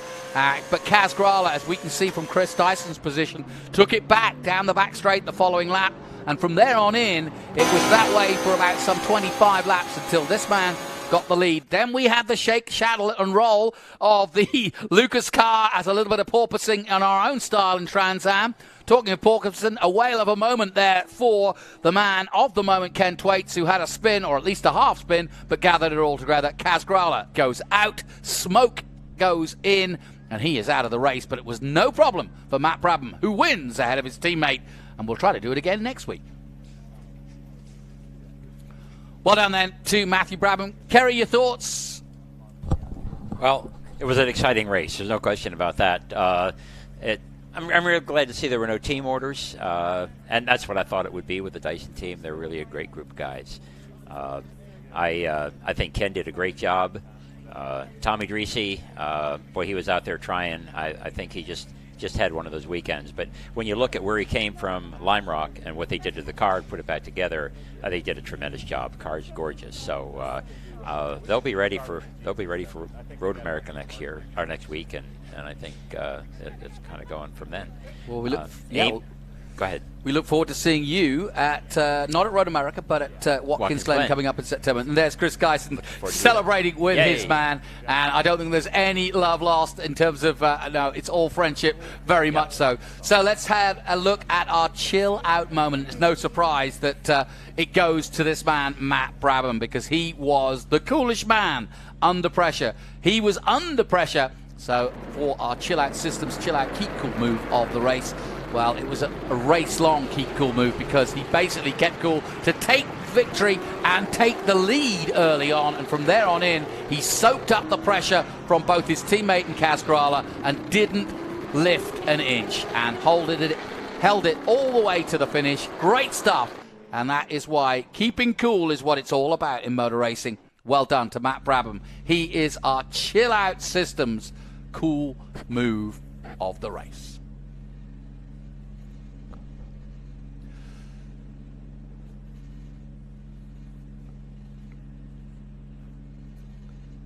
So let's take a look at also the action from the production classes, as SGT was in great form as well. They got away well, and it was Milton Grant in the 55 who out-qualified his son, and he led for the entire race. But Lee Saunders, right at the death moment there, last lap, did a really good job of getting past Harry Grant to take second place in that battle, and Seth Lucas here winning in GT, and he held off Rinke throughout the race and was in a good position.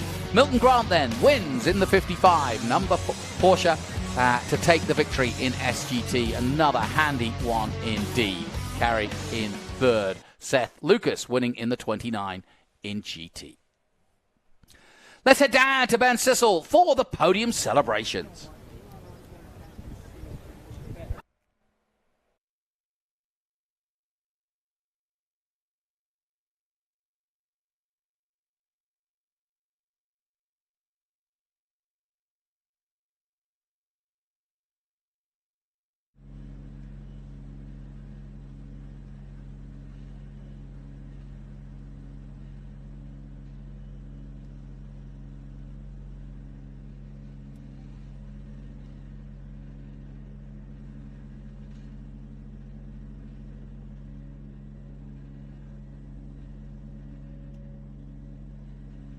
Autograph session is underway, by the way, for the Sportscar Small Americas and the F4 US Championship drivers.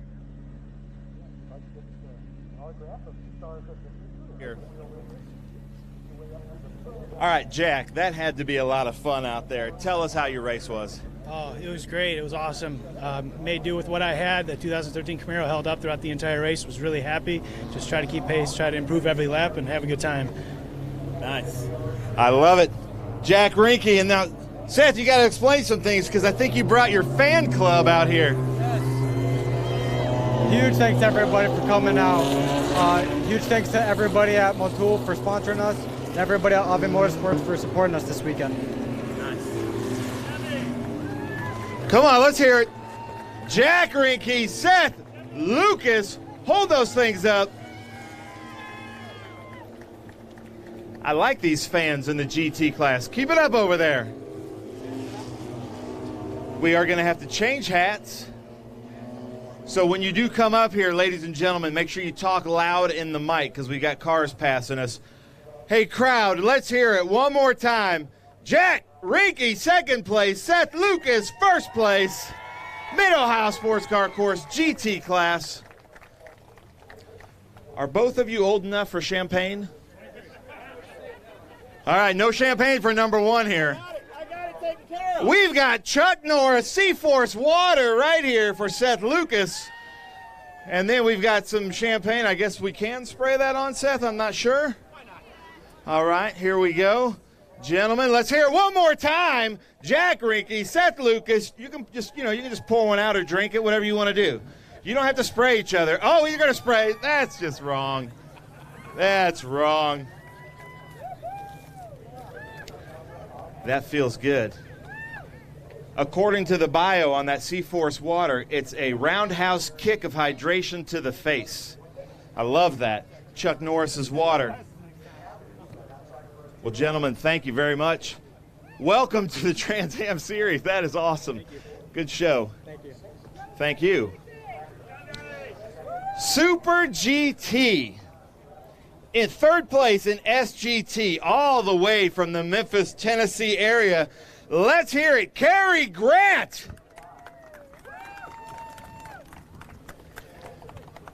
And then in SGT, these three always seem to make the podium with us in different orders. In second place in that black Dodge Viper, two-time SGT champion. Let's hear it. Lee Saunders. And then, ladies and gentlemen, as Cary Grant would say, Pops back up on top in Masters and first place in SGT. Let's hear it. Milton Grant. All right, I know it means a lot to be up here on the podium. You're still the same height as your dad, even when you're down here. But how does it feel, even though you got bested by Pops again? Oh, it feels great. He doesn't know if that was his late Father's Day present. Anyway, it was a great race today. I was right on him at the end, had a lot of fun. I'd like to thank my crew, Mike and Larry. Did a great job this weekend. My Savior, Jesus Christ, and all the Trans Am people. We had a great time. And had pickup on the tires after that restart, right before that last restart, and Lee did too, and we were both scrambling around trying to get it off, and we finally did, but it was crazy. He's actually stopped in the pit lane, so great race. Thanks to everybody. Thanks for coming out. Nice. Cary Grant. Lee Saunders, welcome back. Not the Viper that we're used to seeing, but how was that one? It did really good for what time we had. Yeah, I was in a Grant sandwich today, so it was a ton of fun. Though they raced us really clean, crazy restarts, and yeah, like Cary said, I thought I had a flat. We came in, and turns out it was just pickup. So crazy day, but they just did an awesome job. Milton did a great job, and I'd like to thank my Lord and Savior Jesus Christ too, Cary, just for a wonderful day out here and opportunity to do this. And the KSR crew, they thrashed to get that car together. Kevin, Drew, those guys are awesome. I think they've had a couple hours sleep in the last 4 days, so 3 or 4. So again, thanks to them, and thanks for Trans Am for putting this on. Awesome. Nice. I love it, Lee Saunders. You know, Mid-Ohio Sports Car Course is a special course when it can be Porsches and Vipers pulling about the same lap times. Milton, first in Masters, but first on top in SGT. How does that feel?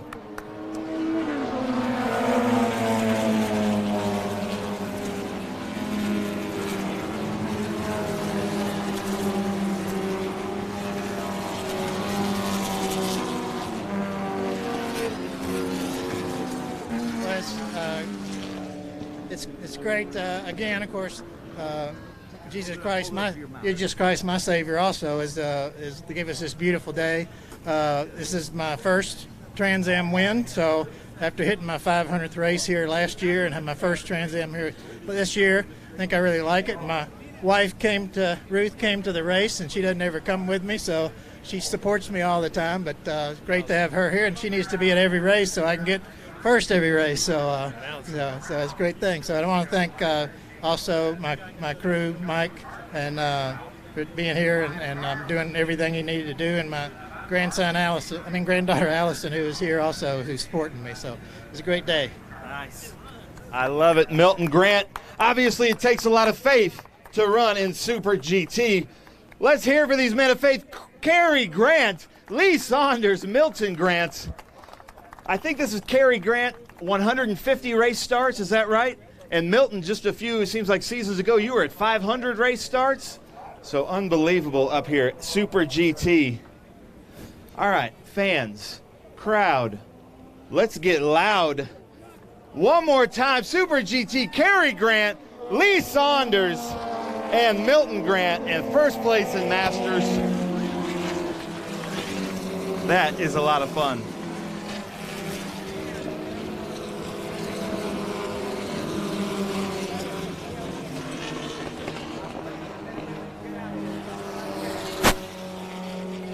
Oh, we've got a gentleman's podium, even with father-son. Hey, Ken Twaits, 2 out of 3 Tennessee right here. It's pretty good. Lee, congratulations. Thank you. Welcome back. Milton, awesome job. And Kerry, am I right? 150 race starts? Sure. Nice. Who wants a hat? Anybody want a hat? Doing some housekeeping. Does anybody over here want a hat? Oh, here we go. Come on now. Boo. All right, ladies and gentlemen, TA 850 to 900 somewhere horsepower monsters in the Masters class from Tennessee. Let's hear it. Ken Twaits, Franklin Road Apparel. That was fun. Ken, get up on the top step there. I'm the first old guy. He says I'm the first old guy. Good race. How was it? Oh man, it was it was a great race. You know, Tommy and I were having a great race in the beginning. He didn't give up at all, and it was pretty cool. Middle of the race, I was trying to run down David, and it was just awesome. These cars are just so awesome. Thanks to my crew, Gary Seelix, Jr., and all the rest of the guys. They worked their butts off, and they gave me something that finishes the race no matter what I try to do to it. Ken Twaits, Masters.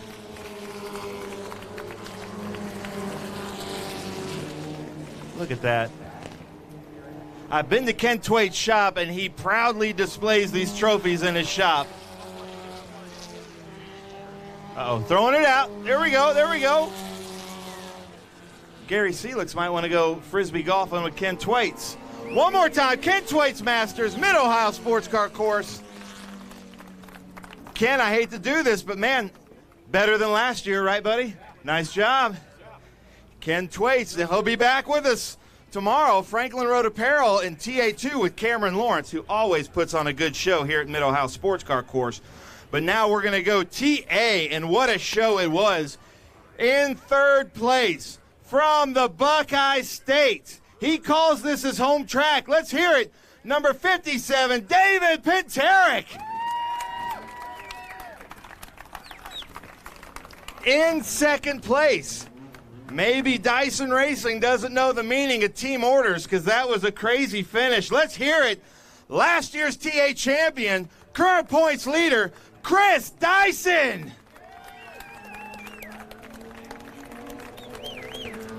In first place, he will be racing here next week. He won a karaoke contest last night. Let's hear it. First place, Matthew Brabham.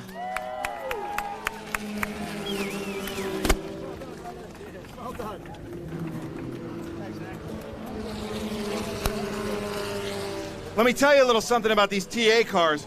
Claudio Burton got out of his car a little more than halfway. They put a laser thermometer in the cabin. It was 155 degrees. Pinteric, you got out like you got out of an oven. How's it feel to be back up on the podium? We can't take this for granted. It feels very good. It's been a tough road for the last 2 years with health and new car bugs, but it's so good to be back. David, when I introduced you, when you came up the stairs, there were a lot of emotions. Try to explain the emotions. Well, you know, we started a new car with Ave Riley, a beautiful automobile, but supply chain problems because of COVID delayed the finish of it. And then January of this year, I got COVID pretty bad. I was down for a good 8 weeks. We went to Sebring, and I couldn't finish 3 laps. So it was a long road. And by May, I started getting my strength back, and we struggled with the car a little bit. And last week, we were up in June Sprints at Road America and finally got it. And it's so good to be back. So good. Hey, we love having you back, David Pinteric. That's awesome. We love it. Chris Dyson, different view for this race. Are you able to, knowing your engineer mind, you're looking at the back end of this car, are you watching it thinking, man, these things grip really well?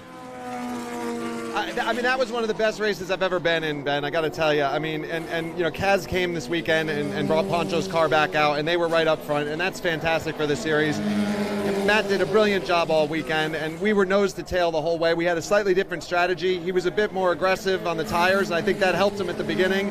I was holding a little bit in reserve. Those yellows got in the way, or else it might have been real interesting. We just wanted to make sure the calls home to Dad were positive ones, and the call to Hamid as well. So we kept it clean, but we raced to the end because we wanted to put on a great show out here. And I'll tell you what, this guy last night was on stage. He was stroking on stage, but when he was up there on the track, he was on it all day, and had an absolute blast with Matthew. And I want to thank everybody from CD Racing for putting 2 great cars on the racetrack and keeping us up front in the championship. Nice, I love it. Chris Dyson, second place. Matt Brabham, unbelievable. 2 out of 3 in Trans Am are victories. How's that feel? Oh, you take it. Oh, it's incredible. I mean, it's such a great racing series. I mean, these cars are some of the most fun cars I've ever driven in my life. And when you have a team like Chris's and the boys doing such a good job prepping the car, it's just a dream for me to come in and drive. So I said at Coda, there's no other team that I could have just come in and felt at home like with these guys. So big thank you to Chris, everyone at Allgram, and everyone at Chris Dyson Racing for making me feel at home. It's just been so cool to be hanging out with these guys, having fun last night doing karaoke and racing with these guys. I mean, it was hard racing out there. I mean, I was pushing the whole race, and that was kind of our game plan. I said, look, Chris, I'll push the whole race, and if you want to save tires, you can save tires. And I think if there wasn't those yellows at the end, Chris probably would have got me. So I had nothing left. I had no tire left, and I was pushing hard the whole race. And obviously, big shame for Kaz. It was great racing with Kaz early in the race, and we had some great side-by-side battles. So hats off to him. He's an incredible driver, and I'm sure he would have been right there with us at the end had he not had issues. So thank you so much for having me, guys. I really appreciate it. Cheers. Thank you. I love it. Let's hear it. David Pinteric, 3rd place from the Buckeye State. Chris Dyson, 2nd place. And Matt Brabham, 1st place. Let's hear it. Get loud, Mid-Ohio. It is hot out there. And what a show.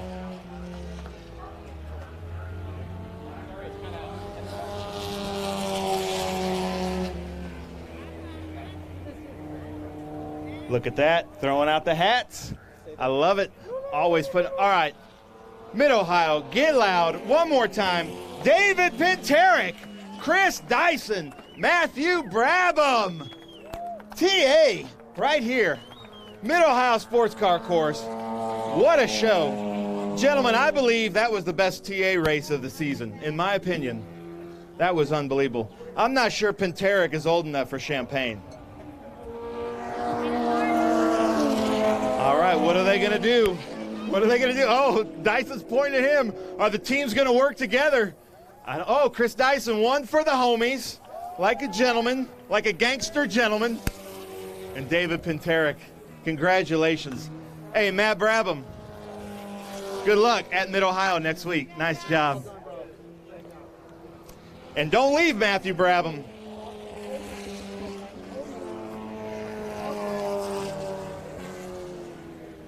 Because, ladies and gentlemen, our chill-out systems, cool move of the race goes to Matthew Brabham. Hold that up. You got it here. I'll take this. Chill Out Systems. Keeping it cool out there. Hold that up for our photographer there. The Happy Gilmore check. There we go. And then where is Larry? Is Larry here? Oh, come on up here. Don't go too far, Matt. I'll take your check. What's your first name again? Rhett. All right, so Rhett from Emco Gears would like to award you a $500 check. Our Emco Top Gear Award winner goes to Matthew Brabham. Look at that.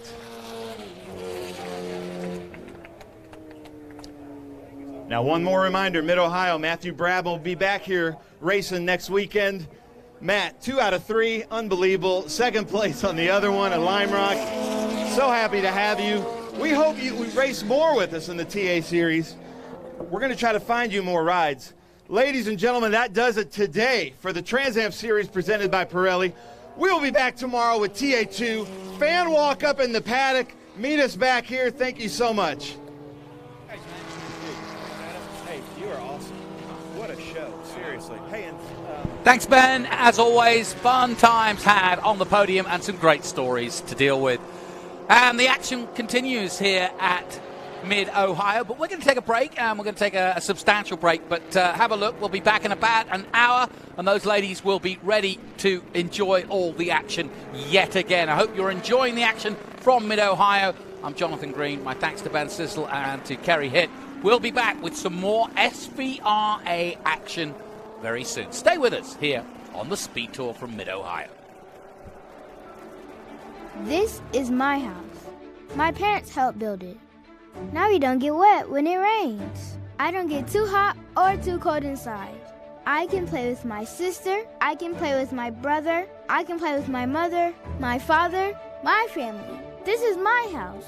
This is my house. This is my house. This is my house. This is my house. Visit Habitat.org to find out how you can help more families like mine. My name is Monse, and I am a senior at Cristo Rey. We bring high school students and corporations together to transform education. I work 1 day a week at Ryan Companies. There are Cristo Rey schools serving students across the country. Visit CristoRayNetwork.org and learn how you can become a corporate partner today.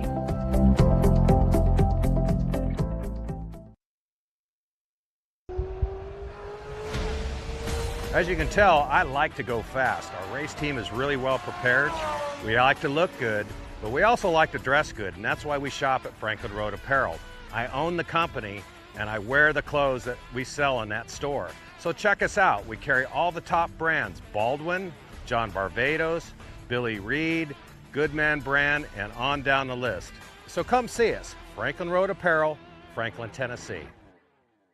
Lightweighting means reducing mass and consolidating parts. No one tackles these design and tooling challenges better than three-dimensional services. We'll provide flexible tooling solutions, including integrating parts, reducing design complexity, or even design changes. We're the go-to source for rapid manufacturing and low-volume production. Trust three-dimensional services to develop the most efficient approach to meet your lightweighting challenges today. Three-dimensional services. Prototype, production, proven.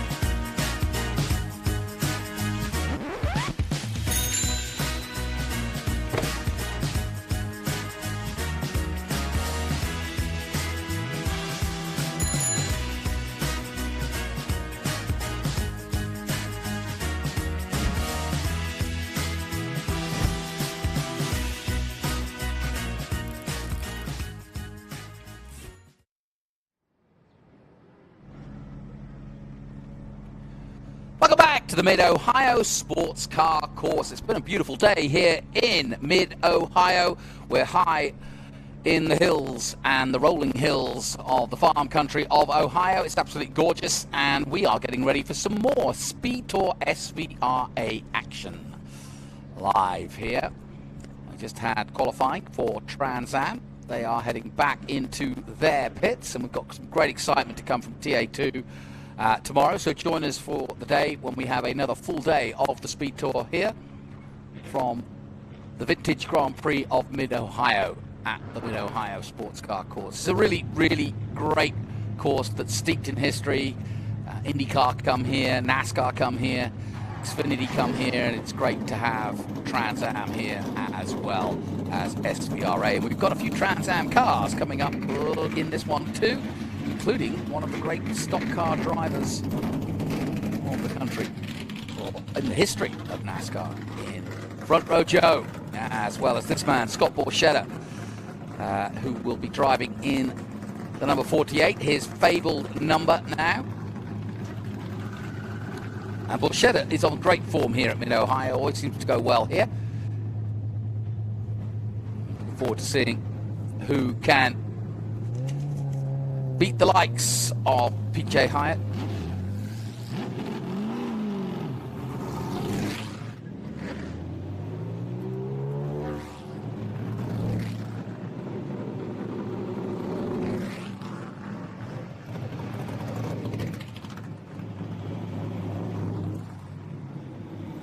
So they'll come through the pit lane and everybody filing out in order, and we've got what? Probably a good field of about 12, 13 different cars. We've got Toyotas, Mustangs, Porsches. We've even got PJ Hyatt, who is in that Porsche GT3R, who will be in IGT action and had a great run earlier today. And like I said, you've got Front Row Joe out there, the second most well, what I wouldn't say established, but has done as many races, second to Tom Petty. I think Kevin Harvick has now beaten that record, but that's not a bad record, and high capacity there to be in that rarefied air of Mr. Petty and Mr. Harvick. But Joe Nemechek still going strong after all these years, and he will be racing in a Camry, in an all-black Camry. Got a quick glimpse of it as they go through the Big Machine Bocker Spike Cooler's keyhole, just in the distance there, and here they come. And Joe is in that number 8. There you see the Toyota. I'll be joined in a moment by the one and only Ben Sissel, or Ben Sissel as he's known to his friends. Getting a bit of a tan on. He needs to put some cream on, does Ben Sissel. He's been out there too much. But he will be getting ready for Group 10. I know he enjoys this one. Colin Cohen, also in a Ferrari 458. So we've got a real smorgasbord of American and European cars, modern and somewhat less so, but still, it's going to be a competitive field, this Group 10, and always amazes me how they group them together, but Ben's far more of an authority on that sort of thing than I am, so I will turn to my learned friend and ask him. It is really. Check there. Model. Check last.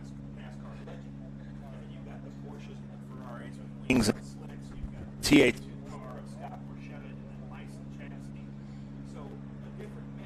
They turn about the. And that's what makes it fair. It's all about parity, yeah? But we're. He's got some competition as Borchetta, isn't he? Doing.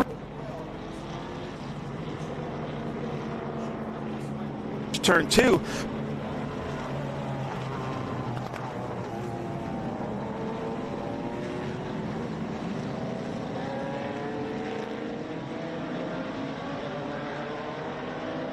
So here we go then, and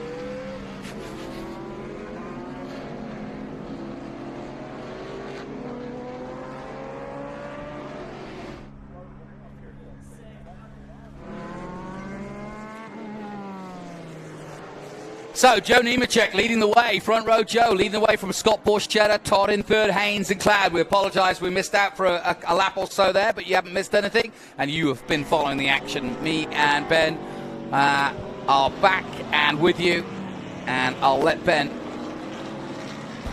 give us a little bit of an intro as to the parity that we're seeing and getting, actually. Pretty close indeed. But Nemechek, you were saying, really enjoying every moment. He's done so much racing in his time. Yeah, he was with us just last weekend at Indy, and is with us, and just said he's having more fun than he thinks. Todd, the car, and the cool thing about this group car, especially after this, these stock cars are very inexpensive. Go racing, and it may be one of the most fun groups to race in. It's probably our fastest growing group, with Carlos Gann and Scott Hawley doing a really good job of promoting it through all the vintage race series. So they do a few races with us, they do a few races with the other series that are just fantastic. So that is always fun. But there's my dad joke right there. Why is 6 afraid of 7? Because 7, 8, 9. Timothy Haynes in that Porsche Cup car. So that Porsche Cup car, he's now in the twisty bits, which gives him the advantage over these big, heavy 3,800-pound stock cars. But then they have the straightaway. So they're pretty equally yoked here at Mid-Ohio.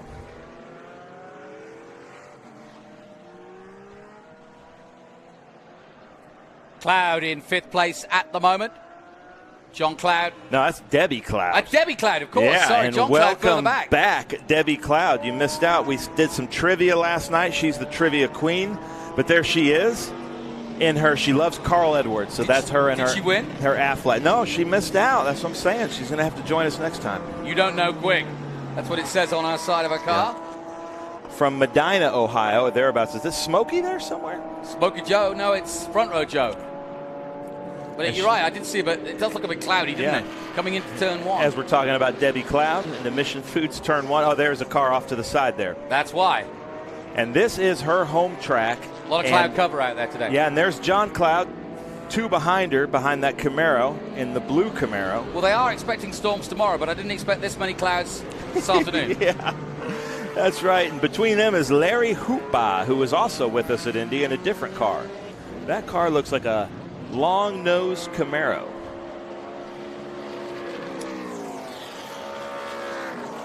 And this is Ron Thomas.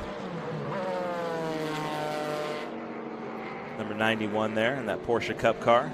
I got to think that for we've got full course safety car out for the track. I think that's at turn 1 that the problem was. We've got a car, a recovery truck on track as we look at the 53 of Hoopa. And sure enough, confirmation of the caution. And ladies and gentlemen, if you're joining us on Speed YouTube, I have not done my due diligence there you go. With Larry. So that's Todd, right? That's Willie Todd in Group 10, Stock Car 4. But maybe some of the sports car fans out there can tell us what kind of car Larry Hoopa is in, that number 53. I'm not familiar with that car, but it looks like kind of like almost like a funny car road racer with that long hood of a Camaro. But I don't think the people of Chevrolet Camaro would be very happy with you. That's what it says on my thing, my sheet right here. It is a Chevy Camaro, but I don't think any part of that car came out of the Chevy factory. Ah, okay. See that, and see how it. Oh, I see. Yeah. It looks like it's It looks like it's made for oval because it's just kind of offset there a little bit. Yeah, slightly offset. Yeah, maybe. Yeah. But it's cool. I love having it here. I'll take it. And I haven't. Larry, to my knowledge, he's driven 4 different stock cars with us this year.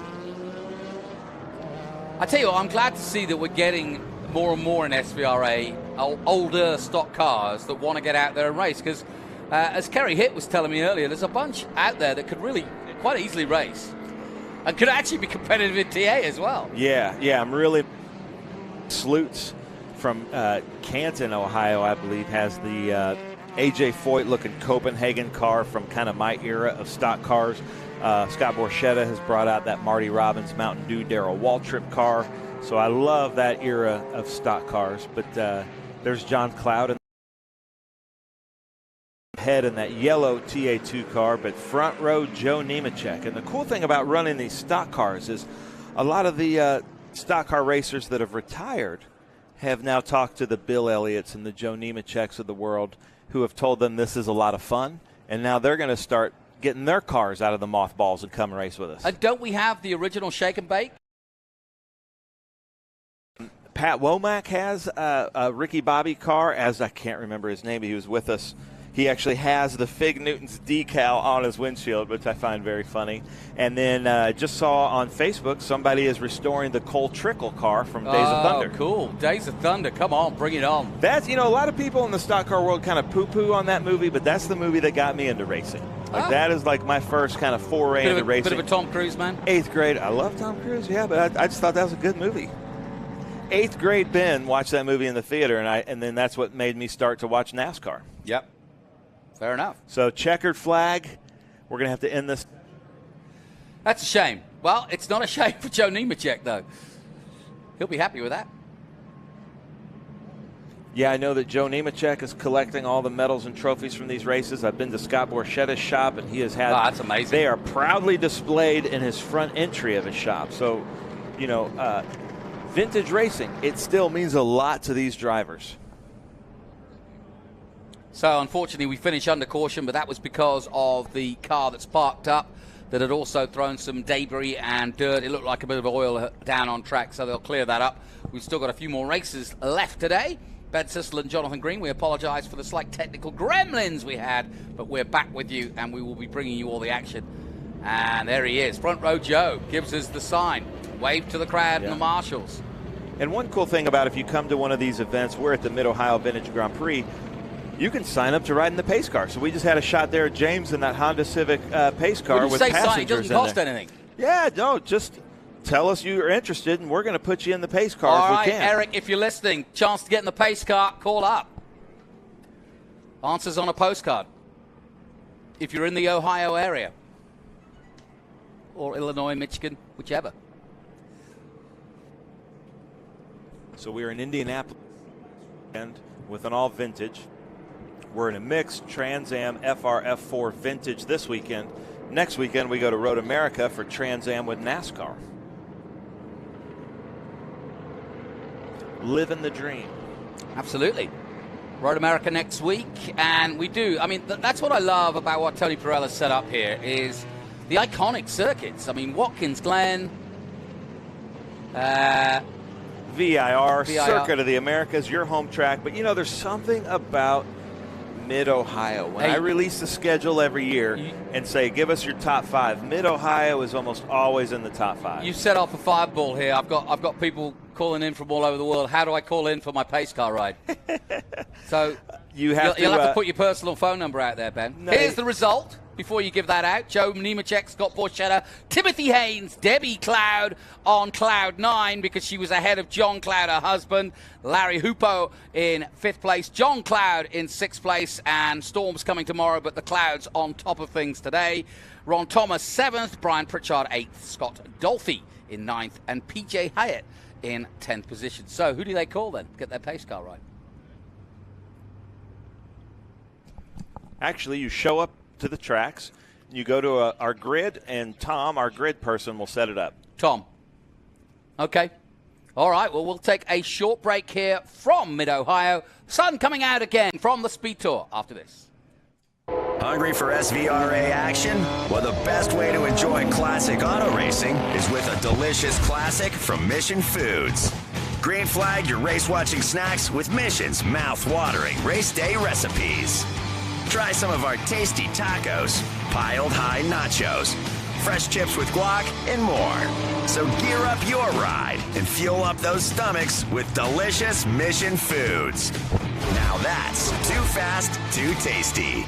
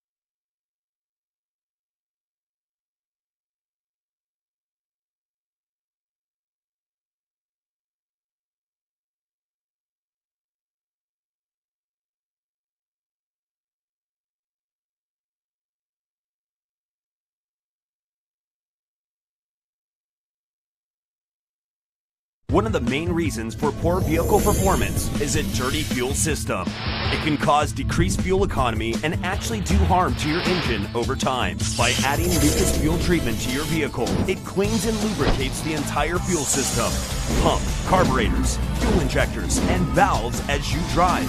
It also improves your vehicle's performance. It's a non-solvent product designed to protect both gasoline and diesel engines. Lucas Fuel Treatment. It works.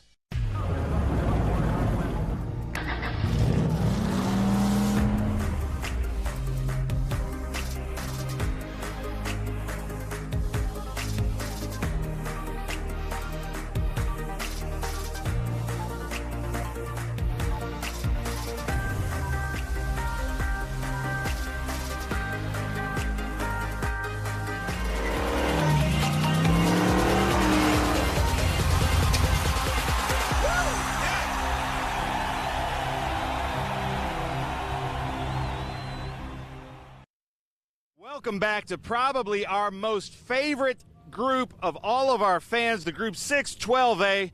Here we've got Scott Borchetta in now the famous Vintage Racing Corvette. He's wearing a number 1 because he is our current Group 6 champion for many years, actually, in SVRA. So there's Scott Borchetta running in 3 different classes with us this weekend. But look at the paintwork as it shines off of the sunlight here at Mid-Ohio. Then we've got John DeGainer right here. He actually gave the start command with his group Stone Ridge here, but let's talk to his dad. This was his dad's car, so tell us a little bit about this Devon. Well, until he got big enough and he took it over, and now he's doing a better job than I am. And it's good to really watch him run as hard as he is today and as well as he is. So the student has become the master. Well, we won't take it that far yet. Awesome. So these loud cars are firing up. Mike Warger and the 969, but it's about to get loud, Jonathan, so I'm sending this back to you. Great stuff, Ben, as always. Yeah, you can't really compete with the roar of a Corvette. And the 969 heads into action as our Group 6 and Group 12, Race 1, head down for their pre-grid and get onto the track for some action. Ben will come back over here, I'm sure, to join me, I hope. And we'll get underway as the Honda Civic leads the crew out. Scott Borchetta, as always, lead them away. What a busy schedule this man has. He knows no bounds. But I'll tell you what, any racing driver in the world will tell you there is no substitute for track time. As always, an eclectic group from the late 60s to a Panos from 2000. Chevrolet Corvette from 1963. And Borchetta's 69 Chevrolet Corvette you're seeing weaving in the classic colors there, the purple and white. He was telling me about that paint scheme, which originally came from Germany. I'll ask Ben when he gets here. But that car actually raced back in the late 60s in Germany, I believe. And there's another cracker. Look at that. There's 26 of Rick Ortman in a 1988 Chevrolet Corvette, the red. Looking down the back straight, that left kink, as they call it, turn 3, where the Trans Am cars start off from. It's also a good view of turn 1 and how that curves. And it's a much wider curve than it looks.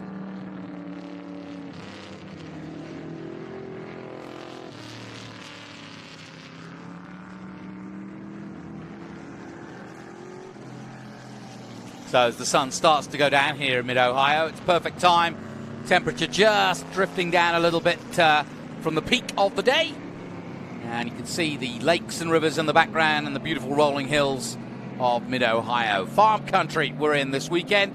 Big race community, though, coming from Cleveland, Chicago, Columbus, you name it, Canton.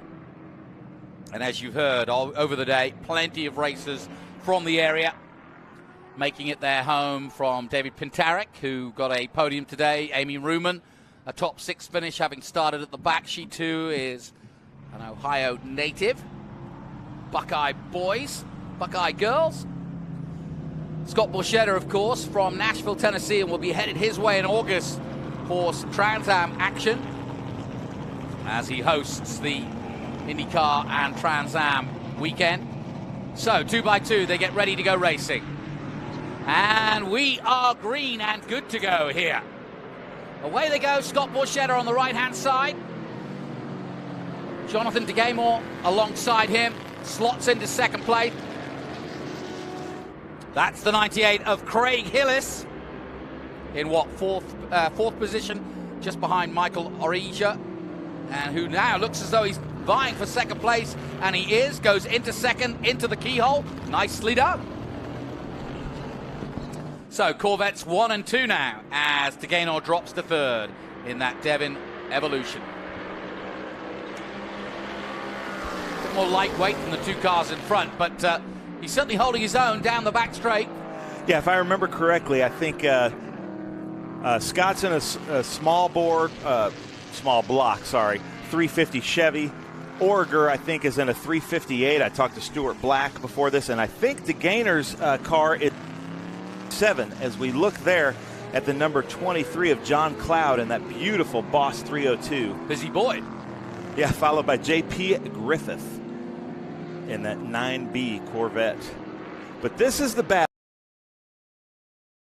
Great battles. They were with us at Laguna Seca and Sonoma this year, and they're pretty equally yoked cars there. Look at them slide that thing through Mid-Ohio Sports Car course. You know, every time I watch Scott in this particular car, I think he's having the most fun in this car. He drives about 6 cars of a weekend. Yeah, it's a beautifully prepared car. We saw it in this livery, the livery that it raced in Europe back in the day. I just mentioned that, yeah, it was it? And I tried to show it at the grid. Cameras do not do it justice how well it pops, but I love the 4 headlights there of Michael Origer's Corvette. Looks like a Lancia from the rally days.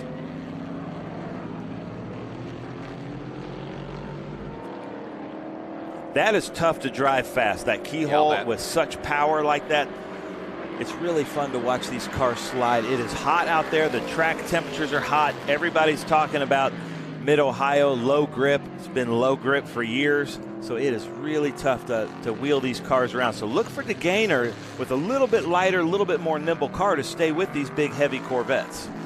That's a beautifully prepared car, too, as you got a close-up look of it.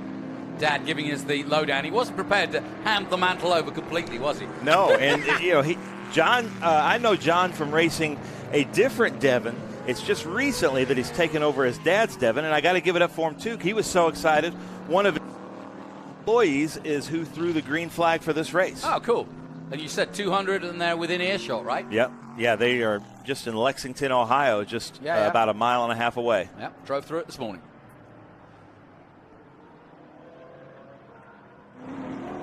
Went to the Nickel and Bee in Lexington this morning. Shout out to them for a good breakfast sandwich and coffee. Nice. That is the number 98 of Craig Hillis. He was with us last weekend at Indy. Porsche 968. We don't see too many Porsche 968s running with us. No, you don't. Look at the hood come up under speed. See that? Yeah, I saw that. It was great having Kerry Hitt to describe what was going on with Tommy Drisi in the Trans Am race, because his hood was doing the Hamilton porpoise. Oh, yeah. Yeah, you're right. You don't see too many of those, do you? No. At least in race trim, you see plenty on the road. And there's Don Henry in his little red Corvette. Beautiful car. A prince among men. Yes. Listen to the sounds of these big American V8s. That's half the reason a lot of people tune in from around the world, is just to hear muscle cars. Wherever I go around the world, whether it's Japan, Australia, New Zealand, and of course Europe, they just love American muscle cars. Yeah, they do sound good. And from miles away, they sound good. You can see them just really fighting for grip and leaning into the corners.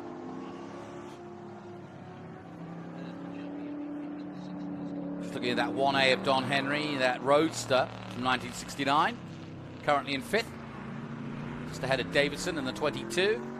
In the Panos, we haven't seen that yet. That's a quite modern Panos GTS. There he is. As if by magic. Yeah.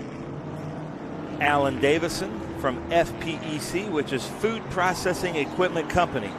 If you've ever eaten a chicken nugget, it probably came from his machinery. Yep. Beautiful Panos. And not as, it looks like a thinner version of the Panos we're used to seeing racing, right? Yeah. Like and he's been campaigning this with us for quite a while, but he also drives an IROC car, and he is who sponsors Dylan Archer in the TA2 series. I was about to say, that is emblazoned on the side of his car. And if it wasn't for bad luck, he wouldn't have any at the moment. 2 engine changes in 2 race weekends, but he's back out there for tomorrow, glad to say. But I have to say, this is my favorite car of this group. I love it. Silver and a touch of red, and it just oozes speed, doesn't it? Yeah, I love those, the Stingray era Corvettes. That's J.P. Griffith fighting John Cloud there. Yeah, they've got a good battle going on between these two, and it's, 4 laps in, they're still going. I like the dainty BP on the side, very, very nice. Cloud's right there, isn't he? Yeah. He's getting cloud cover, you could say. Yeah, and he's had a lot of laps today as well. Yes, yeah. Talking of weather, we are expecting potentially some storms tomorrow, but the way we've worked it out, we're expecting them in the morning and in the late afternoon, so we may get lucky. I was surprised to see hay bales all rolled up in the distance there, but I've been dutifully told that this is the first of 3 cuts in this part of the world. Oh, wow. I learn something every day. Yeah. Look at that car slide through Optima Batteries carousel, just trying to find grip. This is John Cloud's home track. He's been racing here for many years from near Medina, Ohio. And then this is Rick Ortman. He was our Group 12 champion from a few years ago. You can see, looks like he's had to put some duct tape on the hood of that Corvette to keep it from flying around. Not the prettiest of eras for the Corvette in the 80s, was it? But compared to what the modern day one is and what the older ones are. Or the J.P. Griffith, but I still love it. You know, there's just something about Corvettes. I love the Corvettes as he comes around. Big machine vodka spike cooler keyhole turn. He had a great race with us last weekend, of all things with a Miata. All right. And they had a fantastic race at Indy. Well, Scott Borchetta, you're not watching him right now. That's because he's way out front, pulling away out front. He's got, what, a 3.5 second lead over Orega. And DeGainer still third, though. But he's dropped off now. This is our Group 6 and Group 12A. Feature race 1. They get at least 2 races a weekend and plenty of practice. But so, Ben, that's the real attraction for these guys, isn't it? Track time, really. Yeah, I think it's the track time, the iconic historic tracks that we visit throughout the year, and then just the camaraderie in the paddock. There's George the 63, Wright. George Wright in the 63 Corvette. And again, another pretty car. I actually prefer the 63s with that split window, the split rear window. Yep. The only year they made those, and I just love the look of it. Yeah, very distinctive.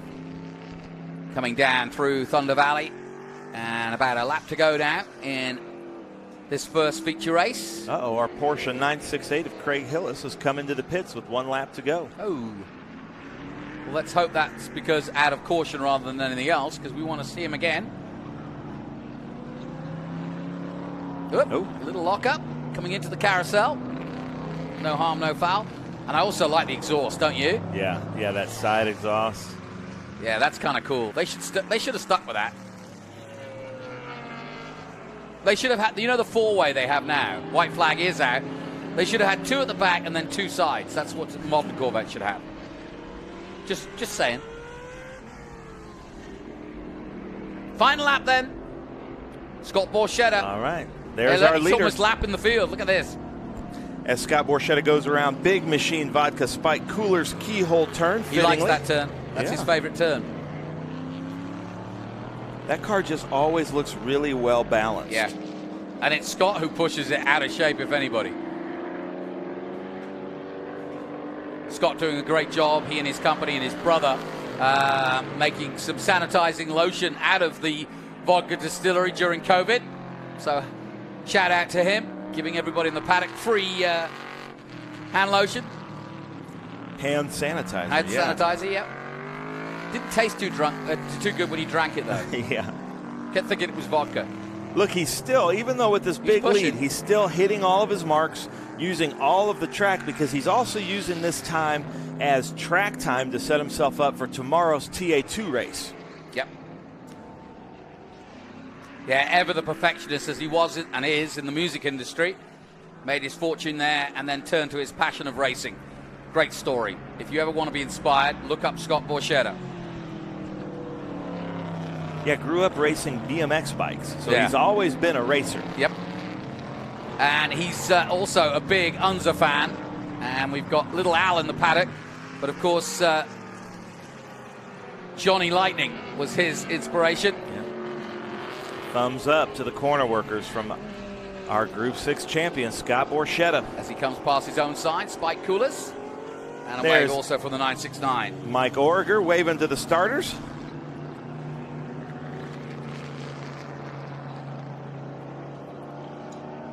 And there's Jonathan DeGainer in third place. He held on, but he was a little bit further back than... Well, he had a spin. Yes. He had a spin and continue earlier on in the race. Fair enough. Oh, he's turning the lights on and off. I like that.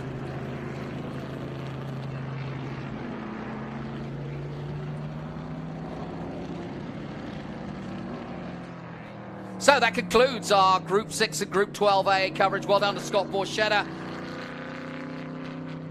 He can put the stereo on now and whistle his way home. And he'll be in action again. He's qualified really well here in TA2, I may add. Having a big weekend here. This is the best I've seen him qualify, to be honest, all season. So really looking forward to seeing what Scott Borchetta can do with the big boys of TA2 tomorrow. Thanks to Ben Sissel again. He'll be back for IGT and hopefully he can drag Ken Fengler with him. A little bit of a break until then. We'll be back with all the action from IGT very soon indeed. But the Speed Tour continues here at Mid-Ohio. And it's starting to cool down a little bit here. Confirmation of the results then. Scott Borchetta with the win. Michael Origer in the 969 Corvette takes second. Jonathan DeGainer takes third. Don Henry takes fourth place. Alan Davison fifth. JP Griffith in sixth place. John Cloud seventh. Rick Ortman in eighth position. George Wright in ninth. And Craig Hillis rounds out the top 10. All right, we'll take a short break here from Mid-Ohio. Join us for more from the Speed Tour at the Vintage Grand Prix of Mid-Ohio after this. There is less than 1/100th of an inch of motor oil protecting your car's engine. Friction and heat causes engine oil to experience thermal breakdown, weakening its ability to protect the engine and its parts. Lucas Heavy Duty Oil Stabilizer is specially formulated to resist thermal breakdown, protect vital engine parts, and extend the life of your engine. It also stops smoking, knocking, and oil consumption in worn engines. Lucas Heavy Duty Oil Stabilizer. Keep that engine alive.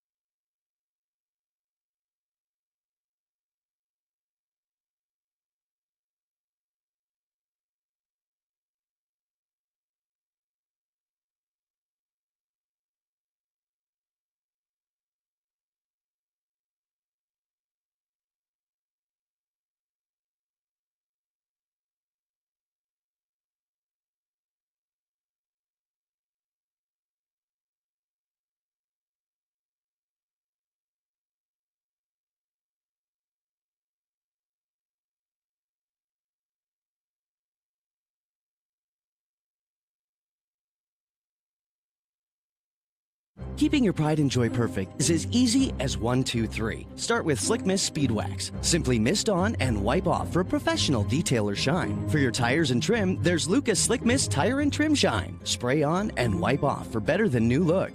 Then finish her with Lucas Slick Mist Interior Detailer. Just spray and wipe. Easy. Use Lucas Slick Mist Car Care products and she'll never look better. Fast, easy, and professional. Really, it's sort of like having an extra set of hands.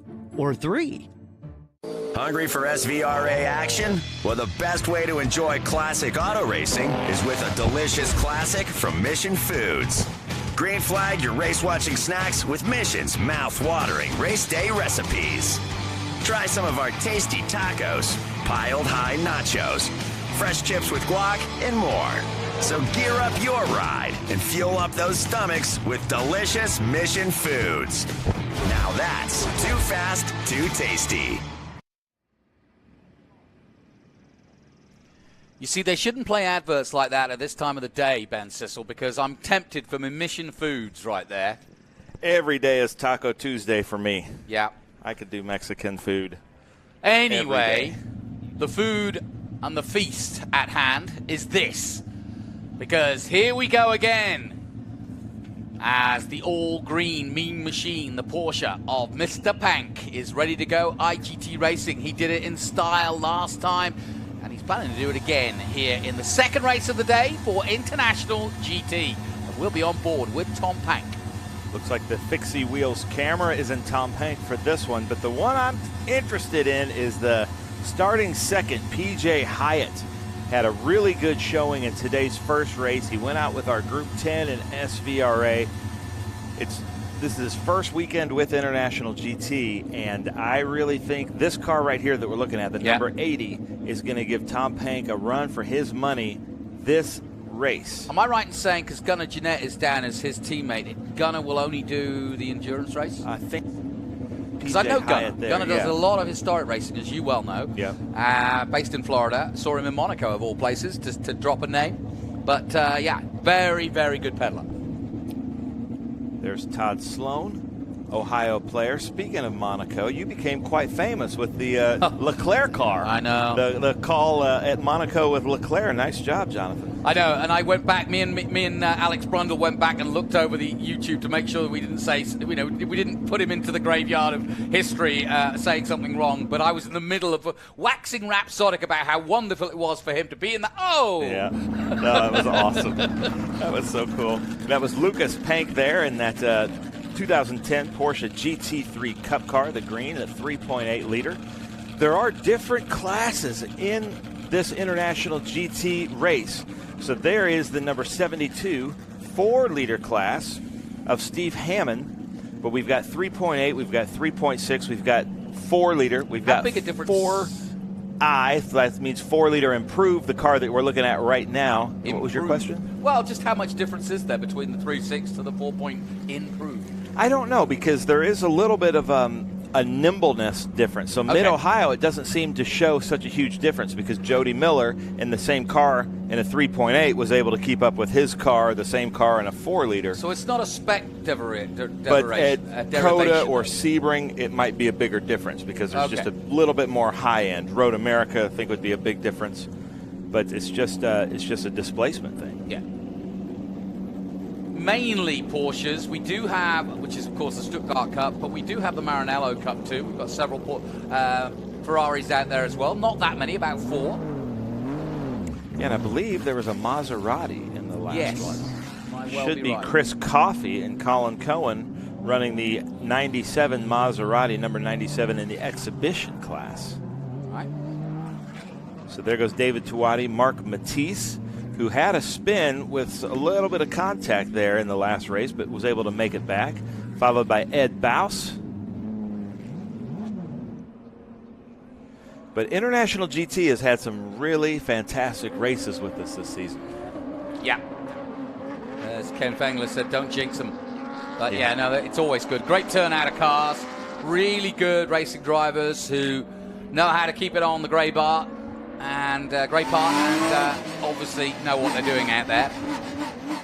So watch for PJ Hyatt. I hate to speak out of school here, but I don't think he got it right on the start in the first race. No, he didn't. And I really think, honestly, I haven't talked to him about it. I don't think he was expecting it to come from here because maybe he's watched some of the Trans Am races and thought maybe we were starting on the other start stand where Trans Am does. And I think everybody else knew that because that's how we've always done it here. So I think maybe even Gunnar, his coach, told him they'll probably start on the back stretch. So watch for him now to really give a go into Mission Foods Turn 1.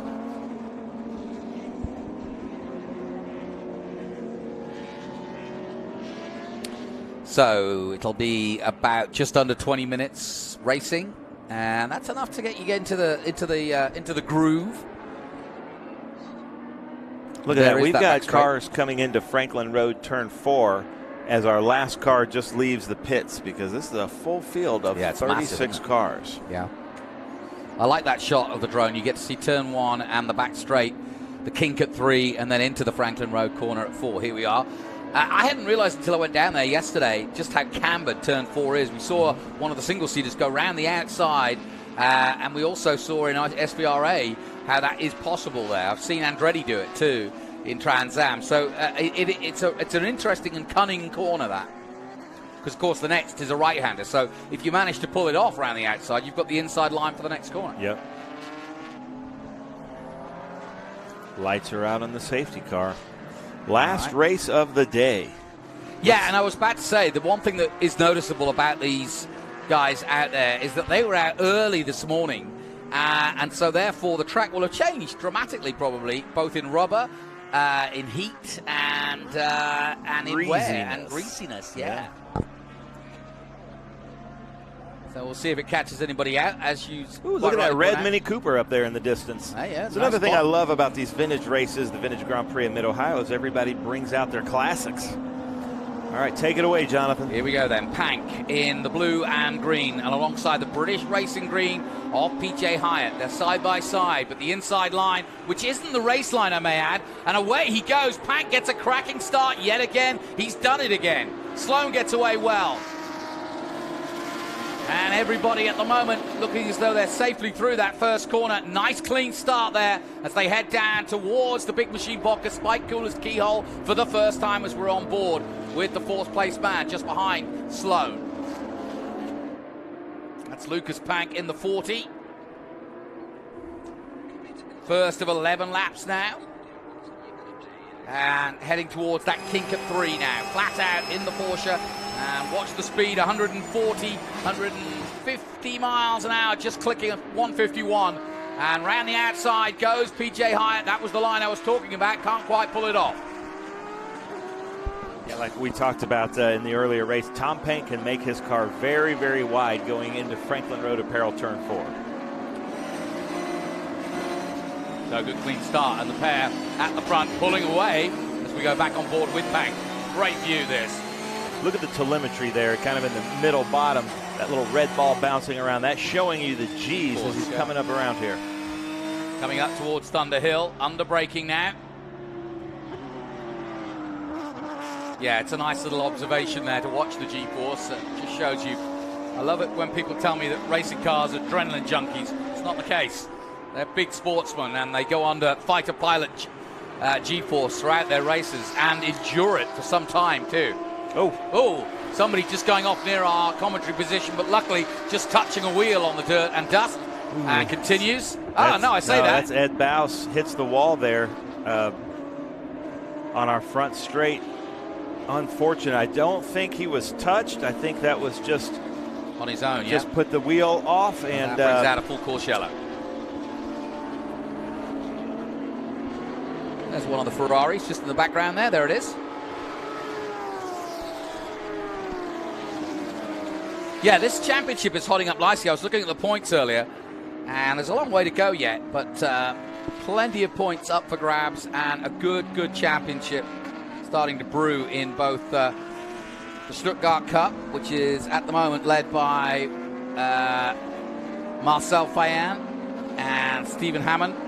Jody Miller's in there, Mark Mathis, Tom Pank, who of course is leading this one at the moment.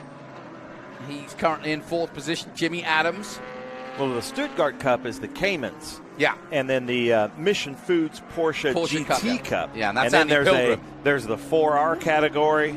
There's the 3.8, the 4-liter, the 4i. There's lots of different combinations in there. Then the Caymans of the Stuttgart, and Andy Pilgrim is in a Cayman right now. I think a 4-liter Cayman, which is crazy that I could say 4-liter Caymans. And so it's shaping up. There's all kinds of little championships inside the championships. Yeah, and then you've got that Maranello Cup that's led by Juan Fayen, John Patrick Mullaney. There's Berman there in the number 99 car. No, that's Scott Zedinis. Sorry about that. In a 2017 Porsche GT3 Cup car. Now we're back with the Fixie Wheels camera of Tom Pank. And listen to him kind of feathering the throttle, just kind of hitting it, just kind of trying to keep a little bit of heat in there. And I think he can tell that just by going around that they're probably going to get back to green when they off the wall. And I think P.J. Hyatt's got Tom Pank rattled. Yeah, notice how he's also pressing the brake there. That's another thing. We always talk about the weaving of the tire, keeping the tire mechanical grip and the heat in the tires for that mechanical grip. But don't forget, they're also pushing the brake to make sure they've got brakes and they're keeping the heat there as well. So Todd Sloan up ahead of Steve Hammond, followed by David Tuati. This restart, there's Bob Wyson, another Ohio player. But this restart is going to be quite interesting as we look at the Mid-Ohio Homatro safety crew coming out.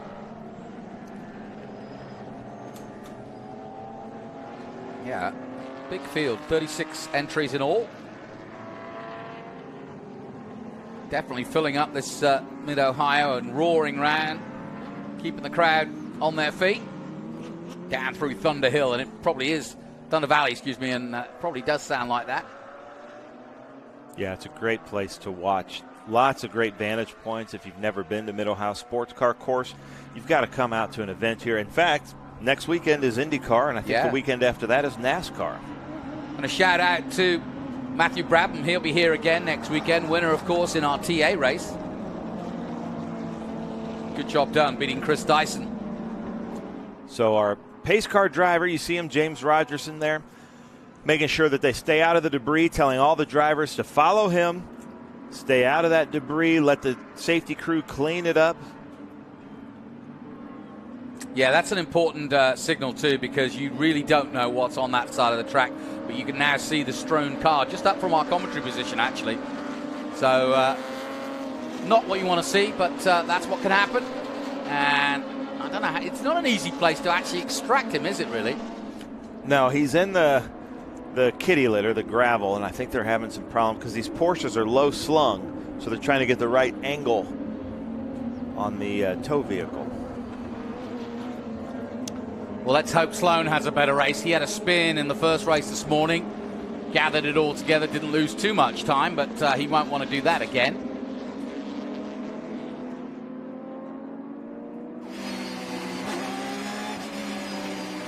This is our Sunoco Race Fuels camera. Stephen Hammond in that number 72, right behind Todd Sloan, currently in 4th position, I believe. You can see now P.J. Hyatt trying to put heat in his tires. Tom Pank is shaking. You reckon that's intimidation, do you? I do, yeah.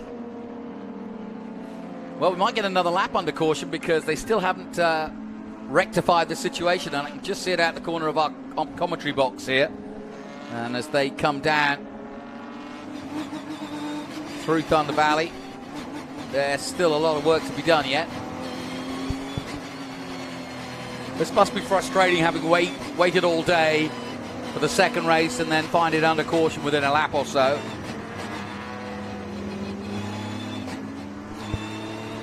Okay, just heard word that one more lap under caution.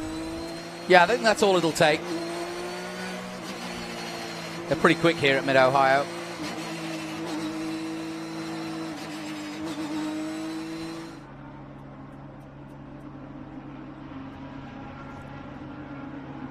Well, we were talking about Mission Foods earlier. Yep. Juan Gonzalez, unfortunately, is not here. But after seeing that commercial, I'm going to have some Mexican food tonight.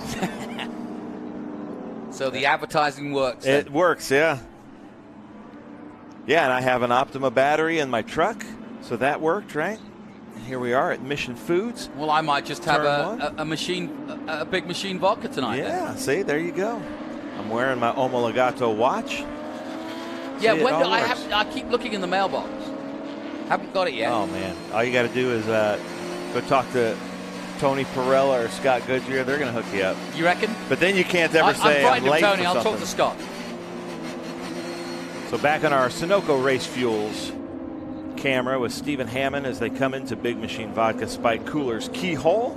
You know, I just realized we've got both Al Unser Jr. and Scott Goodyear here. Do you think they go back over and talk about the closest finish in the Indy 500? Scott didn't win. For sure. And Al Unser did. It comes up quite a bit because we were talking about it just a couple days ago. The other day, they were talking to each other. They're good friends. They work with each other. They were standing about 2 feet from each other. And I took a picture like that's about the distance it was, wasn't it? Yeah.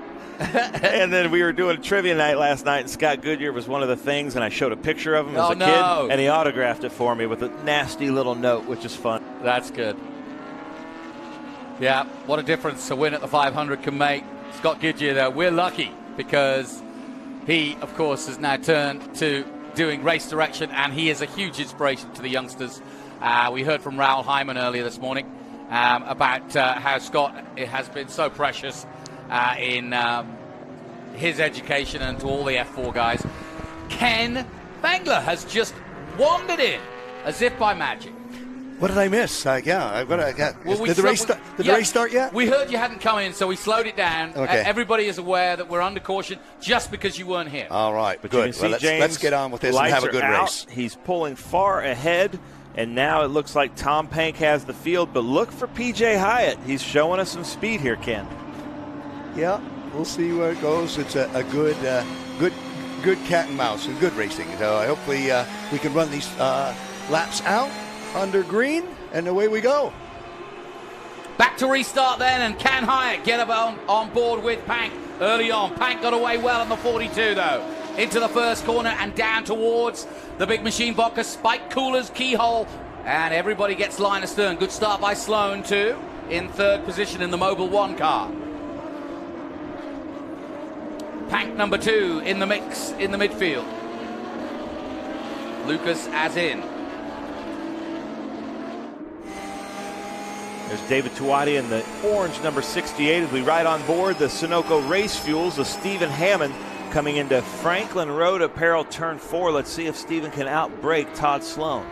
But he's got Tuati his rear in that orange car, followed by Mark Matisse, who goes real deep into turn 4. Nice. And Berman gets it over Lucas Pank. Yeah, that was nice done by Zenith.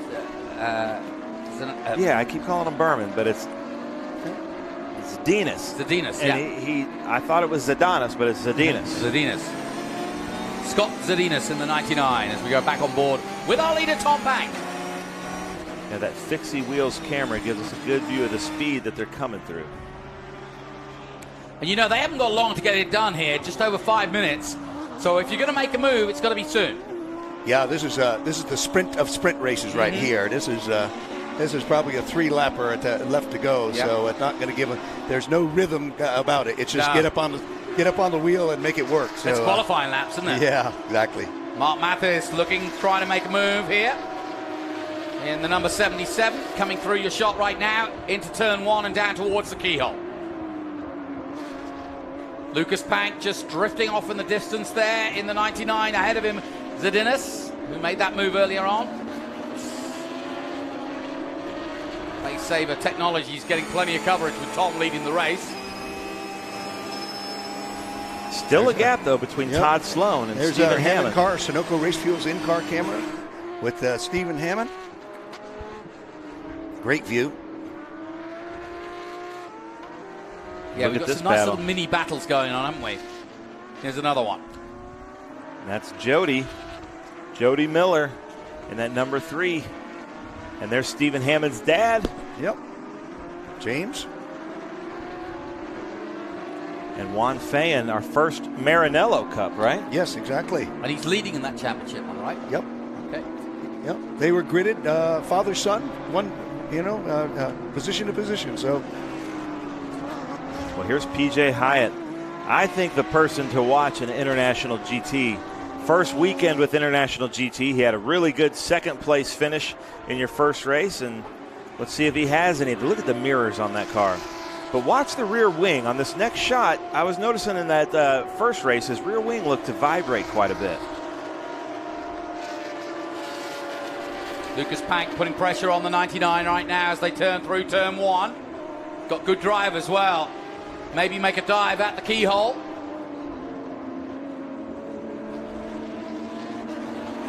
Nope, not going to do it this time. Takes a tighter line though, through the keyhole. Stephen Hammond keeping David Twatty behind him. And David Twatty doesn't like that. After the race, I did go talk to both of them in the same shot, and you could tell David Twatty does not like getting beat by Stephen Hammond. Especially when he's in the 4-liter improved. Yes. Stephen Hammond's in the 4-liter.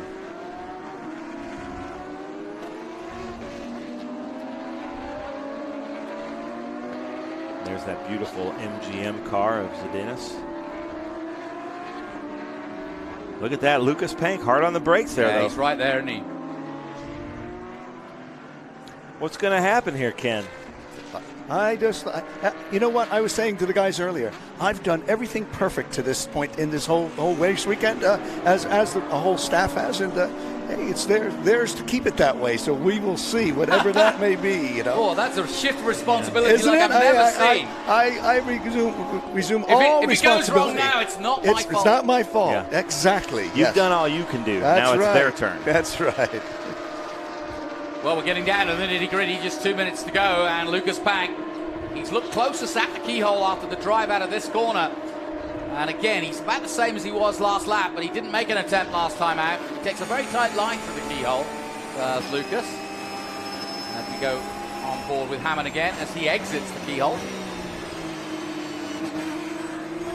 You can look at him bottom left. He's looking at his mirror more than he's looking through his windshield right now. Because Right. David Tuati's right behind him. Yep. And there's Mark Matisse, another one of the Ohio players from Put-in-Bay. That car just looks sleek. Yeah, I like the coloring, yeah.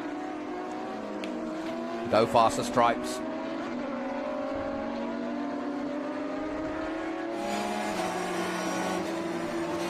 So we may well see the white flag for Thomas Pank after this.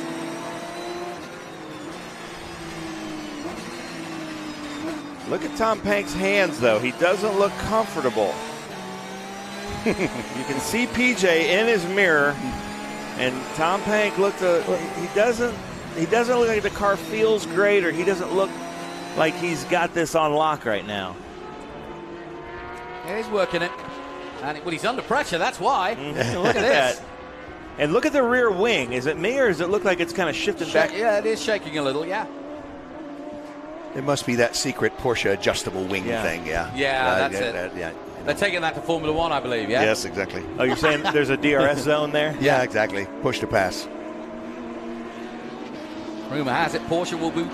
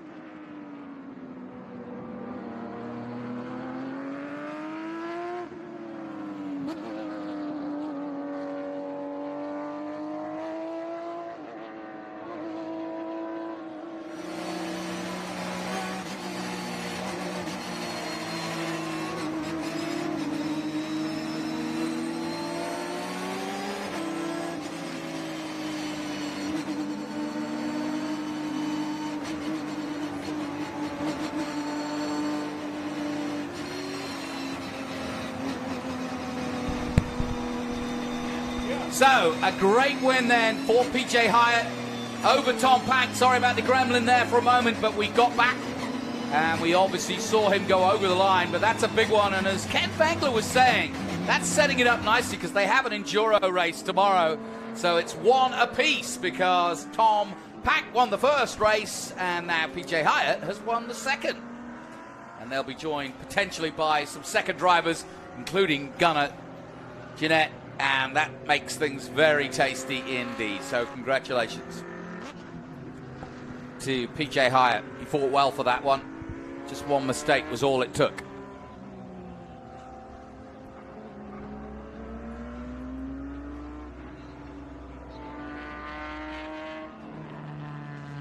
All right, my thanks to Ken Fengler and, of course, Ben Sissel. He'll be back with us tomorrow for more of the action from the Vintage Grand Prix of Mid-Ohio here at the Sports Car Course. I'm Jonathan Green. Join us tomorrow morning, local time, about 9 a.m. when we set it all in action again. FR, F4, SVRA and Trans Am TA2 action. But from Mid-Ohio tonight, my thanks for you to tune in. We'll be back tomorrow. Join us then. When the finish line calls, we answer. Hit the road with insurance protection from Hagerty. Whether you drive a built racer, sports car, or exotic, and save an average of $264. Get a quote today at Hagerty.com. When the road calls, we answer with our guaranteed value, unparalleled service and expertise, and savings of $264 on average. Hagerty has you covered no matter what's around the bend. Get a quote today at Hagerty.com.